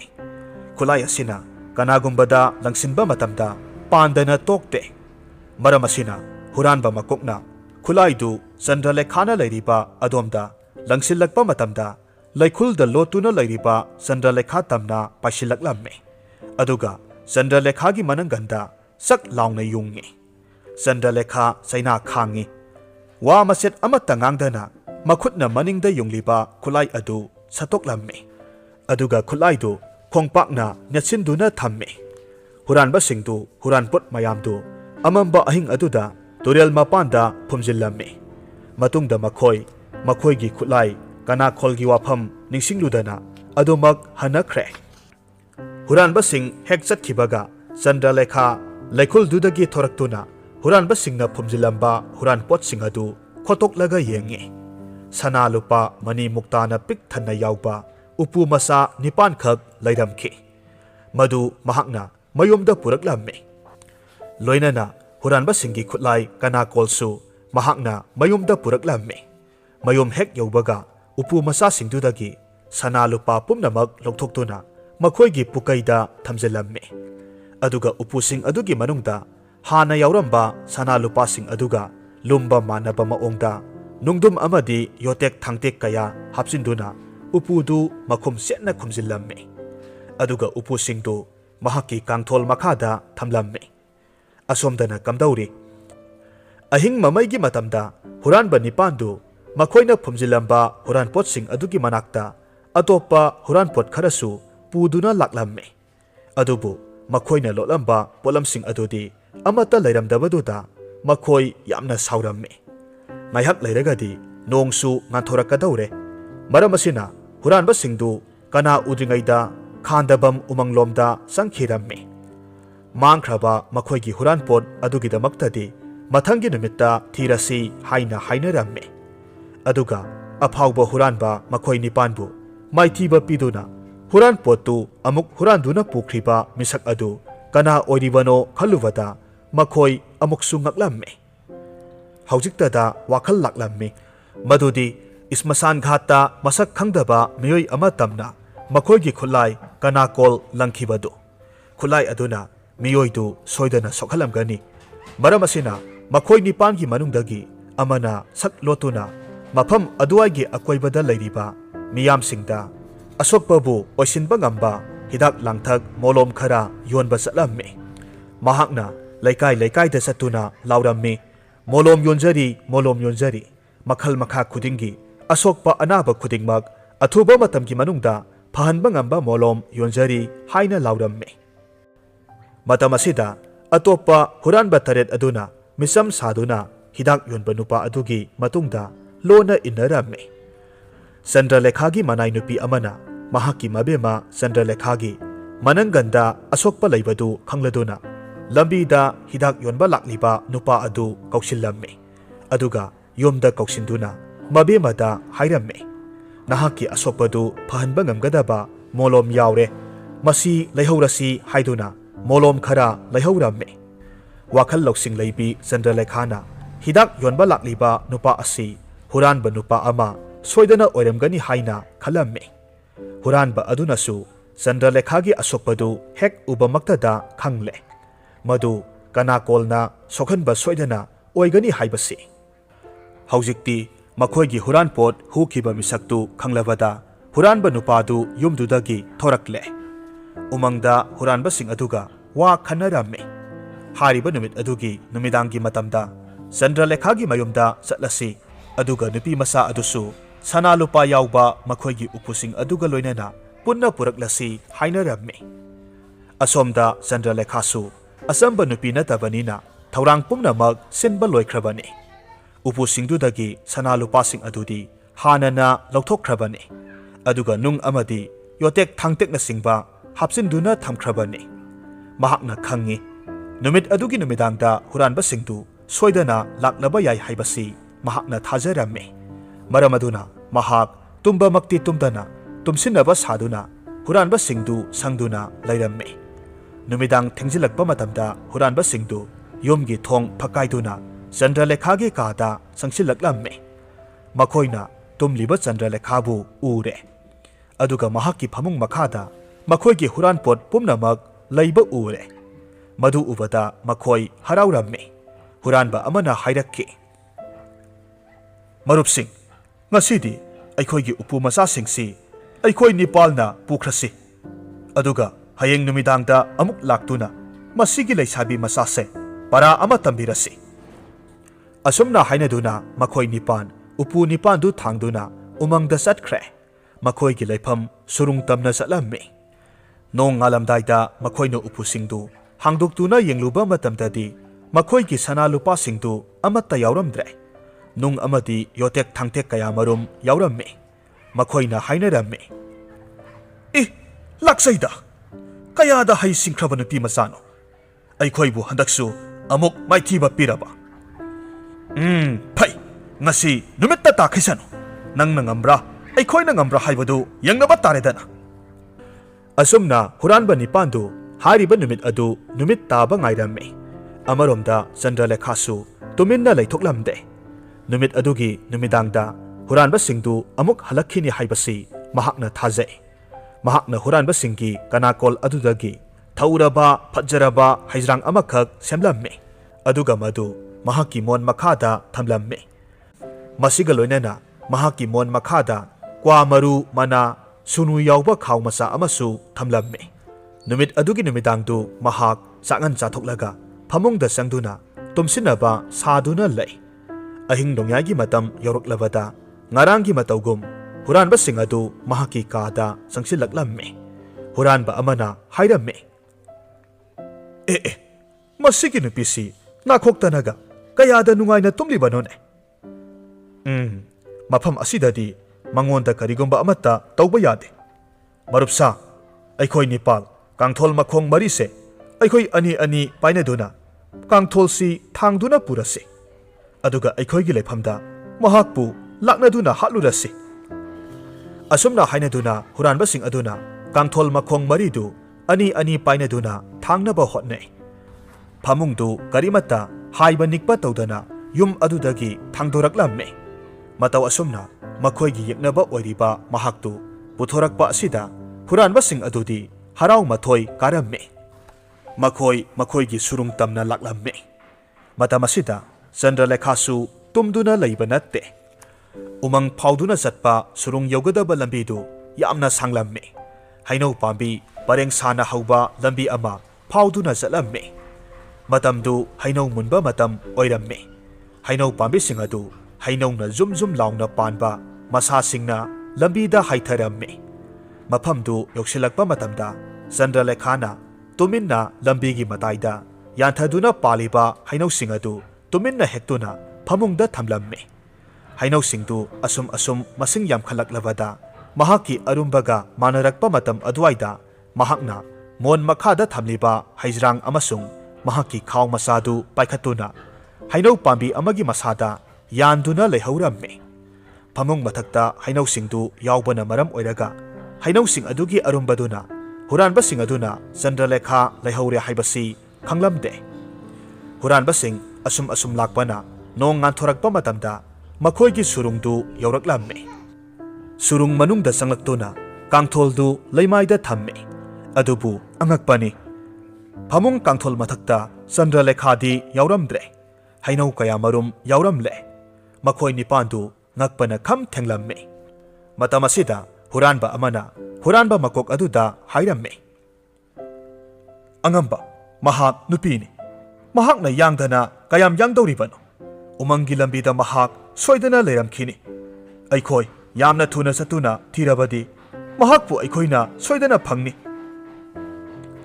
ꯍꯨꯔꯥꯟꯕ ꯅꯤꯄꯥꯟꯗꯨ ꯅꯣꯡ ꯉꯥꯟꯊꯣꯔꯛꯂꯕꯗ ꯑꯔꯩꯕ ꯈꯔ ꯑꯆꯥ ꯑꯊꯛ ꯇꯧꯗꯨꯅ ꯅꯨꯄꯤꯗꯨ ꯊꯤꯕ ꯂꯥꯛꯂꯝꯃꯤ꯫ ꯑꯁꯣꯝꯗꯅ ꯀꯝꯗꯧꯔꯤ? ꯅꯣꯡ ꯉꯥꯟꯊꯣꯔꯛꯂꯕꯗ ꯆꯟꯗ꯭ꯔꯂꯦꯈꯥꯅ ꯈꯜꯂꯤ, ꯑꯌꯨꯛ ꯅꯨꯡꯊꯤꯜꯒꯤ ꯃꯇꯝ ꯑꯁꯤꯗ ꯑꯁꯨꯛꯄ ꯎꯃꯪ ꯑꯁꯤꯗ ꯃꯌꯨꯝ ꯇꯝꯅ ꯍꯜꯂꯛꯄ ꯍꯥꯏꯕꯁꯤ ꯈꯨꯗꯣꯡ ꯊꯤꯅꯤꯡꯉꯥꯏ ꯑꯣꯏꯒꯅꯤ꯫ ꯍꯨꯔꯥꯟꯕ ꯅꯤꯄꯥꯟ ꯑꯗꯨꯅ ꯁꯣꯏꯗꯅ ꯃꯍꯥꯛꯄꯨ ꯎꯈꯤꯒꯅꯤ ꯍꯥꯏꯅ ꯃꯊꯃꯣꯏꯗ ꯈꯜꯂꯤ꯫ ꯃꯔꯝ ꯑꯗꯨꯅ ꯃꯍꯥꯛꯅ ꯋꯥꯔꯦꯞ ꯑꯁꯤ ꯂꯧꯖꯔꯝꯃꯤ ꯃꯗꯨꯗꯤ ꯁꯨꯛꯂꯕ ꯃꯐꯝ ꯑꯃꯗ ꯂꯣꯠꯇꯨꯅ ꯂꯩꯔꯒ ꯅꯨꯃꯤꯠ ꯇꯥꯕ ꯉꯥꯏꯔꯒꯦ ꯍꯥꯏꯅ ꯈꯜꯂꯝꯃꯤ꯫ ꯃꯍꯥꯛꯅ ꯃꯐꯝ ꯑꯗꯨꯋꯥꯏꯗ ꯍꯧꯕ ꯈ꯭ꯋꯥꯏꯗꯒꯤ ꯋꯥꯡꯕ ꯎ ꯄꯥꯝꯕꯤ ꯑꯃꯗ ꯀꯥꯈꯠꯇꯨꯅ ꯂꯣꯠꯄ ꯌꯥꯕ ꯃꯐꯝ ꯌꯦꯡꯂꯝꯃꯤ꯫ ꯏꯅꯛ ꯅꯛꯅ ꯎ ꯄꯥꯝꯕꯤ ꯑꯗꯨꯒꯤ ꯃꯅꯥꯛꯇ ꯌꯥꯝꯅ ꯁꯣꯡꯕ ꯃꯣꯡꯁꯣꯡ ꯃꯆꯥ ꯑꯃ ꯂꯩꯕ ꯎꯔꯦ꯫ ꯍꯥꯏꯔꯤꯕ ꯃꯣꯡꯁꯣꯡ ꯃꯆꯥ ꯑꯗꯨꯒꯤ ꯃꯔꯛꯇ ꯆꯣꯡꯁꯤꯟꯗꯨꯅ ꯃꯐꯝ ꯑꯗꯨꯗ ꯂꯣꯠꯇꯨꯅ ꯅꯨꯃꯤꯠ ꯇꯥꯕ ꯉꯥꯏꯔꯝꯃꯤ꯫ ꯍꯨꯔꯥꯟꯕꯁꯤꯡꯗꯨꯁꯨ ꯎꯃꯪꯒꯤ ꯂꯝꯕꯤꯗ ꯂꯥꯛꯇꯨꯅ ꯅꯨꯄꯤꯗꯨ ꯊꯤꯕ ꯌꯥꯕ ꯊꯤꯔꯕꯁꯨ ꯐꯪꯕ ꯀꯧꯕ ꯂꯩꯇ꯭ꯔꯦ꯫ ꯃꯃꯩꯊꯪꯗ ꯍꯩꯅꯧꯅ ꯂꯝꯕꯤꯒꯤ ꯅꯥꯛ ꯌꯦꯠꯇ ꯄꯔꯦꯡ ꯍꯧꯔꯤꯕ ꯃꯐꯝ ꯑꯗꯨꯋꯥꯏꯗ ꯂꯩꯔꯝꯕꯁꯨ ꯌꯥꯏ ꯍꯥꯏꯅ ꯆꯤꯡꯅꯗꯨꯅ ꯃꯐꯝ ꯑꯗꯨꯋꯥꯏꯗ ꯑꯃꯨꯛ ꯊꯤꯕ ꯍꯧꯔꯛꯂꯝꯃꯤ꯫ ꯑꯗꯨꯕꯨ ꯊꯤꯕ ꯌꯥꯕ ꯊꯤꯔꯕꯁꯨ ꯐꯪꯗ꯭ꯔꯦ꯫ ꯃꯃꯩꯊꯪꯗ ꯍꯨꯔꯥꯟꯕ ꯃꯀꯣꯛ ꯑꯗꯨꯅ ꯃꯐꯝ ꯑꯗꯨꯋꯥꯏꯗ ꯑꯁꯨꯝ ꯂꯥꯛꯄ ꯃꯇꯝꯗ ꯈ꯭ꯋꯥꯏꯗꯒꯤ ꯑꯋꯥꯡꯕ ꯎ ꯄꯥꯝꯕꯤ ꯑꯗꯨ ꯊꯦꯡꯅꯗꯨꯅ ꯎ ꯄꯥꯝꯕꯤ ꯑꯗꯨꯒꯤ ꯃꯊꯛꯇ ꯀꯥꯈꯠꯇꯨꯅ ꯌꯦꯡꯂꯝꯃꯤ꯫ ꯃꯇꯝ ꯑꯁꯤꯗ ꯃꯍꯥꯛꯅ ꯆꯟꯗ꯭ꯔꯂꯦꯈꯥꯕꯨ ꯎꯔꯦ꯫ ꯂꯧꯁꯤꯡ ꯂꯩꯕꯤ ꯆꯟꯗ꯭ꯔꯂꯦꯈꯥꯅ ꯈꯨꯗꯛꯇ ꯅꯨꯡꯁꯤꯔꯕ ꯈꯣꯟꯖꯦꯜꯗ ꯇꯞꯅ ꯍꯥꯏꯔꯛꯂꯝꯃꯤ, "ꯑꯩꯒꯤ ꯅꯨꯡꯁꯤꯔꯕ ꯏꯄꯨꯔꯣꯏꯕ, ꯃꯤꯠꯀꯨꯞ ꯑꯁꯤꯗꯒꯤ ꯅꯍꯥꯛꯄꯨ ꯑꯩꯒꯤ ꯏꯄꯨꯔꯣꯏꯕ ꯑꯣꯏꯅ ꯈꯟꯖꯔꯕꯅꯤ꯫ ꯅꯍꯥꯛꯅ ꯑꯩꯕꯨ ꯊꯤꯔꯛꯄꯗ ꯐꯪꯕ ꯉꯝꯂꯤꯕꯁꯦ ꯏꯁꯣꯔꯅ ꯅꯍꯥꯛꯄꯨ ꯑꯩꯒꯤꯗꯃꯛ ꯊꯥꯕꯤꯔꯛꯂꯕꯅꯤ꯫ ꯑꯩꯈꯣꯏ ꯑꯅꯤ ꯅꯨꯡꯉꯥꯏꯅ ꯌꯨꯝ ꯄꯥꯟꯃꯤꯟꯅꯗꯨꯅ ꯂꯩꯃꯤꯟꯅꯔꯁꯤ꯫ ꯂꯥꯛꯑꯣ, ꯑꯩꯒꯤ ꯏꯅꯥꯛꯇ ꯀꯨꯝꯊꯕꯤꯔꯛꯑꯣ." ꯃꯇꯧ ꯑꯁꯨꯝꯅ ꯅꯨꯡꯁꯤ ꯅꯨꯡꯁꯤꯔꯕ ꯋꯥꯍꯩꯅ ꯍꯥꯏꯔꯕꯗ ꯍꯨꯔꯥꯟꯕ ꯃꯀꯣꯛ ꯑꯗꯨꯁꯨ ꯆꯟꯗ꯭ꯔꯂꯦꯈꯥꯒꯤ ꯂꯥꯡꯗ ꯊꯨꯔꯝꯃꯤ꯫ ꯃꯣꯃꯣꯟ ꯃꯤꯅꯣꯛꯀ ꯂꯣꯏꯅꯅ ꯃꯍꯥꯛ ꯅꯨꯄꯤꯗꯨꯒꯤ ꯃꯅꯥꯛꯇ ꯎꯗꯒꯤ ꯆꯣꯡꯊꯔꯛꯂꯝꯃꯤ꯫ ꯅꯨꯄꯤ ꯑꯗꯨꯅꯁꯨ ꯃꯍꯥꯛꯄꯨ ꯍꯔꯥꯎ ꯍꯔꯥꯎ ꯅꯨꯡꯁꯤꯕ ꯁꯥꯁꯤꯟꯅꯗꯨꯅ ꯃꯅꯥꯛꯇ ꯐꯝꯍꯜꯂꯤ꯫ ꯍꯨꯔꯥꯟꯕ ꯃꯀꯣꯛ ꯑꯗꯨꯒꯤ ꯃꯊꯃꯣꯏꯗꯨ ꯄꯨꯔꯥ ꯄꯪꯊꯈ꯭ꯔꯦ꯫ ꯆꯟꯗ꯭ꯔꯂꯦꯈꯥꯅ ꯁꯨꯅꯨ ꯇꯩꯔꯕ ꯀ꯭ꯋꯥ ꯃꯆꯦꯠ ꯑꯃ ꯍꯨꯔꯥꯟꯕ ꯃꯀꯣꯛ ꯑꯗꯨꯗ ꯆꯥꯎ ꯍꯥꯏꯗꯨꯅ ꯄꯤ꯫ ꯉꯜꯂꯤꯉꯩ ꯃꯇꯝꯗꯗꯤ ꯍꯤꯟꯗꯨ ꯁꯃꯥꯖꯇ ꯀ꯭ꯋꯥ ꯆꯥꯕꯗ ꯂꯩꯗ ꯆꯨꯕ ꯑꯉꯥꯡꯕ ꯃꯆꯨꯒꯤ ꯉꯥꯡꯕꯒꯤ ꯆꯥꯡ ꯑꯗꯨꯅ ꯃꯇꯩ ꯃꯅꯥꯎ ꯅꯨꯡꯁꯤꯕꯒꯤ ꯆꯥꯡ ꯈꯪꯅꯔꯝꯃꯤ꯫ ꯆꯟꯗ꯭ꯔꯂꯦꯈꯥꯁꯨ ꯀ꯭ꯋꯥ ꯁꯥꯏꯗꯨꯅ ꯃꯍꯥꯛꯀꯤ ꯃꯔꯩꯗꯨ ꯇꯤꯡꯊꯣꯛꯂꯝꯃꯤ꯫ ꯃꯍꯥꯛꯀꯤ ꯂꯩꯗꯨ ꯀꯌꯥꯝ ꯉꯥꯡꯉꯤ, ꯃꯍꯥꯛꯅ ꯅꯨꯄꯥ ꯑꯗꯨꯕꯨ ꯀꯌꯥꯝ ꯅꯨꯡꯁꯤꯕꯒꯦ ꯍꯥꯏꯕ ꯎꯠꯂꯝꯃꯤ꯫ ꯑꯗꯨꯒ ꯍꯨꯔꯥꯟꯕ ꯑꯗꯨꯗ ꯑꯃꯨꯛ ꯅꯍꯥꯛꯀꯤ ꯂꯩꯗꯨ ꯀꯌꯥꯝ ꯉꯥꯡꯕꯒꯦ ꯇꯤꯡꯊꯣꯔꯛꯎ ꯍꯥꯏꯅ ꯍꯥꯏꯔꯝꯃꯤ꯫ ꯍꯨꯔꯥꯟꯕꯗꯨꯅ ꯃꯔꯩ ꯇꯤꯡꯊꯣꯔꯛꯄ ꯃꯇꯝꯗ ꯃꯍꯥꯛꯅ ꯌꯥꯝꯅ ꯊꯨꯅ ꯃꯔꯩꯗꯨ ꯇꯥꯞ ꯂꯥꯎꯅ ꯐꯥꯔꯒ ꯃꯍꯥꯛꯀꯤ ꯊꯧꯔꯕ ꯍꯩꯖ꯭ꯔꯥꯡ ꯑꯗꯨꯅ ꯐꯠ ꯀꯛꯊꯠꯈ꯭ꯔꯦ꯫ ꯂꯣꯏꯅꯅ ಮಿಟ್ಕುꯞ ಅದುದ ಹುರಾನ್ಬ ಅದುಗಿ ಮನಾತೋನ್ಸು ಕಕ್ಥꯠಲಮ್ಮಿ. ಹುರಾನ್ಬದು ಥರೋ ಥರೋ ಒಂದುನ ಚೈನಾ ಖಂಗ್ಲಮ್ಮಿ. ಮದುಗಿ ಖುದೋಂಚಾಬ ಲೌದುನ ಮಹಾಕ್ನ ಹುರಾನ್ಬ ಅದುಗಿ ಸರಮ್ದ ಥಾಂಗ್ನ ಲೆಲಮ್ಮಿ. ಖುದಕ್ತ ಹುರಾನ್ಬ ಮಕೊಕ್ತು ಸಿಖಿರಮ್ಮಿ. ಹಾರಿಬ ಮತಂ ಅಸಿದಿ ನುಂಗ್ಥಿಲ್ ನುಂಗ್ಸಾ ನೆಮ್ಥರಕ್ಪ ಮತಂ ಒಯ್ರಮ್ಮಿ. ಹುರಾನ್ಬ ಅತೈದು ಸೋಯ್ನ ಸೋಯ್ನ ಸತ್ತುನ ಚಂದ್ರಲೇಖಾಬು ಥೀಬನಿ. ಅದುಬು ಫಂಗ್ದ್ರಬದ ಮಖೋಯ್ ತರೆತ್ತು ಮಖೋಯ್ಗಿ ಸುರುಂಗ್ದ ಅಮುಕ್ ಹಲಕ್ಲಮ್ಮಿ. ಸುರುಂಗ್ ಯೌರಬದ ಹುರಾನ್ಬ ಮಕೊಕ್ತು ಲಾಕ್ಟ್ರೆ. ಮಖೋಯ್ನ ಖಲ್ಲಿ ಹುರಾನ್ಬ ಮಕೊಕ್ ಅದುನ ನುಪೀದು ಸೋಯ್ದನ ಫಂಗ್ಲಮ್ಲಗನಿ. ಅದುನ ಮಹಾಕ್ ಲಾಕ್ಪ್ರ ಹಾಯ್ಬದು ngꯥꯏರಸಿ ಹಾಯ್ನ ಹಾಯ್ನರಮ್ಮಿ. ಅದುಬು ಫನ ಕುಯ್ನ ngꯥꯏರಬಸು ಹುರಾನ್ಬ ಮಕೊಕ್ ಅದುದಿ ಹಲಕ್ಖಿದ್ರೆ. ಕರಮ್ನಬುದಿ ಹಲಕ್ಲೂನಿ ಸಿಖ್ರಬ ಮಿ ಅಮನಬು. ಅಸೋಮ್ದ ಚಂದ್ರಲೇಖಾಸು ನುಮಿತ್ ಹೆಕ್ ತಾಸಿಲಕ್ಪಗ ಮಯುಮ್ ತಮ್ನ ಚೆಲಕ್ಲಮ್ಮಿ. ಅಹಿಂಗ್ ನುಂಗ್ಯಾಗಿ ಮತಮ್ದ ಮಹಾಕ್ ಮಯುಮ್ದ ಥುಂಗ್ಲಮ್ಮಿ. ಥೋಕಿಬ ಥೌದೋಕ್ ಪುಮ್ನಮಕ್ ಮಹಾಕಿ ಮಮಾ ಮುತು ಮೋಹನಾದ ತಮ್ಲಮ್ಮಿ. ನುಮಿತ್ ಚುಪ್ಪ ಸಾದ ಥಕ್ತಬ ಅಮಸುಂಗ್ ಅವಾಬ ಅದುನ ಮರಂ ಒಯ್ರಗ ಅಹಿಂಗ್ದುಮದಿ ಮಹಾಕ್ ನಿಂಗ್ಥೀನ ಪೊಥಾರಮ್ಮಿ. ಮಥಂಗಿ ಅಯುಕ್ತ ಪಾಂಗಲ್ ಲೌಸಿಂಗ್ ಪುಮ್ನಮಕ್ ಹಂಜಿಲಕ್ಲಬದ ꯀꯔꯤ ꯇꯧꯁꯤꯒꯦ ꯍꯥꯏꯅ ꯋꯥꯈꯜ ꯈꯜꯂꯝꯃꯤ꯫ ꯃꯍꯥꯛꯅ ꯃꯍꯥꯛꯀꯤ ꯀꯥꯒꯤ ꯐꯛꯂꯥꯡꯗꯨ ꯃꯤ ꯑꯃꯅ ꯃꯀꯣꯛ ꯂꯤꯁꯤꯟꯕ ꯌꯥꯕꯒꯤ ꯆꯥꯡꯗ ꯀꯣꯏꯔꯣꯛ ꯀꯣꯏꯅ ꯐꯨꯠꯇꯣꯛꯂꯝꯃꯤ꯫ ꯑꯗꯨꯒ ꯃꯣꯔꯣꯛ ꯑꯁꯨꯕ ꯀꯌꯥ ꯈꯥꯎ ꯑꯃꯗ ꯍꯥꯞꯇꯨꯅ ꯊꯧꯔꯥꯡ ꯇꯧꯔꯝꯃꯤ꯫ ꯃꯍꯥꯛꯀꯤ ꯀꯥꯗꯨ ꯊꯥꯡꯃꯩ ꯃꯆꯥ ꯑꯃꯈꯛ ꯊꯥꯂꯝꯃꯤ꯫ ꯃꯍꯥꯛꯅ ꯐꯛꯂꯥꯡ ꯑꯍꯣꯕꯗꯨꯒꯤ ꯅꯥꯀꯜꯗ ꯂꯨꯝꯗꯨꯅ ꯂꯩꯔꯝꯃꯤ꯫ ꯅꯨꯃꯤꯗꯥꯡ ꯊꯦꯡꯖꯤꯜꯂꯛꯄ ꯃꯇꯝꯗ ꯑꯍꯣꯕ ꯑꯗꯨꯗ ꯍꯨꯔꯥꯟꯕ ꯑꯃ ꯃꯀꯣꯛ ꯊꯤꯡꯖꯤꯜꯂꯛꯇꯨꯅ ꯌꯦꯡꯂꯝꯃꯤ꯫ ꯈꯨꯗꯛ ꯑꯗꯨꯗ ꯆꯟꯗ꯭ꯔꯂꯦꯈꯥꯅ ꯍꯨꯔꯥꯟꯕ ꯑꯗꯨꯒꯤ ꯃꯅꯥꯇꯣꯟ ꯑꯗꯨ ꯃꯍꯥꯛꯀꯤ ꯍꯩꯖ꯭ꯔꯥꯡ ꯑꯗꯨꯅ ꯀꯛꯂꯝꯃꯤ꯫ ꯑꯗꯨꯒ ꯈꯨꯠꯂꯩ ꯊꯨꯅ ꯃꯣꯔꯣꯛ ꯑꯁꯨꯕꯗꯨ ꯆꯥꯏꯁꯤꯜꯂꯝꯃꯤ꯫ ꯆꯩꯅꯥ ꯑꯃꯗꯤ ꯑꯁꯥꯕꯅ ꯉꯥꯎꯔꯕ ꯍꯨꯔꯥꯟꯕ ꯑꯗꯨ ꯉꯥꯎꯈꯤꯗꯨꯅ ꯃꯐꯝ ꯑꯗꯨꯋꯥꯏꯗꯒꯤ ꯍꯧ ꯊꯥꯗꯨꯅ ꯆꯦꯟꯈꯤ꯫ ꯃꯍꯥꯛꯀꯤ ꯃꯇꯧ ꯑꯗꯨꯗ ꯆꯉꯛꯅꯔꯕ ꯍꯨꯔꯥꯟꯕꯁꯤꯡ ꯑꯗꯨꯒꯤ ꯃꯔꯛꯇꯒꯤ ꯑꯃꯅ ꯐꯛꯂꯥꯡ ꯑꯍꯣꯕꯗ ꯑꯃꯨꯛ ꯃꯀꯣꯛ ꯊꯤꯡꯖꯤꯟꯗꯨꯅ ꯌꯦꯡꯉꯤ꯫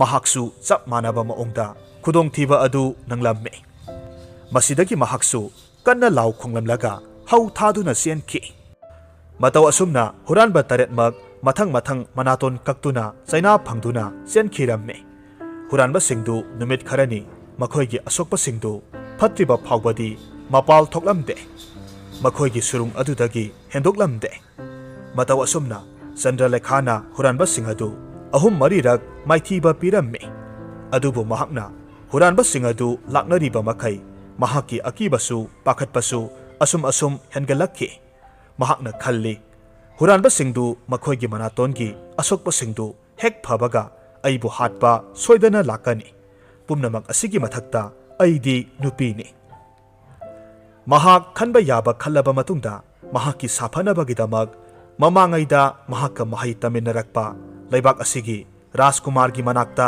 ꯂꯥꯛꯂꯝꯃꯤ꯫ ꯑꯗꯨꯒ ꯃꯉꯣꯟꯗ ꯊꯣꯛꯈꯤꯕ ꯊꯧꯗꯣꯛ ꯄꯨꯝꯅꯃꯛ ꯇꯝꯖꯔꯝꯃꯤ꯫ ꯔꯥꯖꯀꯨꯃꯥꯔ ꯑꯗꯨꯅ ꯆꯟꯗ꯭ꯔꯂꯦꯈꯥꯒꯤ ꯋꯥꯔꯤ ꯑꯃꯁꯨꯡ ꯃꯍꯥꯛꯀꯤ ꯊꯧꯅꯥ ꯐꯕ ꯃꯇꯧ ꯑꯗꯨꯗ ꯌꯥꯝꯅ ꯉꯛꯂꯝꯃꯤ ꯑꯃꯁꯨꯡ ꯃꯇꯨꯡ ꯇꯥꯔꯛꯄꯗ ꯃꯍꯥꯛꯅ ꯃꯇꯦꯡ ꯄꯥꯡꯒꯅꯤ ꯍꯥꯏꯔꯝꯃꯤ꯫ ꯃꯔꯝ ꯑꯗꯨꯅ ꯅꯨꯃꯤꯠ ꯈꯨꯗꯤꯡꯒꯤ ꯅꯨꯃꯤꯗꯥꯡꯒꯤ ꯃꯇꯝꯗ ꯔꯥꯖꯀꯨꯃꯥꯔꯅ ꯃꯍꯥꯛꯀꯤ ꯑꯔꯣꯟꯕ ꯂꯥꯟꯃꯤ ꯊꯥꯔꯛꯇꯨꯅ ꯆꯟꯗ꯭ꯔꯂꯦꯈꯥꯕꯨ ꯉꯥꯛ ꯁꯦꯜꯍꯜꯂꯝꯃꯤ꯫ ꯑꯗꯨꯕꯨ ꯍꯨꯔꯥꯟꯕꯁꯤꯡ ꯑꯗꯨꯗꯤ ꯇꯁꯦꯡꯅ ꯆꯟꯗ꯭ꯔꯂꯦꯈꯥꯒꯤ ꯃꯌꯨꯝꯗ ꯍꯦꯛꯇꯃꯛ ꯆꯪꯁꯤꯟꯕꯗ ꯑꯀꯤꯕ ꯐꯥꯎꯔꯦ꯫ ꯍꯟꯗꯛꯅ ꯀꯔꯤ ꯀꯔꯝꯕ ꯊꯧꯗꯣꯛ ꯊꯣꯛꯀꯗꯒꯦ ꯈꯟꯕꯗ ꯆꯪꯕ ꯉꯝꯗ꯭ꯔꯦ꯫ ꯑꯗꯨꯒꯤꯁꯨ ꯃꯊꯛꯇ ꯃꯈꯣꯏꯒꯤ ꯃꯅꯥꯇꯣꯟ ꯀꯛꯈꯤꯕ ꯍꯩꯖ꯭ꯔꯥꯡ ꯑꯗꯨ ꯃꯈꯣꯏꯒꯤ ꯈꯨꯠꯂꯥꯏ ꯀꯅꯥꯀꯣꯜꯗꯒꯤ ꯁꯥꯕꯅꯤ ꯍꯥꯏꯕꯁꯤ ꯃꯈꯣꯏꯅ ꯈꯪꯕ ꯉꯝꯂꯝꯃꯤ꯫ ꯃꯁꯤꯅ ꯍꯦꯟꯅ ꯑꯀꯤꯕ ꯐꯥꯎꯍꯜꯂꯝꯃꯤ꯫ ꯃꯔꯝ ꯑꯁꯤꯅ ꯃꯈꯣꯏꯅ ꯎꯄꯥꯏ ꯊꯤꯔꯛꯄ ꯃꯇꯝꯗ ꯑꯁꯨꯝꯅ ꯈꯟꯅꯈ꯭ꯔꯦ, ꯎꯃꯪ ꯑꯁꯤꯗ ꯆꯥꯎꯔꯕ ꯀꯨꯝꯍꯩ ꯑꯃꯒꯤ ꯖꯒꯣꯏ ꯑꯃꯒꯤ ꯕꯥꯔꯇꯣꯟ ꯄꯤꯔꯁꯤ꯫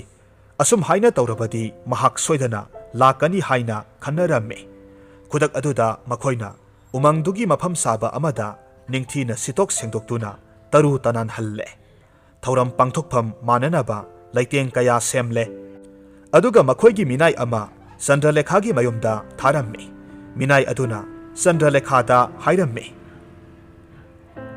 ꯁꯛꯍꯦꯜꯂꯕꯤ ꯇꯥꯕꯤꯌꯨ, ꯑꯩꯍꯥꯛ ꯅꯍꯥꯛꯀꯤ ꯌꯨꯝ ꯊꯤꯖꯔꯛꯄꯗ ꯑꯋꯥꯕ ꯑꯣꯏꯔꯕꯅꯤ꯫ ꯅꯍꯥꯛꯇꯤ ꯃꯐꯝ ꯑꯁꯤꯗ ꯖꯒꯣꯏ ꯁꯥꯕꯤꯒꯤ ꯀꯥꯡꯂꯨꯞꯇ ꯄꯣꯛꯄ ꯃꯤꯌꯥꯝꯅ ꯃꯁꯛ ꯈꯪꯅꯔꯤꯕ ꯖꯒꯣꯏ ꯁꯥꯕꯤ ꯑꯃꯅꯤꯗꯣ꯫ ꯑꯩꯒꯤ ꯏꯕꯨꯡꯉꯣꯁꯤꯡꯅ ꯅꯍꯥꯛꯄꯨ ꯃꯈꯣꯏꯒꯤ ꯃꯔꯤ ꯃꯇꯥꯒꯤ ꯂꯨꯍꯣꯡꯕꯒꯤ ꯊꯧꯔꯝꯒ ꯃꯔꯤ ꯂꯩꯅꯅ ꯖꯒꯣꯏ ꯁꯥꯕꯤꯅꯕ ꯂꯥꯛꯎ ꯍꯥꯏꯗꯨꯅ ꯆꯦꯄꯥꯎ ꯑꯁꯤ ꯄꯤꯕꯤꯔꯛꯄꯅꯤ꯫ ꯑꯗꯨꯒ ꯏꯕꯦꯝꯃ, ꯅꯍꯥꯛꯅ ꯃꯐꯝ ꯑꯗꯨꯗ ꯖꯒꯣꯏ ꯁꯥꯕ ꯃꯇꯝꯗ ꯃꯤꯠꯀꯨꯞ ꯈꯨꯗꯤꯡ ꯁꯅꯥ ꯀꯔꯣꯔ ꯐꯪꯒꯅꯤ ꯍꯥꯏꯕꯁꯦ ꯅꯍꯥꯛ ꯃꯁꯤꯃꯗꯤ ꯊꯥꯖꯕꯤꯌꯨ꯫ ꯆꯟꯗ꯭ꯔꯂꯦꯈꯥ ꯋꯥꯐꯝꯗꯨ ꯃꯨꯟꯅ ꯇꯥꯔꯕ ꯃꯇꯨꯡꯗ ꯃꯁꯤꯒꯤ ꯊꯧꯔꯥꯡ ꯑꯁꯤ ꯍꯨꯔꯥꯟꯕꯁꯤꯡ ꯑꯗꯨꯅ ꯁꯤꯟꯕ ꯑꯣꯏꯒꯅꯤ ꯍꯥꯏꯕꯁꯤ ꯃꯍꯥꯛꯅ ꯊꯥꯖꯔꯝꯃꯤ꯫ ꯑꯗꯨꯕꯨ ꯃꯍꯥꯛ ꯖꯒꯣꯏ ꯁꯥꯕ ꯑꯁꯤꯗ ꯁꯣꯏꯗꯅ ꯂꯥꯛꯀꯅꯤ ꯍꯥꯏꯅ ꯊꯥꯖꯕ ꯄꯤꯔꯝꯃꯤ꯫ ꯂꯣꯏꯅꯅ ꯍꯌꯦꯡ ꯊꯧꯔꯥꯡꯗꯨ ꯍꯧꯔꯝꯗꯥꯏꯗ ꯃꯍꯥꯛ ꯑꯃꯁꯨꯡ ꯃꯍꯥꯛꯀꯤ ꯈꯣꯡꯂꯣꯏꯁꯤꯡꯕꯨ ꯂꯧꯕ ꯂꯥꯛꯄꯤꯌꯨ ꯍꯥꯏꯅ ꯍꯥꯏꯈꯤ꯫ ꯆꯟꯗ꯭ꯔꯂꯦꯈꯥ ꯊꯤꯟꯊꯕ ꯇꯧꯗꯅ ꯀꯣꯅꯨꯡꯗ ꯂꯥꯛꯇꯨꯅ ꯔꯥꯖꯀꯨꯃꯥꯔꯗ ꯖꯒꯣꯏ ꯑꯗꯨꯒꯤ ꯃꯔꯝꯗ ꯍꯥꯏꯔꯝꯃꯤ꯫ ꯃꯍꯥꯛꯅ ꯃꯈꯥ ꯇꯥꯔꯝꯃꯤ, ꯔꯥꯖꯀꯨꯃꯥꯔ, ꯑꯩꯅ ꯈꯪꯏ, ꯃꯁꯤ ꯍꯨꯔꯥꯟꯕꯁꯤꯡꯗꯨꯅ ꯑꯩꯕꯨ ꯍꯥꯠꯅꯅꯕ ꯁꯤꯟꯕ ꯊꯧꯔꯥꯡ ꯑꯃꯅꯤ꯫ ꯑꯗꯨꯕꯨ ꯃꯈꯣꯏꯅ ꯊꯕꯛꯁꯤ ꯄꯥꯡꯊꯣꯛꯇ꯭ꯔꯤꯉꯩꯗ ꯑꯩꯈꯣꯏꯅ ꯃꯈꯣꯏꯕꯨ ꯍꯥꯟꯅ ꯈꯨꯗꯨꯝ ꯆꯜꯍꯧꯒꯗꯕꯅꯤ꯫ ꯅꯅꯥꯏ ꯑꯩꯍꯥꯛꯅ ꯎꯄꯥꯏ ꯑꯃ ꯇꯧꯖꯔꯦ꯫ ꯁꯨꯝꯗꯧꯔꯁꯤ, ꯑꯩꯅ ꯎꯠꯆꯒꯗꯧꯔꯤꯕ ꯖꯒꯣꯏ ꯑꯁꯤꯒꯤꯗꯃꯛ ꯃꯤꯑꯣꯏ 8ꯀꯤ ꯈꯣꯡꯕꯨ ꯑꯣꯏꯍꯜꯂꯁꯤ꯫ ꯑꯃꯅ ꯄꯨꯡ ꯊꯤꯟꯕ, ꯑꯃꯅ ꯀꯣꯔꯇꯥꯜ ꯌꯩꯕ, ꯑꯃꯅ ꯖꯟꯇ꯭ꯔ ꯈꯣꯡꯕ, ꯑꯗꯨꯅ ꯔꯥꯖꯀꯨꯃꯥꯔ, ꯑꯩꯒꯤ ꯏꯐꯝꯗ ꯄꯥꯡꯒꯜꯂꯕ ꯃꯤꯑꯣꯏ 8 ꯈꯛ ꯄꯤꯅꯕꯤꯌꯨ꯫ ꯃꯈꯣꯏꯁꯤꯡ ꯑꯗꯨꯅ ꯑꯩꯒꯤ ꯖꯒꯣꯏꯒꯤ ꯈꯣꯡꯕꯨ ꯑꯣꯏꯍꯟꯖꯒꯦ꯫ ꯑꯗꯨꯒ ꯂꯥꯟꯃꯤ ꯈꯔꯁꯨ ꯃꯥꯡꯖꯧꯅꯅ ꯂꯨꯝꯗꯨꯅ ꯂꯩꯍꯟꯕꯤꯌꯨ꯫ ꯏꯪꯒꯤꯠ ꯍꯦꯛ ꯐꯪꯕꯒ ꯃꯈꯣꯏꯅ ꯍꯨꯔꯥꯟꯕꯁꯤꯡꯗꯨ ꯐꯥꯅꯅꯕ ꯃꯤꯠ ꯅꯥ ꯁꯤꯡꯅ ꯂꯩꯍꯟꯕꯤꯌꯨ꯫ ꯃꯇꯧ ꯑꯁꯨꯝꯅ ꯊꯧꯔꯥꯡ ꯄꯨꯝꯅꯃꯛ ꯔꯥꯖꯀꯨꯃꯥꯔꯗ ꯍꯥꯏꯖꯗꯨꯅ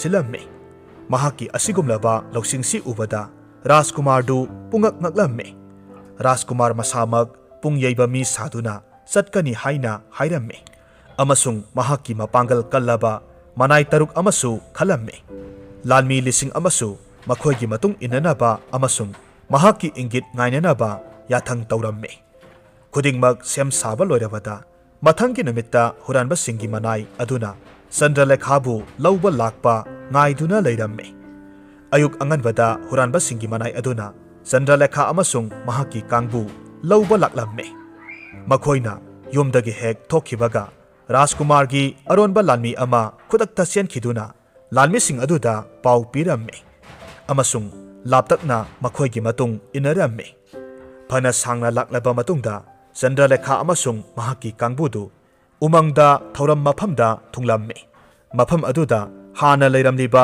ꯃꯤꯑꯣꯏ ꯈꯔꯗꯨ ꯃꯅꯥꯇꯣꯟ ꯌꯥꯎꯗꯕ ꯃꯤ ꯉꯥꯛꯇꯅꯤ, ꯍꯥꯏꯕꯗꯤ ꯍꯨꯔꯥꯟꯕꯁꯤꯡ ꯑꯗꯨ ꯈꯛꯇ ꯑꯣꯏꯔꯝꯃꯤ꯫ ꯍꯨꯔꯥꯟꯕꯁꯤꯡ ꯑꯗꯨꯅ ꯆꯟꯗ꯭ꯔꯂꯦꯈꯥꯒꯤ ꯃꯇꯨꯡ ꯏꯟꯕ ꯖꯟꯇ꯭ꯔ ꯈꯣꯡꯕꯁꯤꯡꯒꯤ ꯐꯤꯚꯝ ꯃꯨꯔꯇꯤ ꯎꯕꯗ ꯃꯈꯣꯏ ꯍꯥꯏꯐꯦꯠ ꯅꯤꯡꯍꯟꯅꯩ꯫ ꯍꯨꯔꯥꯟꯕꯁꯤꯡ ꯑꯗꯨꯅ ꯇꯨꯃꯤꯟꯅ ꯍꯥꯏꯅꯔꯝꯃꯤ, ꯑꯩꯈꯣꯏ ꯅꯨꯄꯤ ꯑꯁꯤꯒꯤ ꯖꯒꯣꯏꯗꯨ ꯐꯖꯅ ꯌꯦꯡꯂꯁꯤ꯫ ꯍꯧꯖꯤꯛꯇꯤ ꯃꯍꯥꯛ ꯑꯩꯈꯣꯏꯒꯤ ꯏꯈꯨꯠ ꯆꯜꯂꯕꯅꯤ꯫ ꯈꯨꯗꯛ ꯑꯁꯤꯗ ꯃꯍꯥꯛꯄꯨ ꯍꯥꯠꯄꯒꯤ ꯃꯍꯨꯠ ꯃꯍꯥꯛꯀꯤ ꯍꯩꯊꯣꯏ ꯁꯤꯡꯊꯣꯏꯕꯗꯣ ꯍꯥꯟꯅ ꯌꯦꯡꯈꯤꯁꯤ꯫ ꯋꯥꯐꯝ ꯑꯁꯤꯗ ꯃꯈꯣꯏ ꯌꯥꯅꯔꯗꯨꯅ ꯖꯒꯣꯏ ꯍꯧꯅꯅꯕ ꯌꯥꯊꯪ ꯄꯤꯔꯝꯃꯤ꯫ ꯆꯟꯗ꯭ꯔꯂꯦꯈꯥꯁꯨ ꯋꯥꯈꯜ ꯂꯧꯁꯤꯡ ꯂꯩꯕꯤ ꯅꯨꯄꯤ ꯑꯃꯅꯤ꯫ ꯇꯧꯔꯤꯕ ꯄꯨꯝꯅꯃꯛ ꯍꯥꯟꯅꯅ ꯈꯪꯗꯨꯅ ꯂꯥꯛꯂꯕꯅꯤ꯫ ꯃꯍꯥꯛꯀꯤ ꯖꯒꯣꯏ ꯁꯥꯊꯦꯛ ꯁꯥꯕ ꯍꯧꯗꯨꯅ ꯄꯨꯡ ꯑꯃꯗꯤ ꯀꯣꯔꯇꯥꯜ ꯌꯩꯅꯅꯕ ꯏꯪꯒꯤꯠ ꯇꯧꯔꯝꯃꯤ꯫ ꯄꯨꯡ ꯌꯩꯕ ꯑꯃꯗꯤ ꯀꯣꯔꯇꯥꯜ ꯈꯤꯡꯕꯅ ꯏꯪꯒꯤꯠ ꯇꯧꯗꯨꯅ ꯃꯈꯣꯏ 8ꯅ ꯈꯨꯗꯛꯇ ꯐꯝꯗꯨꯅ ꯀꯨꯝꯍꯩ ꯌꯦꯡꯂꯤꯕ ꯍꯨꯔꯥꯟꯕ 8ꯇꯨ ꯅꯝꯗꯨꯅ ꯐꯥꯔꯝꯃꯤ꯫ ꯍꯨꯔꯥꯟꯕꯁꯤꯡꯗꯨ ꯐꯥꯕꯒꯤ ꯃꯈꯣꯜ ꯇꯥꯕꯗ ꯃꯈꯣꯏꯒꯤ ꯃꯅꯥꯏꯁꯤꯡꯗꯨ ꯃꯄꯨꯕꯨ ꯀꯟꯅꯅꯕ ꯆꯦꯟꯁꯤꯜꯂꯛꯂꯝꯃꯤ꯫ ꯑꯗꯨꯕꯨ ꯍꯥꯟꯅꯅ ꯂꯨꯝꯗꯨꯅ ꯂꯩꯈ꯭ꯔꯕ ꯂꯥꯟꯃꯤ 1,000 ꯑꯗꯨꯅ ꯈꯨꯗꯛ ꯑꯗꯨꯗ ꯃꯥꯏꯀꯩ ꯀꯌꯥꯗꯒꯤ ꯆꯦꯟꯁꯤꯜꯂꯛꯂꯝꯃꯤ꯫ ꯃꯈꯣꯏ ꯄꯨꯝꯅꯃꯛ ꯐꯥꯔꯝꯃꯤ ꯑꯃꯁꯨꯡ ꯐꯥꯔꯕ ꯃꯈꯣꯏ ꯄꯨꯝꯅꯃꯛ ꯀꯩꯁꯨꯝꯁꯪꯗ ꯊꯝꯖꯤꯜꯂꯝꯃꯤ꯫ ꯃꯊꯪꯒꯤ ꯅꯨꯃꯤꯠꯇ ꯄ꯭ꯔꯖꯥ ꯃꯤꯌꯥꯝꯗ ꯅꯤꯡꯊꯧꯅ ꯂꯥꯎꯊꯣꯛꯂꯝꯃꯤ ꯃꯗꯨꯗꯤ ꯂꯩꯕꯥꯛ ꯑꯁꯤꯗ ꯍꯨꯔꯥꯟ ꯆꯤꯟꯊꯤ ꯇꯧꯗꯨꯅ ꯄ꯭ꯔꯖꯥ ꯃꯤꯌꯥꯝꯗ ꯑꯀꯤ ꯑꯈꯪ ꯄꯣꯛꯍꯜꯂꯤꯕ, ꯃꯤꯌꯥꯝꯒꯤ ꯂꯟ ꯊꯨꯝ ꯍꯨꯔꯥꯜꯂꯤꯕ ꯃꯈꯣꯏ 8ꯁꯤ ꯃꯤꯌꯥꯝ ꯃꯃꯥꯡꯗ ꯉꯛ ꯀꯛꯇꯨꯅ ꯍꯥꯠꯂꯒꯅꯤ ꯍꯥꯏꯅ ꯂꯥꯎꯊꯣꯛꯂꯝꯃꯤ ꯑꯃꯁꯨꯡ ꯃꯗꯨꯃꯛ ꯄꯥꯡꯊꯣꯛꯈꯤ꯫ ꯆꯟꯗ꯭ꯔꯂꯦꯈꯥ ꯖꯒꯣꯏ ꯁꯥꯕꯤꯒꯤ ꯖꯥꯠꯇ ꯄꯣꯛꯆꯔꯕꯁꯨ ꯃꯍꯥꯛꯀꯤ ꯍꯩꯊꯣꯏ ꯁꯤꯡꯊꯣꯏꯕ ꯑꯃꯗꯤ ꯃꯕꯨꯗꯤ ꯃꯔꯧꯁꯤꯡ ꯑꯗꯨꯅ ꯔꯥꯖꯀꯨꯃꯥꯔꯒꯤ ꯄꯨꯛꯅꯤꯡ ꯋꯥꯈꯜ ꯁꯨꯝꯍꯠꯈꯤꯔꯝꯃꯤ꯫ ꯔꯥꯖꯀꯨꯃꯥꯔꯅ ꯃꯍꯥꯛꯄꯨ ꯅꯨꯄꯤ ꯂꯛꯇꯒꯤ ꯑꯊꯣꯏꯕꯤꯅꯤ ꯍꯥꯏꯅ ꯈꯟꯖꯔꯝꯃꯤ꯫ ꯃꯔꯝ ꯑꯁꯤꯅ ꯔꯥꯖꯀꯨꯃꯥꯔꯅ ꯆꯟꯗ꯭ꯔꯂꯦꯈꯥꯕꯨ ꯂꯨꯍꯣꯡꯗꯨꯅ ꯂꯧꯈꯤ꯫ ꯂꯨꯍꯣꯡꯂꯕ ꯃꯇꯨꯡꯗ ꯔꯥꯖꯀꯨꯃꯥꯔꯅ ꯃꯍꯥꯛꯀꯤ ꯒꯨꯔꯨꯒꯤ ꯂꯨꯖꯗ꯭ꯔꯕ ꯂꯝꯆꯠ ꯑꯗꯨ ꯈꯪꯂꯛꯈꯤ꯫ ꯃꯔꯝ ꯑꯁꯤꯅ ꯈꯨꯗꯛꯇ ꯒꯨꯔꯨ ꯑꯗꯨ ꯂꯩꯕꯥꯛ ꯑꯁꯤ ꯊꯥꯗꯣꯛꯇꯨꯅ ꯆꯠꯈꯤꯅꯕ ꯌꯥꯊꯪ ꯇꯧꯔꯝꯃꯤ꯫ ꯃꯇꯨꯡꯗ ꯔꯥꯖꯀꯨꯃꯥꯔ ꯑꯃꯁꯨꯡ ꯆꯟꯗ꯭ꯔꯂꯦꯈꯥ ꯅꯤꯡꯊꯧ ꯃꯍꯥꯔꯥꯅꯤ ꯑꯣꯏꯗꯨꯅ ꯅꯨꯡꯉꯥꯏ ꯌꯥꯏꯐꯅ ꯄꯥꯟꯈꯤꯔꯝꯃꯤ꯫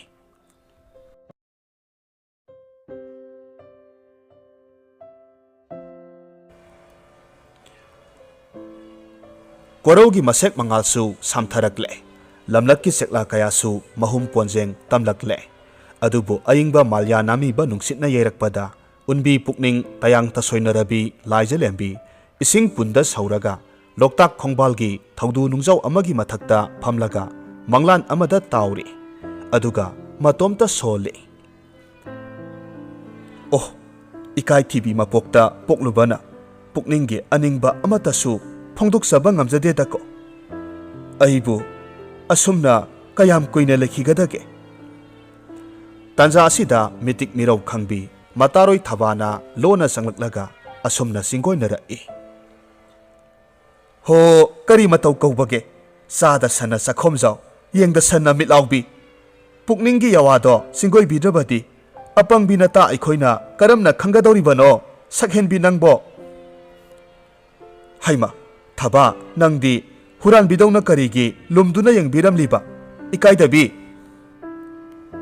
ꯀꯔꯤꯒꯤ ꯌꯦꯡꯗꯅꯤ ꯅꯍꯥꯛꯅ ꯅꯨꯃꯤꯠ ꯆꯨꯞꯄ ꯂꯣꯟꯊꯣꯛꯇꯕꯤ ꯑꯃꯒꯨꯝ ꯎꯪꯗꯨꯅ ꯐꯝꯕꯗꯣ ꯑꯩꯈꯣꯏꯁꯨ ꯅꯨꯡꯉꯥꯏꯖꯗꯕꯗꯣ ꯐꯔꯦꯅꯦ ꯇꯝꯕ ꯄꯥꯈꯪ ꯑꯗꯨꯕꯨ ꯀꯅꯥ ꯑꯣꯏꯔꯕꯅꯣ ꯍꯥꯏꯔꯛꯑꯣ ꯅꯇꯦꯡ ꯄꯥꯡꯖꯒꯦ ꯍꯥꯏꯕ ꯍꯥꯏꯅꯤꯡꯗ꯭ꯔꯒꯅ ꯅꯗꯣꯝ ꯋꯥꯖꯔꯒ ꯂꯦꯟꯕ ꯇꯥꯔꯦꯗꯅ ꯊꯕꯥ ꯀꯔꯤꯁꯨ ꯅꯠꯇꯦꯕ ꯌꯨꯝꯗ ꯆꯠꯁꯤ ꯏꯁꯤꯡ ꯁꯣꯛꯄ ꯊꯦꯡꯈ꯭ꯔꯒꯅꯤ ꯏꯁ ꯑꯗꯨꯝꯅꯒ ꯋꯥ ꯊꯥꯗꯣꯛꯀꯅꯨꯀꯣ ꯑꯩꯁꯦ ꯅꯍꯥꯛꯀꯤ ꯑꯉꯥꯡ ꯑꯣꯏꯔꯤꯉꯩꯒꯤ ꯅꯇꯥꯔꯣꯏ ꯊꯕꯥꯅꯦ ꯏꯇꯥꯒꯤ ꯑꯍꯣꯡꯕ ꯃꯇꯧꯗꯣ ꯅꯇꯥ ꯑꯩꯅ ꯂꯣꯏꯅꯃꯛ ꯈꯪꯉꯤꯀꯣ ꯏꯇꯥ ꯅꯪ ꯁꯤꯃ ꯑꯩ ꯀꯔꯤꯁꯨ ꯇꯧꯗꯦ ꯍꯥꯏꯕ ꯂꯥꯏꯖꯂꯦꯝꯕꯤ ꯏꯁꯤꯡ ꯁꯣꯛꯂꯕ ꯃꯇꯨꯡ ꯋꯥꯔꯤ ꯁꯥꯅ ꯁꯥꯅ ꯃꯍꯥꯛ ꯑꯃꯁꯨꯡ ꯊꯕꯥ ꯏꯁꯤꯡ ꯄꯨꯟ ꯄꯨꯗꯨꯅ ꯃꯌꯨꯝ ꯃꯥꯏꯀꯩ ꯄꯥꯡꯈꯤ ꯃꯇꯝ ꯑꯁꯤꯗ ꯄꯟꯊꯨꯡꯕ ꯑꯃꯁꯨꯡ ꯃꯍꯥꯛꯀꯤ ꯃꯔꯨꯞ ꯇꯦꯝꯕ ꯃꯀꯣꯛꯇ ꯂꯣꯡꯎꯞ ꯑꯃꯃꯝ ꯄꯨꯔꯒ ꯃꯈ꯭ꯋꯥꯡꯗ ꯂꯦꯝꯂꯩ ꯊꯟꯅ ꯌꯥꯎꯔꯕ ꯉꯥꯔꯨꯛ ꯇꯨꯡꯒꯣꯜ ꯌꯥꯜꯂꯗꯨꯅ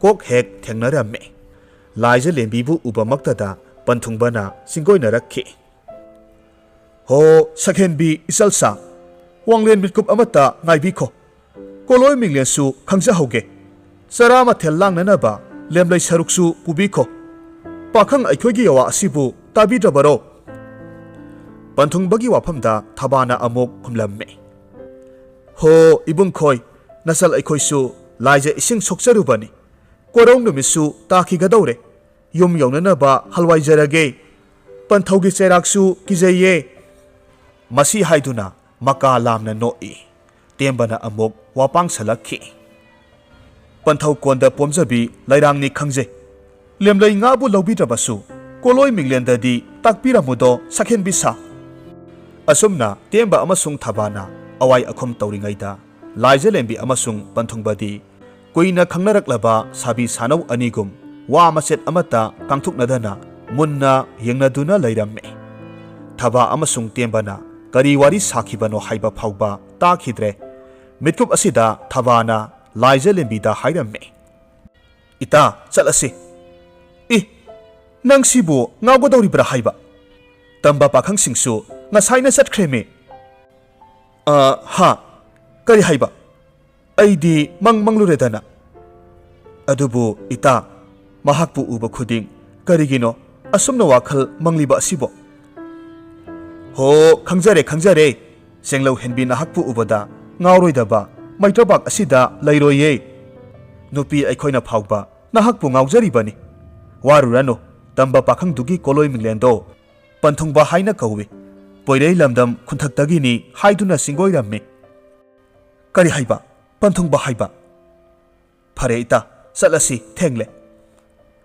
ꯅꯨꯃꯤꯠ ꯑꯗꯨꯒꯤ ꯅꯨꯃꯤꯗꯥꯡꯗꯨ ꯇꯔꯥꯃꯊꯦꯜ ꯁꯦꯝꯕ ꯂꯣꯏꯔꯒ ꯂꯥꯏꯖꯂꯦꯝꯕꯤ ꯐꯃꯨꯡ ꯊꯛꯇ ꯆꯥꯕ ꯇꯨꯝꯕ ꯇꯧꯗꯅ ꯋꯥꯈꯜ ꯑꯃꯗ ꯇꯥꯎꯗꯨꯅ ꯂꯩꯔꯝꯃꯤ ꯃꯍꯥꯛꯀꯤ ꯃꯇꯧꯗ ꯃꯃꯥ ꯏꯕꯦꯝꯃꯅ ꯍꯥꯏꯔꯛꯂꯝꯃꯤ ꯏꯃꯥꯒꯤ ꯂꯥꯏꯖ ꯏꯃꯣꯝꯕꯨ ꯀꯔꯤ ꯇꯧꯔꯕꯒꯦ ꯅꯄꯥꯕꯨꯡꯗꯤ ꯉꯁꯥꯏꯅ ꯈꯣꯝꯂꯦꯟ ꯇꯨꯝꯈꯨꯜ ꯇꯥꯟꯈ꯭ꯔꯕꯅꯤ ꯅꯍꯥꯛꯅ ꯇꯔꯥꯃꯊꯦꯜ ꯆꯥꯗꯕ ꯃꯈꯩ ꯎꯪꯗꯨꯅ ꯐꯝꯂꯤꯕꯗꯤ ꯀꯔꯤ ꯂꯩꯔꯕꯒꯦ ꯍꯛꯆꯥꯡ ꯅꯨꯡꯉꯥꯏꯇ꯭ꯔꯕꯔꯣ ꯂꯥꯛꯑꯣ ꯏꯃꯥꯒ ꯆꯥꯛ ꯆꯥꯊꯣꯛꯂꯨꯔꯁꯤ ꯄꯂꯦꯝ ꯀꯔꯤꯁꯨ ꯇꯧꯗꯦꯗ ꯇꯔꯥꯃꯊꯦꯜ ꯆꯥꯃꯤꯟꯅꯔꯁꯤ ꯃꯃꯥ ꯃꯆꯥ ꯇꯔꯥꯃꯊꯦꯜ ꯆꯥꯃꯤꯟꯅꯗꯨꯅ ꯅꯨꯃꯤꯠ ꯑꯗꯨ ꯍꯧꯈꯤꯔꯝꯃꯤ ꯑꯁꯨꯝꯅ ꯅꯤꯅꯤ ꯃꯔꯛ ꯍꯨꯝꯅꯤ ꯃꯔꯛ ꯇꯣꯏꯅ ꯊꯦꯡꯅꯕꯗꯒꯤ ꯄꯟꯊꯨꯡꯕ ꯑꯃꯁꯨꯡ ꯂꯥꯏꯖꯂꯦꯝꯕꯤ ꯅꯨꯡꯁꯤꯅꯔꯛꯇꯨꯅ ꯑꯃꯅ ꯑꯃꯒꯤ ꯊꯋꯥꯏꯒꯨꯝ ꯈꯟꯅꯔꯛꯂꯝꯃꯤ ꯅꯣꯡꯃꯒꯤ ꯅꯨꯃꯤꯠ ꯑꯃꯗ ꯂꯣꯛꯇꯥꯛ ꯂꯥꯏꯔꯦꯝꯕꯤꯒꯤ ꯃꯁꯥꯏꯀꯣꯟꯒꯤ ꯂꯩꯀꯣꯜ ꯑꯃꯗ ꯄꯟꯊꯨꯡꯕ ꯑꯃꯁꯨꯡ ꯂꯥꯏꯖꯂꯦꯝꯕꯤ ꯎꯅꯕꯒꯤ ꯃꯤꯠꯀꯨꯞꯅꯤ ꯃꯈꯣꯏ ꯑꯅꯤꯅ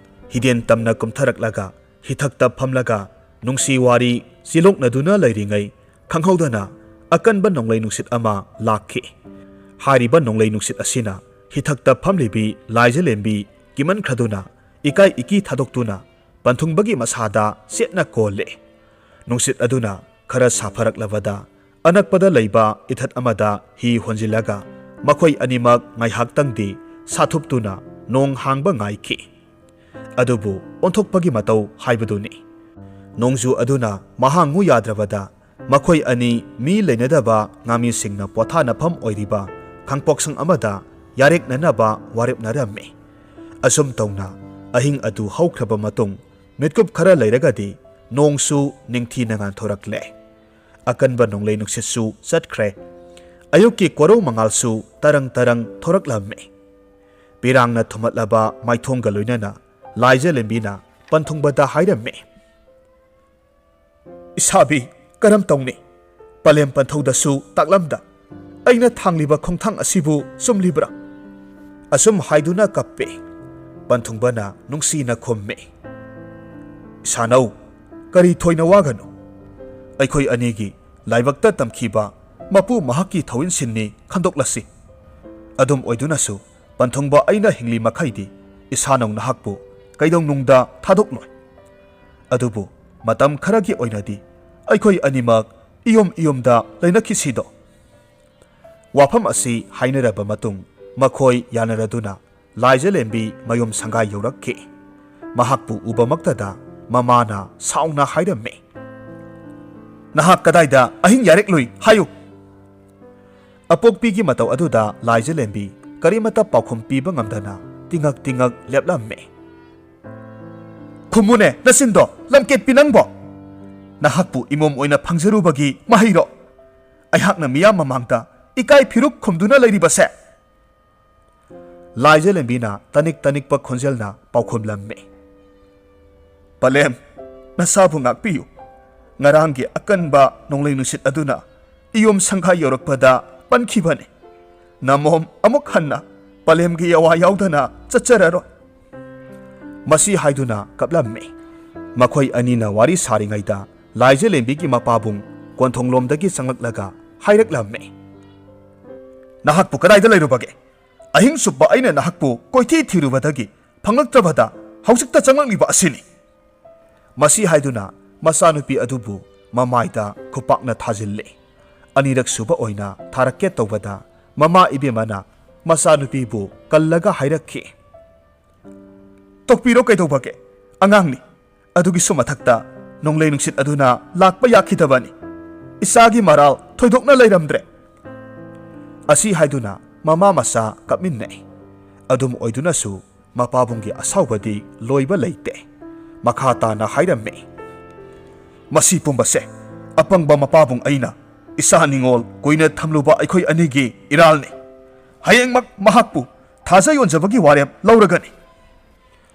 ꯑꯁꯨꯝꯅ ꯅꯨꯃꯤꯠ ꯑꯗꯨ ꯍꯧꯈ꯭ꯔꯕ ꯃꯇꯨꯡ ꯂꯥꯏꯖꯂꯦꯝꯕꯤꯕꯨ ꯃꯄꯥꯕꯨꯡꯅ ꯊꯥꯖ ꯌꯣꯟꯖꯅꯕꯅꯤ ꯍꯥꯏꯗꯨꯅ ꯉꯥꯔꯨꯡ ꯍꯟꯖꯕ ꯀꯧꯕ ꯅꯨꯄꯥ ꯑꯃꯒ ꯋꯥ ꯂꯣꯏꯁꯤꯟꯅꯔꯝꯃꯤ꯫ ꯉꯥꯔꯨꯡ ꯍꯟꯖꯕ ꯍꯥꯏꯔꯤꯕ ꯅꯨꯄꯥ ꯑꯁꯤ ꯑꯍꯜ ꯑꯣꯏꯔꯞ ꯇꯧꯔꯕ ꯄꯥꯈ꯭ꯔꯥꯅꯤ꯫ ꯑꯗꯨꯝ ꯑꯣꯏꯗꯨꯅꯁꯨ ꯁꯅꯥ ꯀꯣꯅꯨꯡꯒꯤ ꯊꯕꯛ ꯄꯥꯏꯕ ꯃꯔꯜ ꯌꯥꯝꯅ ꯂꯩꯕ ꯃꯤꯁꯛ ꯑꯃꯅꯤ꯫ ꯉꯥꯔꯨꯡ ꯍꯟꯖꯕꯅ ꯁꯛꯍꯦꯜꯂꯕꯤ ꯂꯥꯏꯖꯂꯦꯝꯕꯤꯕꯨ ꯃꯄꯥꯕꯨꯡꯅ ꯄꯤꯒꯦ ꯍꯥꯏꯔꯛꯄ ꯑꯗꯨꯗ ꯍꯔꯥꯎꯈꯤꯕꯅ ꯁꯅꯥ ꯂꯨꯄꯥ ꯊꯟꯅ ꯌꯥꯎꯔꯕ ꯐꯤꯔꯨꯛ ꯑꯃ ꯈꯨꯗꯣꯜ ꯑꯣꯏꯅ ꯃꯅꯥꯏꯁꯤꯡ ꯊꯥꯗꯨꯅ ꯊꯤꯜꯍꯜꯂꯝꯃꯤ꯫ ꯄꯨꯝꯅꯃꯛꯁꯤ ꯎꯔꯨꯔꯒ ꯂꯥꯏꯖꯂꯦꯝꯕꯤ ꯃꯤꯠꯂꯨ ꯄꯤꯔꯥꯡ ꯀꯪꯈꯤꯗ꯭ꯔꯦ꯫ ꯑꯍꯤꯡ ꯀꯌꯥ ꯀꯞꯅ ꯀꯞꯅ ꯂꯦꯟꯕ ꯍꯧꯔꯛꯂꯝꯃꯤ꯫ ꯂꯨꯍꯣꯡꯕꯒꯤ ꯃꯇꯝꯁꯨ ꯅꯛꯁꯤꯜꯂꯛꯂꯝꯃꯤ꯫ ꯇꯁꯦꯡꯕꯃꯛꯁꯨ ꯂꯥꯏꯖꯂꯦꯝꯕꯤꯒꯤ ꯈꯣꯏꯖꯤ-ꯈꯥꯗ ꯃꯤꯇꯝꯕ ꯍꯧꯔꯛꯂꯕꯗ ꯃꯁꯥꯕꯤ ꯃꯥꯟꯖꯥ ꯄꯟꯊꯨꯡꯕꯕꯨ ꯅꯤꯡꯁꯤꯡꯗꯨꯅ ꯃꯍꯥꯛ ꯀꯞꯆꯔꯝꯃꯤ꯫ ꯅꯣꯡꯃꯒꯤ ꯅꯨꯡꯊꯤꯜ ꯑꯃ ꯃꯇꯥꯔꯣꯏ ꯊꯕꯥ ꯂꯥꯛꯂꯒ ꯍꯥꯏꯔꯝꯃꯤ, "ꯏꯇꯥ ꯅꯨꯡꯁꯤꯕꯤ, ꯑꯩꯅ ꯇꯥꯔꯤꯕ ꯄꯥꯎ ꯑꯁꯤꯕꯨ ꯑꯆꯨꯝꯕꯔꯥ? ꯅꯍꯥꯛ ꯄꯟꯊꯨꯡꯕꯕꯨ ꯅꯊꯃꯣꯏꯗ ꯀꯔꯤꯃꯠꯇ ꯅꯨꯡꯁꯤꯕ ꯐꯥꯎꯗꯕ꯭ꯔꯥ?" "ꯊꯕꯥ, ꯑꯩꯁꯦ ꯂꯥꯏꯕꯛ ꯌꯥꯝꯅ ꯊꯤꯕꯤ ꯃꯄꯣꯛꯅꯤ." ꯃꯁꯤ ꯍꯥꯏꯔꯗꯨꯅ ꯍꯧꯈꯤꯕ ꯊꯧꯗꯣꯛ ꯄꯨꯝꯅꯃꯛ ꯋꯥꯔꯤ ꯂꯤꯔꯝꯃꯤ꯫ ꯋꯥꯐꯝꯁꯤꯡꯗꯨ ꯇꯥꯔꯕ ꯃꯇꯨꯡꯗ ꯊꯕꯥꯅ ꯑꯃꯨꯛ ꯇꯞꯅ ꯍꯥꯏꯔꯛꯈꯤ, "ꯑꯣ, ꯑꯩꯅ ꯅꯍꯥꯛꯄꯨ ꯑꯍꯦꯟꯕ ꯄꯥꯝꯕꯤꯅꯤ ꯍꯥꯏꯗꯅ ꯈꯜꯂꯨꯔꯦ꯫ ꯑꯩꯕꯨ ꯉꯥꯛꯄꯤꯌꯨꯀꯣ ꯊꯕꯥ, ꯑꯩ ꯃꯍꯥꯛꯄꯨ ꯑꯃꯨꯛꯇ ꯎꯅꯍꯜꯂꯨꯕ ꯅꯠꯇ꯭ꯔꯕꯗꯤ ꯄꯨꯟꯁꯤ ꯆꯨꯞꯄ ꯏꯔꯥꯜ ꯂꯩꯕꯤ ꯑꯃꯒꯨꯝ ꯍꯤꯡꯕ ꯉꯝꯂꯣꯏꯌꯦ."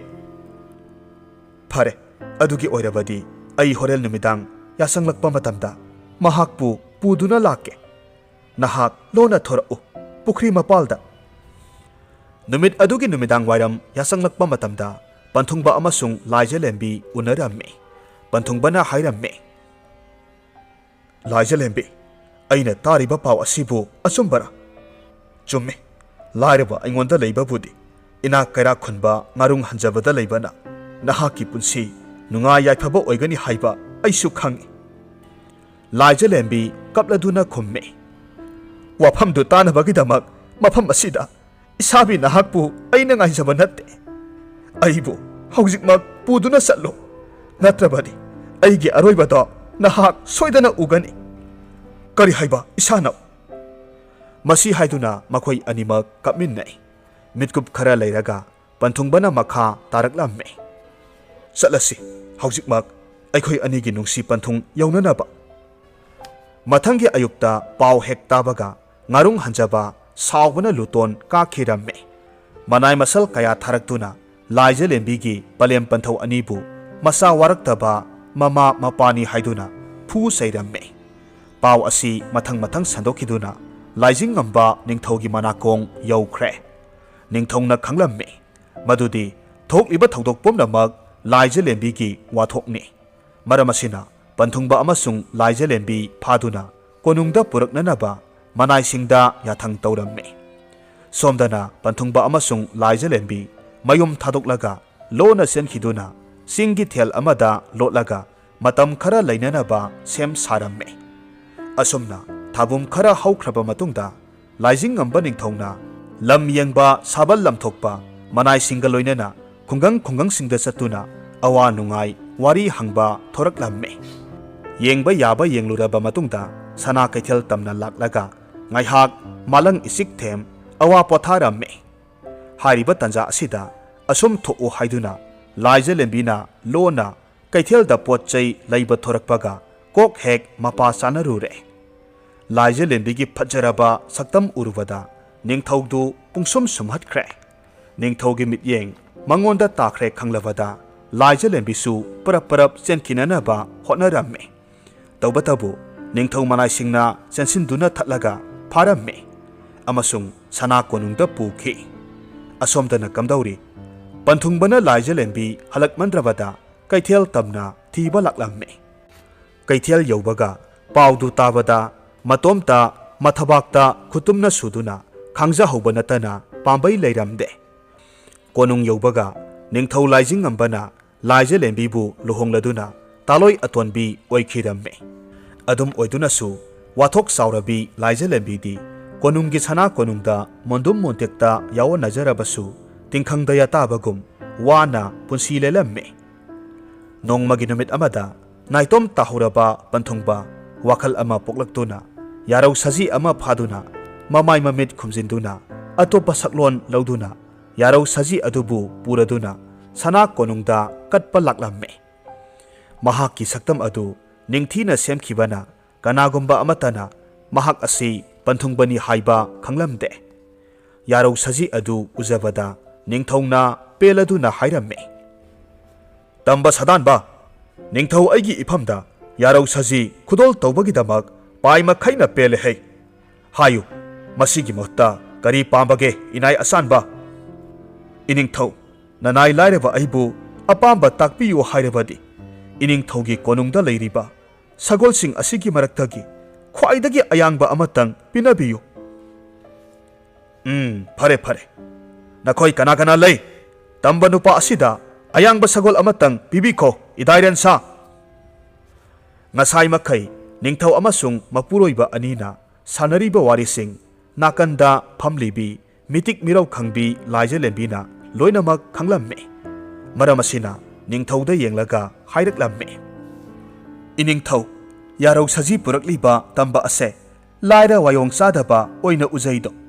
Maramasina sanalupa kharata oirabasu ikhutna pijaningi ayabadu pinabiyu.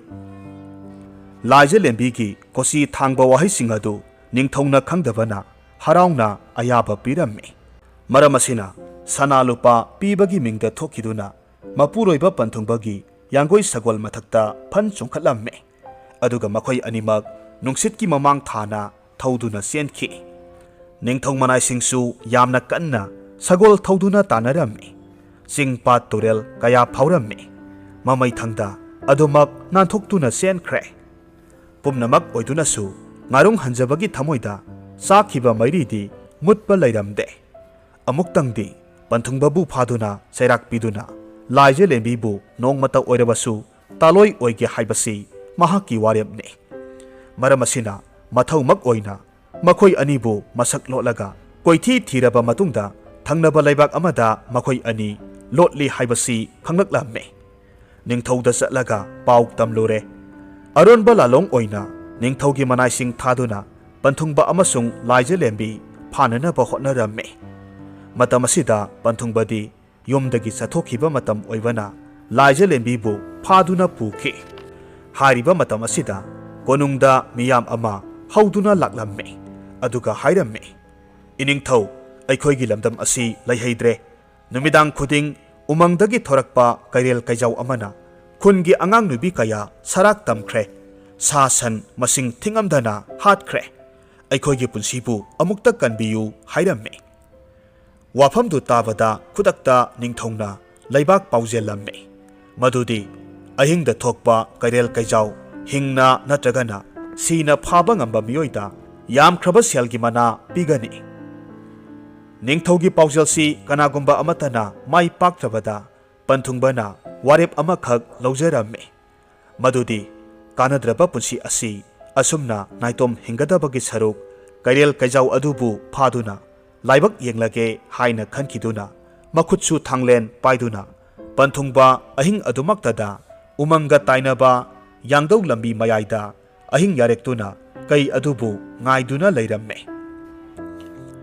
ꯊꯦꯡꯂꯕ ꯃꯤꯆꯤꯛ ꯃꯤꯔꯥꯎꯈꯣꯜ ꯇꯥꯗ꯭ꯔꯕ ꯑꯍꯤꯡ ꯑꯗꯨꯗ ꯀꯩ ꯑꯗꯨ ꯎꯃꯪꯗꯒꯤ ꯊꯣꯔꯛꯂꯒ ꯈꯨꯡꯒꯪ ꯇꯥꯕ ꯂꯝꯕꯤ ꯑꯗꯨꯗ ꯂꯥꯛꯂꯝꯃꯤ꯫ ꯃꯇꯝ ꯑꯁꯤꯗ ꯍꯥꯟꯅꯅ ꯁꯦꯟꯅꯗꯨꯅ ꯂꯩꯕ ꯄꯟꯊꯨꯡꯕꯅ ꯀꯩꯖꯥꯎ ꯑꯗꯨꯒ ꯂꯝꯕꯥ ꯇꯧꯗꯨꯅ ꯑꯀꯟꯕ ꯃꯑꯣꯡꯗ ꯂꯥꯟ ꯁꯣꯛꯅꯔꯝꯃꯤ꯫ ꯀꯩꯖꯥꯎ ꯑꯗꯨꯅ ꯃꯍꯥꯛꯄꯨ ꯀꯌꯥꯔꯛ ꯏꯍꯤꯡ ꯅꯥꯍꯤꯡꯁꯥꯅ ꯈꯣꯠꯇꯠꯂꯝꯃꯤ꯫ ꯃꯃꯩꯊꯪꯗ ꯀꯩꯖꯥꯎ ꯑꯗꯨ ꯃꯍꯥꯛꯀꯤ ꯈꯨꯠꯆꯨ ꯊꯥꯡꯂꯦꯟꯅ ꯊꯤꯟꯒꯥꯏꯗꯨꯅ ꯌꯥꯏꯕꯤ ꯂꯧꯔꯝꯃꯤ꯫ ꯂꯣꯏꯅꯅ ꯃꯁꯥꯃꯛꯁꯨ ꯋꯥꯟꯊꯗꯨꯅ ꯂꯩꯃꯥꯏꯗ ꯇꯥꯔꯝꯃꯤ꯫ ꯃꯊꯪꯒꯤ ꯑꯌꯨꯛꯇ ꯈꯨꯜꯒꯤ ꯃꯤ ꯄꯨꯝꯕꯅ ꯀꯩꯖꯥꯎ ꯑꯗꯨ ꯁꯤꯔꯦ ꯇꯥꯔꯕꯗ ꯍꯔꯥꯎꯅꯔꯝꯃꯤ ꯑꯃꯁꯨꯡ ꯅꯤꯡꯊꯧꯗ ꯄꯥꯎ ꯇꯝꯂꯝꯃꯤ꯫ ꯅꯤꯡꯊꯧꯅ ꯃꯅꯥꯏ ꯃꯁꯜ ꯊꯥꯔꯛꯇꯨꯅ ꯀꯩꯒ ꯂꯝꯕꯥ ꯇꯧꯔꯤꯕ ꯊꯧꯅꯥ ꯐꯕ ꯅꯨꯄꯥ ꯑꯗꯨ ꯀꯅꯥꯅꯣ ꯍꯥꯏꯅ ꯊꯤꯔꯛꯄꯗ ꯄꯟꯊꯨꯡꯕꯅꯤ ꯍꯥꯏꯕ ꯈꯪꯂꯝꯃꯤ꯫ ꯃꯔꯝ ꯑꯁꯤꯅ ꯄꯟꯊꯨꯡꯕꯗ ꯍꯥꯏꯔꯝꯃꯤ, ꯏꯗꯥꯏꯔꯦꯜ ꯄꯟꯊꯨꯡꯕ, ꯅꯍꯥꯛ ꯅꯤꯡꯊꯧ ꯑꯩꯕꯨ ꯁꯤꯡꯅꯈꯤꯕ ꯃꯔꯥꯜ ꯂꯩꯔꯕ ꯃꯤꯁꯛ ꯑꯃꯅꯤ, ꯑꯩꯅ ꯈꯪꯏ꯫ ꯑꯗꯨꯕꯨ ꯑꯩꯒꯤ ꯂꯩꯕꯥꯛ ꯃꯤꯌꯥꯝꯒꯤ ꯄꯨꯟꯁꯤ ꯀꯟꯕ ꯉꯝꯕ ꯊꯧꯅꯥ ꯐꯕ ꯅꯇꯧ ꯑꯗꯨꯗ ꯑꯩꯒꯤ ꯑꯁꯥꯎꯕ ꯄꯨꯝꯅꯃꯛ ꯃꯥꯡꯈ꯭ꯔꯦ꯫ ꯃꯔꯝ ꯑꯁꯤꯅ ꯃꯁꯤꯒꯤ ꯃꯅꯥ ꯑꯣꯏꯅ ꯁꯦꯜ ꯊꯨꯝꯒꯤ ꯃꯊꯛꯇ ꯅꯤꯡꯊꯧ ꯑꯩꯒꯤ ꯇꯥꯂꯣꯏ ꯑꯇꯣꯟꯕꯤ ꯂꯥꯏꯖꯂꯦꯝꯕꯤꯕꯨ ꯈꯨꯗꯣꯜ ꯑꯣꯏꯅ ꯄꯤꯔꯕꯅꯤ꯫ ꯉꯁꯤ ꯀꯧꯕ ꯅꯨꯃꯤꯠ ꯑꯁꯤꯗꯒꯤ ꯂꯥꯏꯖꯤꯡ ꯉꯝꯕ ꯑꯩꯒꯤ ꯂꯥꯏꯖꯤꯡ ꯂꯥꯡꯗ ꯅꯍꯥꯛꯄꯨ ꯑꯃꯨꯛ ꯍꯟꯅ ꯊꯨꯍꯜꯂꯔꯣꯏ꯫ ꯑꯩꯅ ꯋꯥꯁꯛꯇꯨꯅ ꯍꯥꯏꯔꯤꯕ ꯑꯁꯤꯅꯤ꯫ ꯅꯤꯡꯊꯧꯒꯤ ꯋꯥꯐꯝ ꯇꯥꯕꯗ ꯇꯤꯜꯂꯝꯕ ꯃꯤꯌꯥꯝ ꯄꯨꯝꯅꯃꯛ ꯍꯧꯅ ꯈꯨꯕꯥꯛ ꯈꯨꯗꯨꯅ ꯅꯤꯡꯊꯧ ꯑꯃꯁꯨꯡ ꯄꯟꯊꯨꯡꯕꯗ ꯌꯦꯡꯂꯒ ꯏꯅꯤꯡꯊꯧꯅ ꯌꯥꯏꯐꯔꯦ, ꯄꯟꯊꯨꯡꯕꯅ ꯌꯥꯏꯐꯔꯦ ꯍꯥꯏꯕ ꯈꯣꯟꯖꯦꯜꯅ ꯀꯣꯅꯨꯡꯗꯨ ꯄꯨꯝꯅꯤꯟ ꯅꯤꯜꯂꯤ꯫ ꯃꯇꯧ ꯑꯁꯨꯝ ꯇꯧꯅ ꯋꯥꯊꯣꯛ ꯆꯥꯎꯔꯕꯤ ꯂꯥꯏꯖꯂꯦꯝꯕꯤ ꯀꯨꯝꯊꯥ ꯁꯨꯔꯗꯨꯅ ꯃꯄꯥꯔꯤ ꯑꯃ ꯐꯪꯖꯗꯨꯅ ꯄꯟꯊꯨꯡꯕꯒ ꯂꯣꯏꯅꯅ ꯅꯨꯡꯉꯥꯏ ꯌꯥꯏꯐꯅ ꯄꯥꯟꯃꯤꯟꯅꯈꯤ꯫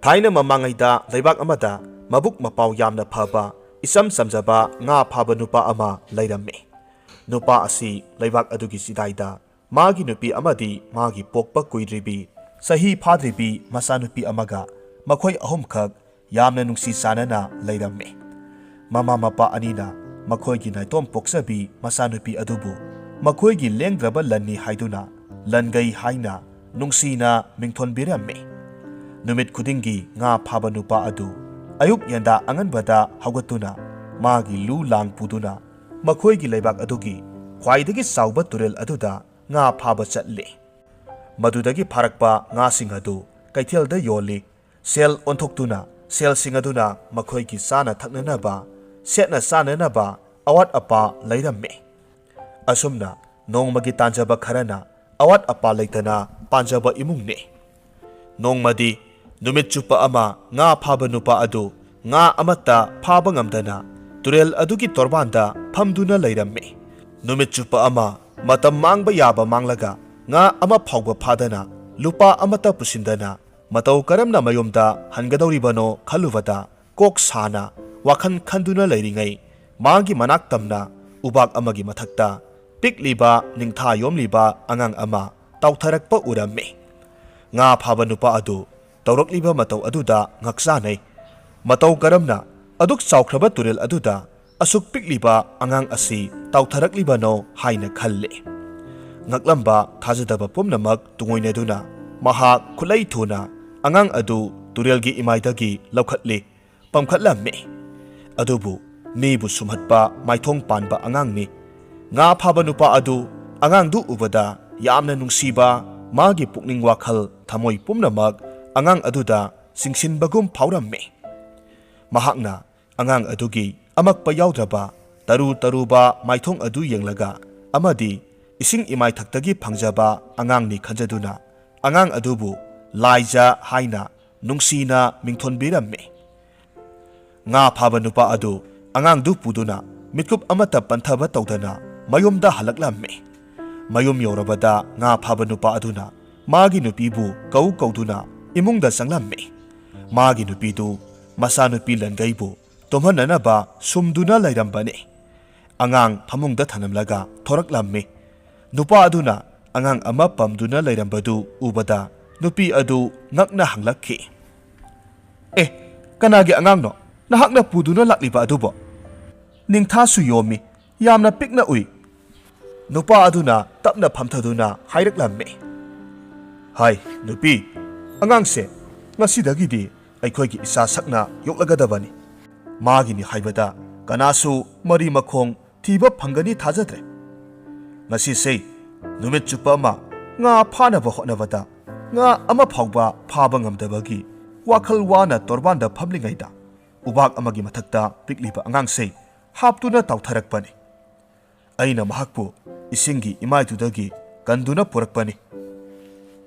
ꯅꯨꯄꯤ ꯑꯗꯨ ꯃꯥꯒꯤ ꯅꯨꯄꯥꯒꯤ ꯋꯥꯐꯝ ꯄꯨꯝꯅꯃꯛ ꯇꯥꯔꯕꯗ ꯌꯥꯅꯤꯡꯗꯕ ꯎꯠꯇꯨꯅ ꯃꯈꯥ ꯇꯥꯔꯛꯂꯝꯃꯤ, "ꯅꯨꯄꯥ, ꯑꯩꯈꯣꯏꯒꯤ ꯏꯃꯨꯡꯁꯦ ꯋꯥꯠꯇ ꯄꯥꯗꯕ, ꯁꯦꯜ ꯌꯥꯝꯅ ꯊꯣꯛꯄ ꯏꯃꯨꯡꯁꯨ ꯅꯠꯇꯦ꯫ ꯅꯍꯥꯛꯅ ꯅꯣꯡꯃꯒꯤ ꯉꯥ ꯈꯔ ꯐꯥꯔꯒ ꯐꯥꯔꯛꯄ ꯉꯥꯗꯨ ꯀꯩꯊꯦꯜꯗ ꯌꯣꯜꯂꯒ ꯃꯗꯨꯗꯒꯤ ꯐꯪꯂꯛꯄ ꯈꯔꯗꯨꯅ ꯑꯩꯈꯣꯏ ꯑꯍꯨꯝ ꯍꯤꯡꯂꯤꯕꯅꯤ꯫ ꯑꯗꯨꯒꯤꯁꯨ ꯃꯊꯛꯇ ꯄꯤꯛꯂꯤꯕ ꯏꯆꯥꯅꯨꯄꯤ ꯑꯁꯤꯃꯁꯨ ꯂꯩꯔꯤꯕꯅꯤ꯫ ꯅꯠꯇꯦ, ꯑꯣꯏꯔꯤꯕ ꯐꯤꯕꯝ ꯑꯁꯤꯗ ꯀꯔꯝꯅ ꯑꯉꯥꯡꯁꯤꯒꯤ ꯃꯅꯤꯡ ꯊꯨꯡꯍꯟꯗꯨꯅ ꯃꯈꯣꯏꯕꯨ ꯁꯦꯝꯒꯗꯧꯔꯤꯕꯅꯣ? ꯅꯍꯥꯛꯁꯨ ꯑꯃꯨꯛꯇ ꯈꯜꯂꯨꯅꯦ." ꯅꯨꯄꯥ ꯑꯗꯨꯅ ꯃꯈꯥ ꯇꯥꯔꯛꯂꯝꯃꯤ, "ꯄꯨꯝꯅꯃꯛ ꯑꯣꯏꯗꯨꯅꯁꯨ ꯑꯁꯨꯛ ꯄꯤꯛꯂꯤꯕ ꯑꯉꯥꯡꯁꯤꯕꯨ ꯀꯗꯥꯏꯗ ꯀꯅꯥꯗ ꯃꯇꯧ ꯀꯔꯝꯅꯅꯣ? ꯑꯩ ꯃꯗꯨ ꯄꯥꯝꯗꯦꯀꯣ ꯅꯨꯄꯤ꯫ ꯑꯩꯈꯣꯏꯒꯤ ꯑꯉꯝꯕ ꯈꯔ ꯍꯣꯠꯅꯗꯨꯅ ꯑꯉꯥꯡ ꯑꯅꯤꯃꯛ ꯑꯩꯈꯣꯏ ꯑꯅꯤꯅ ꯄꯣꯛꯆꯕ ꯏꯆꯥꯅꯤ ꯈꯟꯅ ꯌꯣꯛꯁꯤ." ꯅꯨꯄꯤꯗꯨ ꯌꯥꯅꯤꯡꯗ꯭ꯔꯕꯁꯨ ꯃꯥꯒꯤ ꯅꯨꯄꯥꯒꯤ ꯋꯥꯐꯝꯗꯨ ꯍꯤꯛꯇꯣꯛꯄ ꯉꯝꯗ꯭ꯔꯦ꯫ ꯐꯅ ꯌꯥꯅꯤꯡꯗ꯭ꯔꯕꯁꯨ ꯅꯨꯄꯥ ꯑꯗꯨꯅ ꯂꯦꯞꯈꯤꯕ ꯑꯣꯏꯕꯅ ꯅꯨꯄꯤ ꯑꯗꯨ ꯑꯉꯥꯡ ꯑꯗꯨꯕꯨ ꯌꯣꯛꯄꯗ ꯇꯥꯔꯦ꯫ ꯑꯁꯨꯝꯅ ꯆꯍꯤ ꯈꯔ ꯍꯧꯈ꯭ꯔꯦ꯫ ꯂꯟꯒꯩ ꯑꯃꯗꯤ ꯂꯥꯏꯖ ꯂꯩꯁꯥꯕꯤ ꯄꯨꯡꯀꯛ ꯐꯥꯔꯛꯂꯦ꯫ ꯑꯅꯤꯃꯛ ꯑꯃꯅ ꯑꯃꯗꯒꯤ ꯍꯦꯟꯗꯦ, ꯃꯥꯒꯤ ꯃꯥꯒꯤ ꯐꯖꯕ ꯑꯃꯃꯝꯅꯤ꯫ ꯂꯟꯒꯩꯅ ꯀꯦꯕ ꯃꯧꯕ, ꯏꯔꯥꯡ ꯌꯥꯎꯕ, ꯃꯕꯨꯛꯆꯦꯜ ꯈꯔ ꯄꯤꯛꯄ, ꯑꯊꯤꯕ ꯋꯥꯍꯩꯅ ꯃꯤꯒꯤ ꯃꯕꯨꯛ ꯅꯥꯍꯟꯕ, ꯃꯇꯝ ꯈꯨꯗꯤꯡꯃꯛꯇ ꯑꯀꯟꯕ, ꯐꯖꯗꯕ, ꯋꯥꯇꯃꯛ ꯉꯥꯡꯕ ꯃꯤꯁꯛ ꯑꯃ ꯑꯣꯏꯅ ꯍꯧꯔꯛꯂꯝꯃꯤ꯫ ꯃꯃꯥ ꯏꯕꯦꯝꯃꯒꯗꯤ ꯌꯥꯝꯅ ꯆꯥꯟꯅꯕ ꯑꯣꯏꯖꯔꯝꯃꯤ꯫ ꯑꯗꯨꯒ ꯂꯥꯏꯖꯅ ꯄꯨꯝꯅꯃꯛ ꯑꯗꯨꯒꯤ ꯇꯥꯌꯣꯟꯅꯕꯗ ꯅꯨꯄꯤ ꯑꯃ ꯑꯣꯏꯕꯒꯤ ꯂꯤꯔꯤ ꯈꯣꯏꯔꯤꯕ, ꯏꯪ ꯇꯞꯄ, ꯃꯤꯌꯣꯛ ꯃꯤꯆꯥꯟ ꯐꯖꯕ, ꯋꯥꯉꯥꯡ ꯁꯉꯥꯡ ꯐꯖꯕꯤ ꯅꯨꯄꯤ ꯑꯃ ꯑꯣꯏꯔꯝꯃꯤ꯫ ꯂꯥꯏꯖ ꯃꯃꯥ ꯏꯕꯦꯝꯃꯒꯗꯤ ꯀꯌꯥ ꯂꯣꯟꯗꯤꯟꯅꯗꯦ꯫ ꯃꯍꯥꯛꯅ ꯃꯃꯥꯅꯤ ꯈꯟꯅ ꯅꯨꯡꯁꯤꯖꯔꯕꯁꯨ ꯃꯃꯥꯅꯗꯤ ꯃꯇꯝ ꯄꯨꯝꯅꯃꯛꯇ ꯑꯔꯨꯝ ꯑꯌꯥꯡꯒꯤ ꯆꯥꯡ ꯑꯣꯟꯗꯨꯅꯇ ꯂꯩ꯫ ꯃꯔꯝ ꯑꯁꯤꯅ ꯂꯥꯏꯖꯗꯤ ꯑꯌꯥꯝꯕ ꯃꯇꯝꯗ ꯃꯄꯥ ꯏꯕꯨꯡꯉꯣꯗ ꯑꯣꯏꯅꯗꯨꯅ ꯂꯩꯖꯔꯝꯃꯤ꯫ ꯃꯇꯝ ꯈꯔ ꯍꯧꯈ꯭ꯔꯦ꯫ ꯅꯣꯡꯃ ꯅꯤꯅꯤꯗꯨ ꯉꯥ ꯐꯥꯕ ꯅꯨꯄꯥ ꯑꯗꯨ ꯀꯔꯤ ꯑꯅꯥ ꯂꯥꯏꯌꯣꯡꯅꯣ ꯈꯪꯗꯕ ꯑꯃꯅ ꯃꯁꯥ ꯉꯝꯂꯛꯂꯝꯗꯦ꯫ ꯑꯈꯪ ꯑꯍꯩꯁꯤꯡꯗ ꯌꯦꯡꯂꯕꯁꯨ ꯀꯔꯤ ꯀꯔꯝꯕ ꯂꯥꯏꯌꯣꯡꯅꯣ ꯈꯪꯗ꯭ꯔꯦ꯫ ꯆꯥꯅꯕ ꯍꯤꯗꯥꯛ ꯊꯥꯕ ꯉꯝꯂꯝꯗꯦ꯫ ꯊꯣꯏꯗꯣꯛꯅ ꯅꯨꯡꯉꯥꯏ ꯌꯥꯏꯐꯕ, ꯏꯅꯥꯛ ꯀꯩꯔꯥꯛ ꯈꯨꯟꯕ ꯏꯃꯨꯡꯗꯤ ꯅꯠꯇꯕꯅꯤꯅ ꯂꯩꯕꯥꯛ ꯑꯗꯨꯒꯤ ꯑꯐꯥꯎꯕ ꯑꯈꯪ ꯑꯍꯩꯒꯁꯨ ꯇꯥꯟꯅꯕ ꯉꯝꯗꯦ꯫ ꯃꯔꯝ ꯑꯁꯤꯅ ꯑꯅꯥꯕ ꯑꯁꯨꯝ ꯍꯦꯟꯖꯤꯜꯂꯛꯇꯨꯅ ꯅꯣꯡꯃꯗꯤ ꯉꯥ ꯐꯥꯕ ꯅꯨꯄꯥ ꯑꯗꯨ ꯃꯥꯒꯤ ꯅꯨꯄꯤ ꯑꯃꯗꯤ ꯃꯆꯥꯅꯨꯄꯤ ꯑꯅꯤꯗꯨꯕꯨ ꯊꯥꯗꯣꯛꯂꯝꯗꯨꯅ ꯇꯥꯏꯕꯪꯄꯥꯟ ꯊꯥꯗꯣꯛꯈ꯭ꯔꯦ꯫ ꯏꯃꯨꯡꯒꯤ ꯃꯤꯑꯣꯏꯁꯤꯡꯗꯨ ꯀꯞꯆꯕ ꯅꯠꯇꯅ ꯄꯥꯝꯕꯩ ꯀꯔꯤꯁꯨ ꯂꯩꯔꯝꯗꯦ꯫ ꯈ꯭ꯋꯥꯏꯗꯒꯤ ꯊꯃꯣꯏ ꯁꯣꯛꯂꯤꯕꯗꯤ ꯃꯇꯝ ꯄꯨꯝꯅꯃꯛꯇ ꯂꯣꯏꯅꯗꯨꯅꯇ ꯂꯩꯖꯕ, ꯃꯄꯥꯕꯨ ꯃꯤꯠꯀꯨꯞ ꯑꯃꯠꯇ ꯂꯥꯞꯅꯗꯅ ꯂꯩꯕ ꯉꯝꯖꯗꯕꯤ ꯃꯆꯥꯅꯨꯄꯤ ꯂꯥꯏꯖꯅꯤ꯫ ꯂꯥꯏꯖ ꯃꯄꯥ ꯏꯕꯨꯡꯉꯣ ꯀꯥꯏꯅꯔꯕꯗ angaubi amagum kapsakhi leikai miyam sangduna nga phaba nupa adugi aroiba mathau mangam loisinkhre adubu mapa ibungona taibang thadoktuna satkibada masanupi laijagi harau nungaiba mamon minok pumnamak puduna satpikhre nongma nongmagi mama ibimagi misai hengalaklamme mamana nongma sairamme hey nangna imungsida hek lakpadagi thawai daba ngaktani thokliba singse aigi nupadusu nangna maram oiraga nangna yumsida leibadagi ngantana ima isabu thadoktuna satkhdana nangna maram oiraga yumsida leibadagi ngantana ima isabusu thadoktuna satkhdana ima isana sena khainabagi maisa khangbasi uraga nang pelaba natro o mangolgi masakni nahakse ipuroiba chathokpadagi henduna ima isabusu chathoke khalibro nahakpo chatpikhro nahakta Laija mapa ibungo kainabagi maisak lakta mamagi misai atuda khangba ngamdaduna kaptuna khomme ima adumna haibigano mahakto aigisu ipani aina khwaidagi nungsijaba Laija ki wafamdu loidringai mamana thattuna hairamme hai taningde kanagi napano lamza sara nangbu namana pasu mathong khangdaba masidagi mama ibimagi sarai nongmagi hengalaklamme imumgi thabak inkhang chakthong phisu khungi guha adudagi ising honba phisalonsa tawduna lang naiduna sel tanba yum ama panbada tawpham thokpa thabak khudingmak Laijada tawhalle aduga Langei buna thabak samna maphai amata yahundana yamna nungaina kena mauna thamme numit khudingi ayuk numidangi leptana khulgi singyada lairiba guha adudagi ising sokpa salamme nongmadi Laija masangamdabana ising sokhaudre imungi thabaksu yamna wana losilaga ngaihak pathaduna phamlingai ising yaudraba patradu puduna mama adu yamna sauna Laijana phamliba aduda sangsillaklaga hairamme patra singse ising marik ama phawba yaude kanana soknuni haiduna masida maharani saduna phamdana leribano hai tumdana mangbaduna kanaro chatlu ai irulu jage isingse parap sokluso Laija tapna khomme ima ai isangamdaduna tawbane hai karigi na sangamdabano sakna bora ama saraga yamna thuna chatlu yeningde Laija pambai leite ngamdrabasu ngamdana ising soknanaba patradu pairaga thoraklamme phana laplibani mafam adubu mamagi sareita guha tamna ising sokpa lakle guha adu yorabada patra pik thanna ising sokle masaga ngamdabane lambi sangna lakpa aduda soktharaduna mahak guha aduki mapanda ngaihak mamit usinduna phamme mahakna adumna mitkup khara phamlingai ahal oirebi hanubi amagi khonjelna kauraklamme ibema nupi masa Laija khonjel do tabada usilamba mamitu pangthoraklamme mabu kaurakliba misak adu kanano haina yengi phijet phigaina leitengbi hanubi ama lambi gi chaknibi amagi sakphamda maithongda maka lamba minok amaga loinana leplamme ahal oirebi nupi adu ubamaktada mahak phamlambadagi lepkhatuna hange ima kari takpigadaba ahal oirabi nupi aduna nokphet tawna makha taraklamme ibema ima ising yamna khaurange nangi isingse aingonda khajiktang pithaku Laija karisu khaluba tawde ahal oirabi nupi aduna hairakliba aduda harauna yaramme hoi ima asi haiduna magi patrada yauriba ising adu ahal oirabi nupi aduda pithaklamme aram khaurangba koklaba matung mabuk pena ising thaklaba matungda ahal oirabi nupi aduna harauna amuk makha taraklamme isai bema ima pele pumpen pele isagi nungsiba wahai wata natau pumnamak ubada imadi pele ne he hayu nangi apamba ama imada nijo ima pige ahal oirabi nupi adugi wafam aduda Laija maka lamba minok amaga loinena khumlaklamme ima nasagidi apamba haiba amamuk leijade aigi haibabu imagi mateng pangba ngamjaba asimuk apenba leitre mitkup aduda khanghodana Laijagi mitmangda leplambi ahal oirabi nupidu masak matau yamna phajakhrabi lairembi ama onthokhirammi. Oirakliba matau aduda Laija ngakpa amadi mipaijaba khonphamda hairaklammi. He ima lairembi, nasabu lalabada ngakpiyu.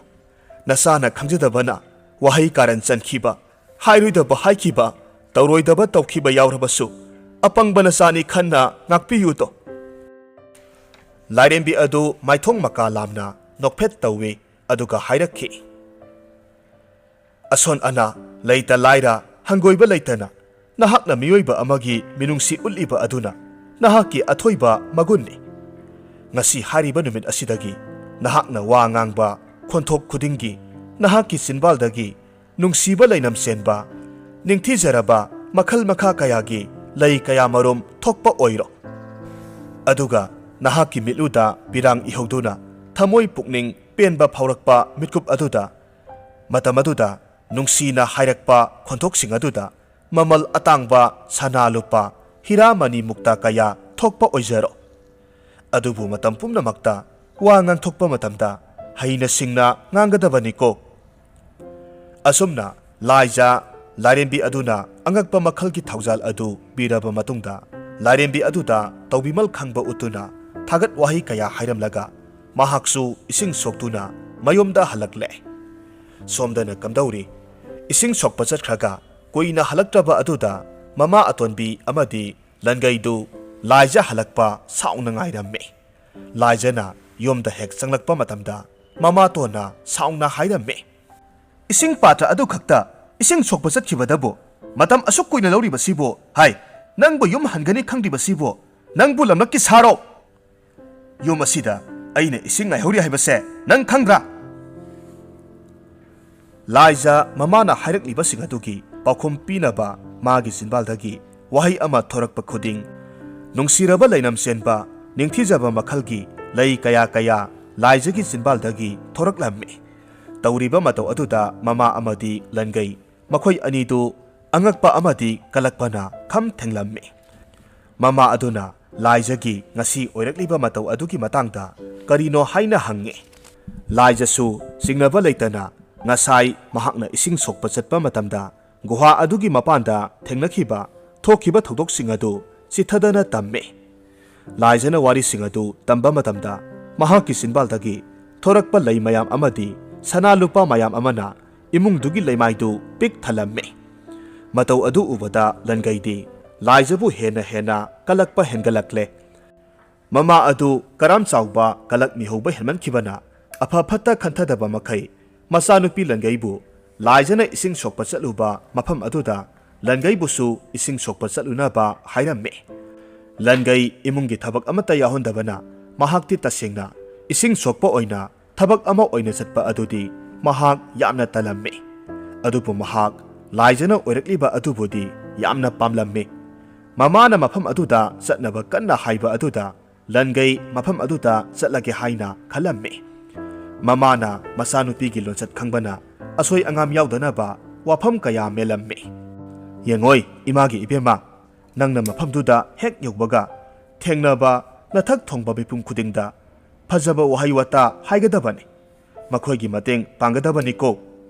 Nahaki hainabi singdo utluba yade. Chalo isadi mai pagla u.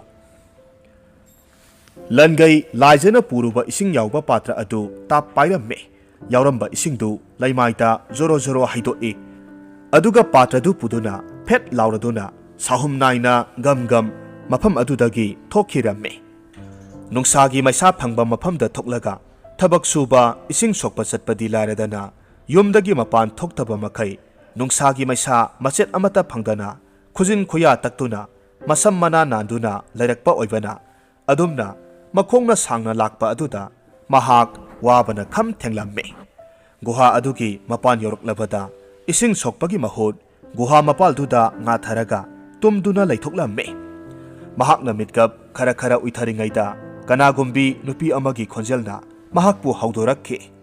Mahakna mamit pangthorakpa matamdadi magi mamangda masak matau yamna phajarabi laisabigi phijol setpi nupi ama leptuna lairamme. Langeina mamit pangthorakpa aduda nupi aduna hairamme. ꯏꯇꯥ, ꯑꯩ ꯂꯝꯁꯥꯡ ꯂꯥꯛꯄꯒꯤ ꯏꯁꯤꯡ ꯌꯥꯝꯅ ꯈꯧꯔꯥꯡꯂꯦ. ꯏꯁꯥꯁꯤꯁꯨ ꯆꯣꯛꯊꯕꯅ ꯂꯣꯏꯔꯦ. ꯅꯪꯒꯤ ꯄꯥꯇ꯭ꯔ ꯑꯁꯤꯅ ꯒꯨꯍꯥ ꯑꯁꯤꯗꯒꯤ ꯏꯁꯤꯡ ꯈꯔ ꯁꯣꯛꯄꯤꯔꯒ ꯑꯩꯕꯨ ꯏꯁꯤꯡ ꯈꯔꯇꯪ ꯄꯤꯊꯛꯄꯤꯌꯨꯕ. ꯂꯟꯒꯩ ꯐꯝꯂꯝꯕꯗꯒꯤ ꯁꯥꯎꯔꯪꯅꯅ ꯐꯨꯛ ꯍꯧꯒꯠꯂꯤ ꯑꯗꯨꯒ ꯍꯥꯏꯔꯝꯃꯤ. ꯉꯥꯏꯔꯤꯕ ꯃꯤꯅ ꯂꯥꯛꯇꯦ, ꯑꯗꯨꯒ ꯅꯈꯨꯠ ꯇꯦꯛꯄꯁꯨ ꯅꯠꯇꯕ, ꯅꯃꯤꯠ ꯇꯥꯡꯕꯁꯨ ꯅꯠꯇꯕ, ꯅꯪꯒꯤ ꯃꯇꯦꯡꯕꯨ ꯑꯩꯅ ꯀꯔꯤꯒꯤ ꯄꯥꯡꯗꯧꯔꯤꯕꯅꯣ? ꯑꯁꯣꯟ ꯑꯅꯥ ꯐꯥꯎꯕꯒꯤ ꯃꯇꯦꯡ ꯄꯥꯡꯕ ꯍꯩꯅꯗꯕ ꯑꯩꯅ ꯅꯪꯒꯤꯗꯤ ꯀꯔꯤꯒꯤ ꯄꯥꯡꯗꯧꯔꯤꯕ? ꯅꯁꯥꯅ ꯁꯣꯛꯂꯒ ꯊꯛꯆꯧ. ꯋꯥꯐꯝꯁꯤꯡ ꯑꯗꯨ ꯍꯥꯏꯔꯒ ꯂꯥꯏꯖꯅ ꯊꯦꯡꯅꯔꯛꯈꯤꯕ ꯑꯍꯜ ꯑꯣꯏꯔꯕꯤ ꯅꯨꯄꯤ ꯑꯗꯨ ꯃꯍꯥꯛꯇꯤ ꯊꯦꯡꯅꯗ꯭ꯔꯦ ꯈꯟꯗꯨꯅ ꯁꯥꯎꯅ ꯑꯍꯥꯡꯕ ꯄꯥꯇ꯭ꯔ ꯑꯗꯨ ꯄꯨꯔꯒ ꯃꯌꯨꯝ ꯇꯝꯅ ꯍꯟꯈ꯭ꯔꯦ. ꯂꯩꯁꯥꯕꯤ ꯑꯃꯒꯤ ꯁꯛꯂꯣꯟ ꯂꯧꯗꯨꯅ ꯂꯥꯛꯂꯤꯕꯤ ꯂꯥꯏꯔꯦꯝꯕꯤ ꯑꯗꯨꯅ ꯆꯠꯈ꯭ꯔꯤꯕ ꯂꯟꯒꯩꯗ ꯌꯦꯡꯗꯨꯅ ꯒꯨꯍꯥ ꯃꯄꯥꯟ ꯑꯗꯨꯗ ꯂꯦꯞꯂꯒ ꯃꯆꯤꯟꯗ ꯁꯣꯜꯂꯤ. ꯑꯗꯨꯛ ꯃꯤꯅꯨꯡꯁꯤ ꯈꯪꯗꯕ ꯃꯤꯑꯣꯏꯕ ꯑꯃ ꯑꯣꯏꯔꯒ ꯃꯤꯑꯣꯏꯕ ꯑꯃꯒꯤ ꯃꯇꯦꯡ ꯇꯧꯅꯤꯡꯗꯕ ꯅꯪꯗꯤ ꯃꯤꯔꯛꯇ ꯍꯤꯡꯕ ꯌꯥꯔꯣꯏ. ꯅꯪꯒꯤ ꯅꯆꯤꯟꯗꯒꯤ ꯊꯣꯔꯛꯄ ꯑꯊꯤꯕ ꯋꯥꯍꯩ ꯈꯨꯗꯤꯡꯒꯤ ꯍꯪꯉꯣꯏ, ꯂꯤꯟ, ꯇꯝꯊꯤꯕ ꯃꯈꯜꯒꯤ ꯇꯤꯟ ꯀꯥꯡ ꯀꯌꯥ ꯑꯃ ꯊꯣꯛꯄ ꯑꯣꯏꯔꯣ. ꯑꯁꯨꯝꯅ ꯍꯥꯏꯔꯝꯂꯒ ꯂꯥꯏꯔꯦꯝꯕꯤ ꯑꯗꯨꯁꯨ ꯃꯐꯝ ꯑꯗꯨꯗꯒꯤ ꯃꯃꯤ ꯁꯥꯝꯈ꯭ꯔꯦ. ꯃꯃꯥ ꯏꯕꯦꯝꯃ ꯑꯗꯨꯗꯤ ꯋꯥꯈꯜ ꯅꯨꯡꯉꯥꯏꯕ ꯍꯦꯟꯃꯟꯈꯤꯕꯅ ꯃꯆꯥꯅꯨꯄꯤ ꯍꯜꯂꯛꯄ ꯉꯥꯏꯉꯝꯗꯗꯨꯅ ꯃꯥꯡꯒꯣꯜ ꯑꯗꯨꯗ ꯍꯪꯒꯠ ꯍꯟꯗꯥ ꯆꯠꯇꯨꯅ ꯂꯩꯔꯝꯃꯤ. ꯃꯆꯥꯅꯨꯄꯤ ꯆꯪꯂꯛꯄ ꯎꯕꯗ ꯍꯔꯥꯎꯅ ꯉꯥꯏꯉꯝꯗꯅ ꯍꯪꯂꯛꯂꯝꯃꯤ. ꯏꯃꯥꯒꯤ ꯏꯕꯦꯝꯃ, ꯀꯝꯗꯧꯔꯦ? ꯍꯅꯨꯕꯤꯗꯨ ꯊꯦꯡꯅꯔꯛꯄ꯭ꯔꯥ? ꯃꯍꯥꯛꯅ ꯏꯁꯥꯗ ꯀꯔꯤ ꯀꯔꯤ ꯊꯧꯖꯥꯜ ꯄꯤꯔꯛꯄꯒꯦ? ꯂꯟꯒꯩ ꯁꯥꯎꯔꯪꯅꯅ ꯈꯨꯝꯃꯤ. ꯀꯗꯥꯏꯗꯒꯤ ꯍꯅꯨꯕꯤꯅꯣꯗ? ꯑꯩꯅ ꯃꯐꯝꯗꯨ ꯍꯦꯛ ꯌꯧꯕꯒ ꯋꯥꯔꯦ ꯍꯥꯏꯗꯨꯅ ꯄꯣꯊꯥꯔꯤꯉꯩꯗ ꯑꯩꯒꯤ ꯂꯦꯡꯒꯥ ꯑꯣꯏꯒꯗꯕꯤ ꯂꯩꯁꯥꯕꯤ ꯑꯃ ꯂꯥꯛꯂꯒ ꯏꯁꯤꯡ ꯊꯛꯀꯦ ꯍꯥꯏꯔꯛꯏ. ꯑꯗꯨꯗꯒꯤꯗꯤ ꯂꯟꯒꯩꯅ ꯉꯁꯥꯏ ꯃꯍꯥꯛꯅ ꯂꯩꯁꯥꯕꯤ ꯑꯗꯨꯗ ꯂꯥꯏꯔꯦꯝꯕꯤ ꯑꯗꯨꯅꯤ ꯈꯪꯗꯕꯅ ꯍꯥꯏꯈꯤꯕ ꯇꯧꯈꯤꯕꯁꯤꯡ ꯑꯗꯨ ꯃꯃꯥꯗ ꯇꯝꯂꯝꯃꯤ. ꯋꯥꯔꯤꯁꯤꯡ ꯑꯗꯨ ꯇꯝꯅ ꯇꯝꯅ ꯂꯟꯒꯩꯒꯤ ꯃꯆꯤꯟ ꯃꯌꯥ ꯃꯅꯨꯡꯗꯒꯤ ꯍꯪꯉꯣꯏ, ꯂꯤꯟ, ꯇꯤꯟ ꯀꯥꯡ ꯀꯌꯥꯃꯔꯨꯝ ꯊꯣꯔꯛꯂꯝꯃꯤ. ꯇꯧꯔꯛꯂꯤꯕ ꯃꯇꯧ ꯑꯗꯨꯗ ꯃꯃꯥ ꯑꯗꯨ ꯀꯞꯂꯗꯨꯅ ꯃꯥꯡꯂꯦ, ꯀꯔꯤꯅꯣ ꯇꯧꯔꯤꯕ ꯃꯇꯧ ꯑꯁꯤꯕꯨ? ꯏꯆꯥ ꯃꯥꯡꯂꯦ ꯍꯥꯏꯗꯨꯅ ꯀꯞꯂꯝꯃꯤ. ꯂꯥꯏꯖꯁꯨ ꯃꯄꯥꯟꯗ ꯂꯥꯡꯕꯒꯤ ꯃꯈꯣꯟ ꯇꯥꯔꯛꯄ ꯑꯗꯨꯗ ꯊꯣꯔꯛꯄꯅꯤ. ꯑꯣꯏꯔꯝꯂꯤꯕ ꯐꯤꯕꯝ ꯑꯗꯨꯗ ꯃꯥꯁꯨ ꯑꯉꯛꯄ ꯑꯣꯏꯔꯝꯃꯤ. ꯂꯥꯏꯖ ꯎꯕꯗ ꯃꯃꯥꯗꯨ ꯍꯦꯟꯅ ꯁꯥꯎꯅꯤꯡꯕ ꯍꯥꯏꯕꯗꯨ ꯑꯣꯏꯈ꯭ꯔꯦ. ꯂꯥꯏꯖꯅ ꯑꯣꯏꯗꯕ ꯍꯥꯏꯖꯤꯟꯗꯨꯅ ꯃꯆꯥꯅꯨꯄꯤ ꯑꯗꯨꯕꯨ ꯉꯁꯤꯒꯤ ꯐꯤꯕꯝꯁꯤ ꯑꯣꯏꯍꯜꯂꯛꯂꯤꯕꯅꯤ ꯍꯥꯏꯗꯨꯅ ꯂꯥꯏꯖꯕꯨ ꯊꯤꯅ ꯐꯨꯗꯨꯅ ꯌꯨꯝ ꯑꯗꯨꯗꯒꯤ ꯇꯥꯟꯊꯣꯔꯛꯂꯝꯃꯤ. ꯃꯇꯝ ꯑꯗꯨ ꯊꯦꯡꯖꯤꯜꯂꯛꯄ ꯃꯇꯝꯅꯤ. ꯌꯥꯆꯪꯂꯛꯄ ꯃꯇꯝ ꯑꯣꯏꯔꯛꯇꯨꯅ ꯃꯥꯏꯀꯩ ꯃꯔꯤꯃꯛ ꯃꯝꯁꯤꯜꯂꯛꯂꯕꯅꯤ. ꯂꯥꯏꯖ ꯀꯞꯇꯨꯅ ꯌꯨꯝ ꯑꯗꯨꯗꯒꯤ ꯊꯣꯔꯛꯂꯦ. ꯑꯃꯝꯕ ꯃꯔꯛ ꯑꯗꯨꯗ ꯄꯟꯊꯨꯡꯐꯝ ꯈꯪꯗꯅ ꯃꯊꯟꯇ ꯐꯨꯝꯕꯪꯅꯅ ꯆꯠꯂꯤꯉꯩ ꯃꯇꯝꯗ ꯃꯇꯨꯡꯂꯣꯝꯗꯒꯤ ꯁꯒꯣꯜ ꯒꯥꯔꯤ ꯑꯃ ꯂꯥꯛꯄꯒꯤ ꯃꯈꯣꯜ ꯇꯥꯔꯛꯂꯝꯃꯤ. ꯊꯦꯡꯖꯤꯜꯂꯛꯄ ꯑꯗꯨꯗ ꯑꯀꯤꯕꯁꯨ ꯐꯥꯎꯏ.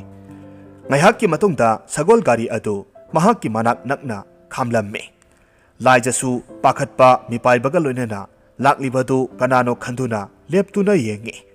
ꯁꯒꯣꯜ ꯒꯥꯔꯤ ꯑꯗꯨ ꯍꯦꯛ ꯈꯥꯝꯕꯒꯗꯤ ꯋꯥꯡ ꯆꯥꯎꯔꯕ ꯅꯨꯄꯥ ꯑꯃꯒꯤ ꯁꯕꯥꯟꯗ ꯃꯁꯛꯇꯤ ꯑꯃꯝꯕ ꯃꯔꯛ ꯑꯣꯏꯕꯅ ꯅꯤꯡꯊꯤꯅ ꯎꯕ ꯐꯪꯗ ꯀꯨꯝꯊꯔꯛꯂꯝꯃꯤ. ꯅꯨꯄꯤ ꯑꯗꯨ ꯄꯥꯈꯠꯂꯅꯤ ꯈꯪꯕꯅ ꯅꯨꯄꯥ ꯑꯗꯨꯅ ꯍꯥꯏꯔꯛꯂꯝꯃꯤ. ꯄꯥꯈꯠꯀꯅꯨ, ꯑꯩ ꯂꯩꯕꯥꯛ ꯑꯁꯤꯒꯤ ꯖꯃꯤꯟꯗꯥꯔꯒꯤ ꯃꯆꯥꯅꯨꯄꯥꯅꯤ. ꯊꯕꯛ ꯑꯃ ꯆꯠꯂꯨꯕ ꯍꯜꯂꯛꯄꯅꯤ. ꯑꯃꯝꯕ ꯃꯔꯛ ꯑꯁꯤꯗ ꯅꯨꯄꯤꯅ ꯊꯟꯇ ꯆꯠꯂꯝꯕ ꯑꯁꯤꯗ ꯀꯔꯤ ꯇꯧꯕ ꯌꯥꯎꯔꯕꯅꯣ ꯍꯪꯒꯦ ꯈꯟꯗꯨꯅ ꯈꯥꯝꯖꯕꯅꯤ. ꯍꯥꯏꯌꯨ, ꯅꯪꯒꯤ ꯃꯇꯦꯡ ꯑꯩꯅ ꯄꯥꯡꯕ ꯉꯝꯕ ꯑꯣꯏꯔꯕꯗꯤ ꯑꯩ ꯄꯥꯡꯖꯒꯦ. ꯂꯥꯏꯖ ꯅꯣꯂꯨꯛꯅ ꯑꯍꯦꯟꯕꯗꯤ ꯍꯥꯏꯗꯦ. ꯃꯌꯨꯝꯗꯒꯤ ꯁꯥꯎꯅꯗꯨꯅ ꯊꯣꯔꯛꯄꯅꯤ ꯑꯁꯤ ꯈꯛꯇꯃꯛ ꯍꯥꯏꯔꯝꯃꯤ. ꯂꯥꯏꯖꯅ ꯋꯥ ꯉꯥꯡꯂꯛꯄ ꯃꯇꯝꯗ ꯃꯍꯥꯛꯀꯤ ꯃꯆꯤꯟꯄꯥꯜꯗꯒꯤ ꯊꯣꯔꯛꯂꯤꯕ ꯃꯈꯜ ꯃꯈꯜꯒꯤ ꯅꯨꯡꯁꯤꯔꯕ ꯂꯩꯅꯝ ꯆꯦꯟꯕ ꯂꯩ ꯃꯌꯥꯝ ꯑꯃꯗꯤ ꯑꯃꯝꯕ ꯃꯔꯛꯇ ꯁꯦꯡꯐꯥꯠꯇꯅ ꯎꯔꯤꯕ ꯅꯨꯄꯤ ꯑꯗꯨꯒꯤ ꯅꯤꯡꯊꯤꯖꯔꯕ ꯁꯛꯇꯝ ꯑꯗꯨꯗ ꯅꯨꯄꯥ ꯑꯗꯨꯅ ꯅꯨꯄꯤ ꯑꯁꯤ ꯑꯆꯝꯕ ꯃꯤꯑꯣꯏ ꯑꯣꯏꯔꯔꯣꯏ ꯈꯟꯗꯨꯅ ꯂꯥꯏꯖꯕꯨ ꯃꯥꯒꯤ ꯁꯒꯣꯜ ꯒꯥꯔꯤ ꯑꯗꯨꯗ ꯀꯥꯈꯠꯍꯜꯂꯝꯃꯤ. ꯑꯗꯨꯒ ꯃꯌꯨꯝ ꯇꯝꯅ ꯄꯨꯔꯛꯂꯝꯃꯤ. ꯖꯃꯤꯟꯗꯥꯔꯒꯤ ꯃꯆꯥꯅꯨꯄꯥ ꯑꯁꯤꯁꯨ ꯃꯍꯥꯛꯀꯤ ꯃꯙꯧ ꯄꯨꯔꯦꯜꯒꯤ ꯍꯥꯛꯇꯛꯇꯒꯤ ꯂꯩꯔꯛꯂꯕ ꯁꯅꯥꯒꯤ ꯆꯩ ꯑꯃ ꯇꯦꯛꯇꯨꯅ ꯃꯗꯨ ꯁꯝꯕ ꯁꯦꯝꯕ ꯍꯩꯕ ꯃꯤꯁꯛ ꯊꯤꯔꯨꯕꯅꯤ. ꯅꯨꯃꯤꯠ ꯈꯔꯅꯤꯒꯤ ꯃꯃꯥꯡꯗꯒꯤ ꯂꯩꯕꯥꯛ ꯑꯁꯤꯒꯤ ꯍꯩꯔꯕ ꯐꯥꯎꯔꯕ ꯁꯅꯥ ꯁꯥꯕ ꯃꯤꯑꯣꯏ ꯀꯌా ꯀꯧꯗꯨꯅ ꯑꯋꯥꯃꯜ ꯆꯥꯎꯅ ꯄꯤꯗꯨꯅ ꯁꯦꯝꯍꯟꯈ꯭ꯔꯦ. ꯑꯗꯨꯕꯨ ꯁꯦꯝꯕ ꯍꯦꯛ ꯂꯣꯏꯕꯒ ꯑꯗꯨꯃꯛ ꯍꯥꯟꯅꯒꯤ ꯃꯐꯝꯗ ꯇꯦꯛꯂꯛꯂꯝꯃꯤ. ꯃꯔꯝ ꯑꯁꯤꯅ ꯁꯅꯥꯒꯤ ꯆꯩꯁꯨ ꯑꯁꯤꯕꯨ ꯁꯦꯝꯕꯤꯅꯕ ꯃꯤꯑꯣꯏ ꯊꯤꯔꯨꯕꯅꯤ. ꯉꯥꯏꯍꯥꯛꯀꯤ ꯃꯇꯨꯡ ꯖꯃꯤꯟꯗꯥꯔ ꯑꯗꯨꯒꯤ ꯃꯌꯨꯝ ꯌꯧꯔꯦ. Zamindar ki masanupa aduna lamjing laduna Laijabu zamindar amadi zamindar gi nupi aduga unahalamme. Wari watai kaya sanarapa matung Laija mahakpu mafam aduda sangjapam pibibagi nungaiba apenba phungtuktuna zamindar amadi mahakki loinabida thagat wahi kaya marum hairamme. Matam asida Laijagi sinbaldagi sana lupa hiramani mukta kaya marum thoraklamme. Matam asida khanghaudana sana matum amana zamindar gi makhutta pairiba sana gi sasu aduda thengkhiramme. Matam aduda teklamba sasudu hanagum tekhi haibagi mami maset amata tahandana semjinkhre. Oiriba mataw asida zamindar mahakki loinabi amadi zamindar gi masanupa adu ngakpana kham thenglamme. Haraubasu phawramme. Zamindar aduna harauna makha taraklamme. Nupi masa nahakti taibang siamba mapuna imung asigidamak thabiraklabani. Isana karigi imung asida mitop amagum lairuni. Ngasidagidi nahak aigi imong nupi oiduna yum asigi yumburenbi oiragadabani. Asumna Laijabu imung aduna harauna yum adugi mau oina lausilamme. Afaba numit yengduna luhongbagi thorom amasu pangthuktuna nunga yaifana panba haibadu oikiramme. Aduga asomdana kamdauri masa nungsibana ngaurabi mama adu matam khara masanupi adubu utna waina khumduna yum adudagi mapan thokhandana lotuna thamlamme. Adubu sinhai kanbi masanupi ni wa ngangdabadi yadabana adumna mahakna matam kuina leirakpa aduda makhoigi lekai adu hangoi masak khangdaba tinkang kaya marumna yomba haurakle. Lona uruba khangloba yauba laikai gi misingna pauk tamnarakpadagi langeibu khul laikai adudagi tanthoknanaba ihau hauраklamme. Kudak aduda mahakpu khuldagi tanthokki. Sangjapam leitabada langei achauba umang amada leikhiramme. Mahak mafam aduda punsi lenba taki. Isa misa asan mirai nairoba kalak mihok saubi mama adudi masa kainabagi maisakna wakhal leina oiduna nongga khiramme.